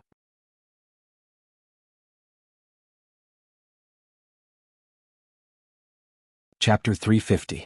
Princess Yaina had changed into a new set of clothes. The new set of clothes was exactly the same as the one that Jun had torn just now. She left the residence in the name of praying for a child. If she returned in a different set of clothes, her stupid husband would be suspicious no matter how stupid he was. And Yaina had always been meticulous. She could handle it perfectly even if there were a few servants around her, let alone such a small detail. Every time she came out to meet Jun, she would ask her trusted maidservant to bring 2 more sets of clothes that were exactly the same as a backup. Jun's eyes lingered on her beautiful body. He was restless as he watched her put on her clothes one by one. If it were not for the fact that it was a little late, he really wanted to fool around with Yaina. Apart from other things, this woman was very open on the couch. She had too many tricks for him to take in. As long as they could please each other's bodies, the two of them had tried almost all kinds of sexual methods. To be honest, the courtesans in the brothels were not as bold and skillful as Princess Yaina. He had been entangled with Yaina for a long time and pretended to be courteous with her.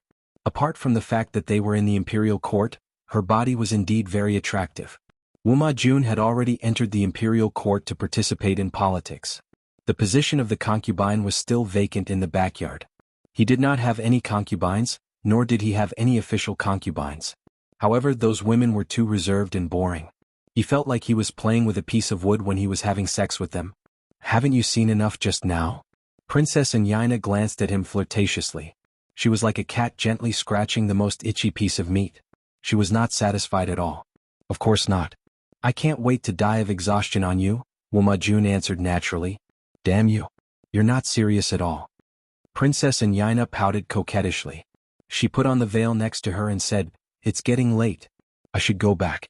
If I go back late, your second brother will definitely be angry. It won't be so easy for me to leave the residence. Jun was annoyed. He really did not want to hear about his second brother from Yaina. Tisk, even if you go back early, can he give you a child as a natural eunuch? Jun sneered coldly.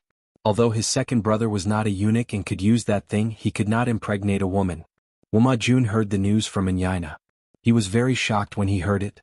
Later on, he sent people to investigate secretly. He even found the old palace maids and female officials who had been released from the palace many years ago. After a lot of effort, he finally confirmed that what Yaina said was true. His second brother was indeed a natural eunuch who was unable to impregnate a woman. This unmentionable illness was not innate.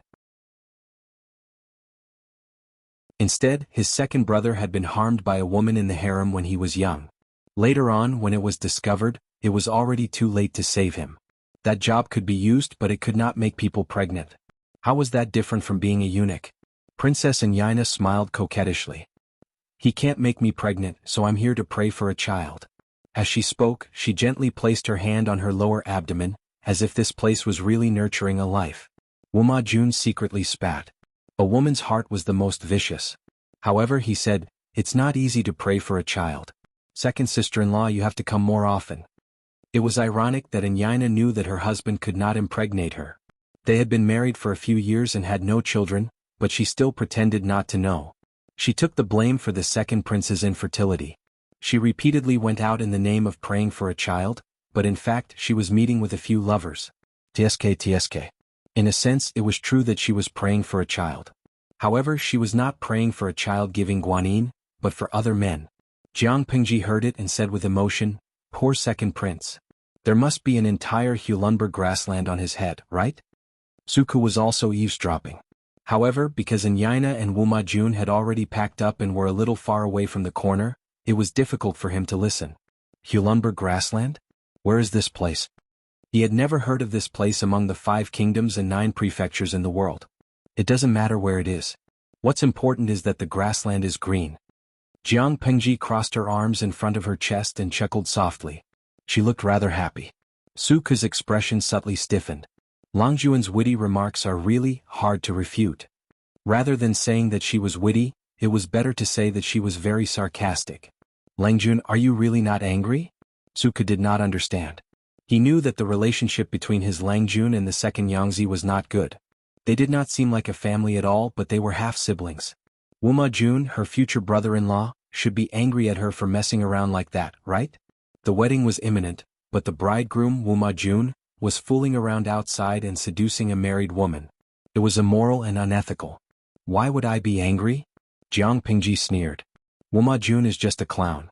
My stepsister is ambitious, but her life is as fragile as a piece of paper. If the two of them are more obedient, they can live together for the rest of their lives even if they don't get along on the surface. If they play tricks together, they are a match made in heaven. Suku did not speak after hearing that. As a subordinate, it was indeed inappropriate for him to meddle in his Longjuan's family affairs. Suku was still in a daze after listening to the conversation. He did not expect Wuma Jun to be involved with Princess Yaina. He had heard the gossip about the two of them from Jiang Pingji back then, but he did not expect to hear it live again after so many years. The tea is getting cold. Drink it. Jiang Pingji returned to the tea table. She looked as usual, as if the erotic activity next door did not affect her at all. In fact, that was indeed the case. For Jiang Pingji, whose spiritual pursuit was extremely harsh and could even be regarded as a tortoise's hair, Wuma Jun and Princess Yaina's secret rendezvous, no matter whether it was low or high-pitched moans, sounded like the snorting of a boar or a sow. It did not evoke any desire. Suku could not do that.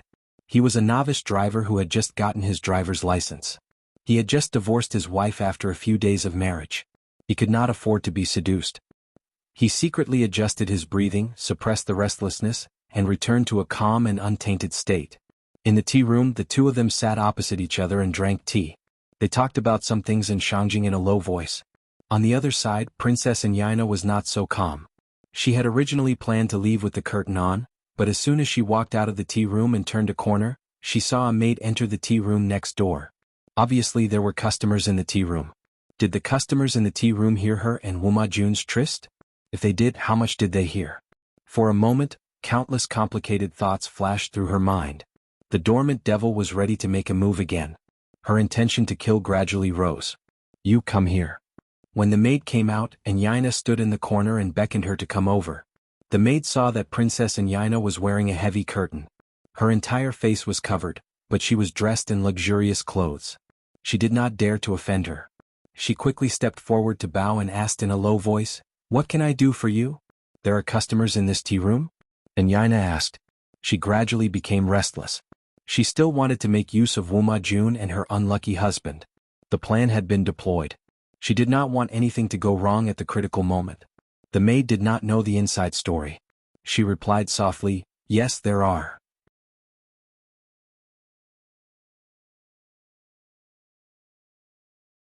Chapter 351. Yaina secretly clenched her fists when she heard that. Wuma Jun, who was in the tea room, calculated the time. He felt that Yaina had already left, so he got up and went out. However, he did not expect her to be talking to a maid at the door of the tea room. He sneered in his heart. It seemed like this woman could not leave him. There's someone next door. Yaina did not explain further. Her tone was very cold. I don't know where he came from. Wuma Jun immediately tensed up when he heard that. He immediately felt a burst of anger. He was so angry that he almost choked. You have no rules. Doesn't the manager of the tea house know that today is a special day and this tea house doesn't receive guests? As he spoke, he felt a sense of guilt and fear. It was true that he and Yaina had a secret rendezvous, but he did not want this matter to be exposed. The Dongqing royal family was very chaotic. It was common for one to sleep with his father's concubine, not to mention snatching his brother's sister-in-law, bullying the minister's wives, and even sleeping with his father's concubine. However, these were done by the elders. Wuma Jun wanted the throne and the ambition to unify the 9 states. He had to maintain a good image in public. If it was revealed that he had an affair with his second sister-in-law for many years and made his second brother a cuckold, he would be courting death. Wuma Jun had gone through a lot of hardships to get rid of the title of an unfavored prince. He gradually entered the emperor's line of sight, entered the court to work, and accumulated his own connections. He had a very good image in public. He was polite, gentle, and modest. He had accumulated a lot of resources and had his own followers. In a few days he was going to marry the daughter of Lu Prefecture's magistrate, Lu Shi. He would have a powerful family of in-laws. He could not fail at the last step. He could only be a prince of noble character and unquestionable integrity. He could not be an animal who had an affair with his second sister-in-law. In the past, when he and Anyina had a secret rendezvous, the tea room next door would be empty and not receive guests. It had been like that for a few years. That was why Wuma was so unguarded. He never expected such a big mistake to happen today. His vision faintly darkened and he almost lost his footing. In the face of Wuma reprimand, the maid knelt on the ground and shivered. Even her molars were chattering. Find out who is in this room first. If it's not important, make a decision early to avoid any unforeseen events. Princess Anyina was extremely calm. She whispered in Wuma's ear. Her usually pleasant voice carried a chilling murderous intent. Wuma's muddled mind cleared up a little, and he immediately agreed to the suggestion. Between himself and others, he would naturally choose himself. Whoever stood in his path to success would be the one to die. Thinking of this, a ferocious killing intent flashed across his face. Anyina sneered secretly when she saw that. Dongqing was nothing more than a country of etiquette. From top to bottom they were all beasts wearing delicate clothes. I know, Wuma replied coldly. In the tea room, Anyina's movements did not escape Jiang Pingji's ears. She did not ignore the malice and murderous aura coming from her. Jiang Pingji picked up the teacup and took a sip, then stood up gracefully. That posture was extremely leisurely, and anyone who saw it would exclaim in admiration. Let's go and welcome the guest outside. Suku put down the teacup and furrowed his brows. He knew that the visitor was not friendly. However, they refused to admit it. What else could Wuma do? Could it be that this person had the courage to kill his Langjun? Outside the house, Wuma had just come up with a few schemes in his mind. He was thinking about how to deal with the person quietly. All of a sudden the door was opened from the inside. Xiaoyu, you better bring enough money with you. Otherwise I'll really have to pawn you here today. As soon as the door was opened, a clear voice became clearer. Wuma and Princess Anyina subconsciously looked in the direction of the voice. Two young men walked out one after the other. The one in front was tall and handsome, while the one behind deliberately lagged behind by 3 steps. He was a head taller than the one in front, and his expression was cold and hard, and his lips were thin. The strange thing was that the young man, who was wearing a green Confucian robe, had a stack of gauze covering the right side of his face near his ear. He looked weird. Wuma's killing intent surged in his heart, but when he saw Jiang Pingji's face clearly, he suddenly felt like he was struck by lightning. At that moment, Jiang Pingji coincidentally saw him. Her eyes lit up and she walked toward him. Xingzi? Is that you? The young man's voice was a little uncertain. When he got closer, it all turned into joy. Suku secretly laughed behind him. Langjun had good acting skills. Wuma resisted the urge to break into a run. He braced himself and cupped his hands at Jiang Pingji. Lanting. Hey, you're treating me like an outsider if you just call me Lanting. You'll be my brother-in-law in a few days. We're family. You don't have to be so polite. Jiang Pingji smiled. There was not a trace of gloom on her face. Her eyes were bright, and her breathing and expression were 100% on point. Even if she was putting on a show, even if she was lying with her eyes open, she could still make the most perfect response. When Princess Anyina heard their conversation, her beautiful eyes darkened. She guessed Jiang Pingji's identity in her heart and felt that it was rather tricky. Wuma was the brother of the princess's wife and the second legitimate son of Lu Shi. His identity could not be touched. Since he could not be touched, he would sound her out to see if she had heard anything that she should not have in the tea room. Obviously Wuma thought so too. If that's the case, then I won't stand on ceremony and call you brother-in-law. Wuma smiled and chatted with Jiang Pingji as if they were very close. When they were almost done chatting and the atmosphere was heated up, he pretended to inadvertently change the topic to the tea room. Jiang Pingji knew his intention, so she took the initiative to invite them into the tea room. She was not curious about Anyina's identity. It was as if she was just Wuma concubine. It was a normal reaction. Even the brother-in-law had no right to control his future brother-in-law's concubine, so he could only choose to ignore her. She asked the maid to clean up the tea table and serve new tea ingredients and tea sets. Wuma asked, "Why did you come here to drink tea?" "To accompany Xiaoyu to buy things for his new wife." "TSK. They're already married but they're still so sweet." Jiang Pingji directly put all the blame on Suku with one sentence. Suku could not say anything about it. Wuma had a low threshold for laughter. After hearing that, he clapped his hands and laughed as if he was really amused. Jiang Pingji continued, he's tall and strong so he's not afraid of getting tired.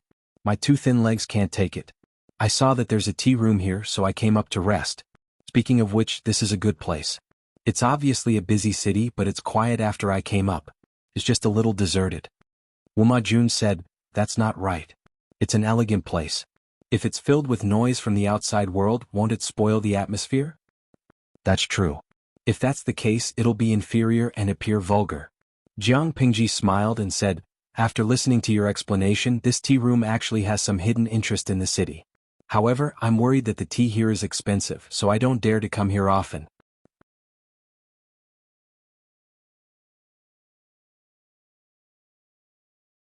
Chapter 352.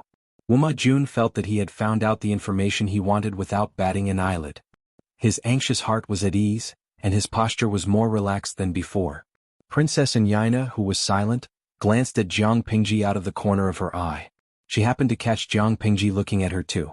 Is this Zhengzi's beloved concubine? Jiang Pingji asked deliberately.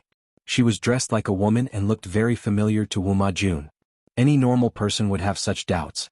Wuma Jun hurriedly clarified, brother-in-law, you can't simply say that. If second brother hears it, he'll definitely be jealous. This is my second sister-in-law. She went out of the city to climb Guanyin Mountain during the day and asked for your mercy. This is my second sister-in-law. She went out of the city to climb Guanyin Mountain during the day so I wanted to send her back. He did not further explain why he did not send her back to the second prince's residence, but to the tea house instead. Jiang Pingji came to a sudden realization. She said frankly and apologetically, oh, it's the second princess. I was rude just now. Please forgive me. Anyina took the opportunity to secretly size up Jiang Pingji. She was completely at ease when she saw that there was indeed nothing unusual about her expression. It's okay. I can't blame Lang Jun for suspecting me just now. It was indeed my fault.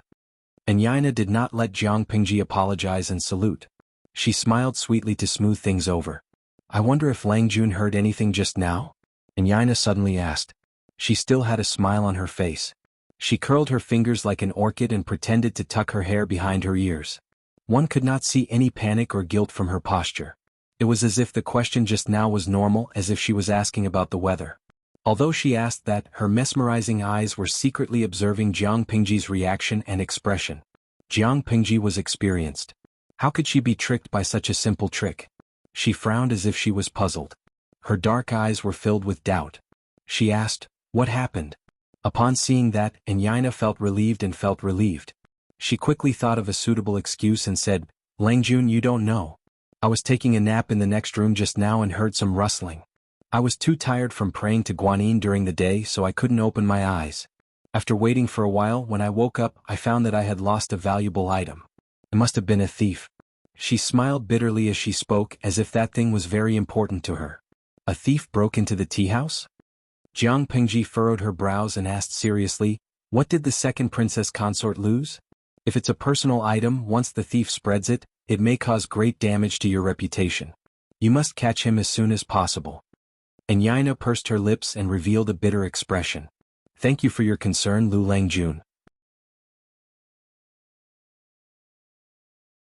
Perhaps the thief knew how powerful he was, so he didn't steal anything valuable. He only took a few money bags and lost some ordinary belongings.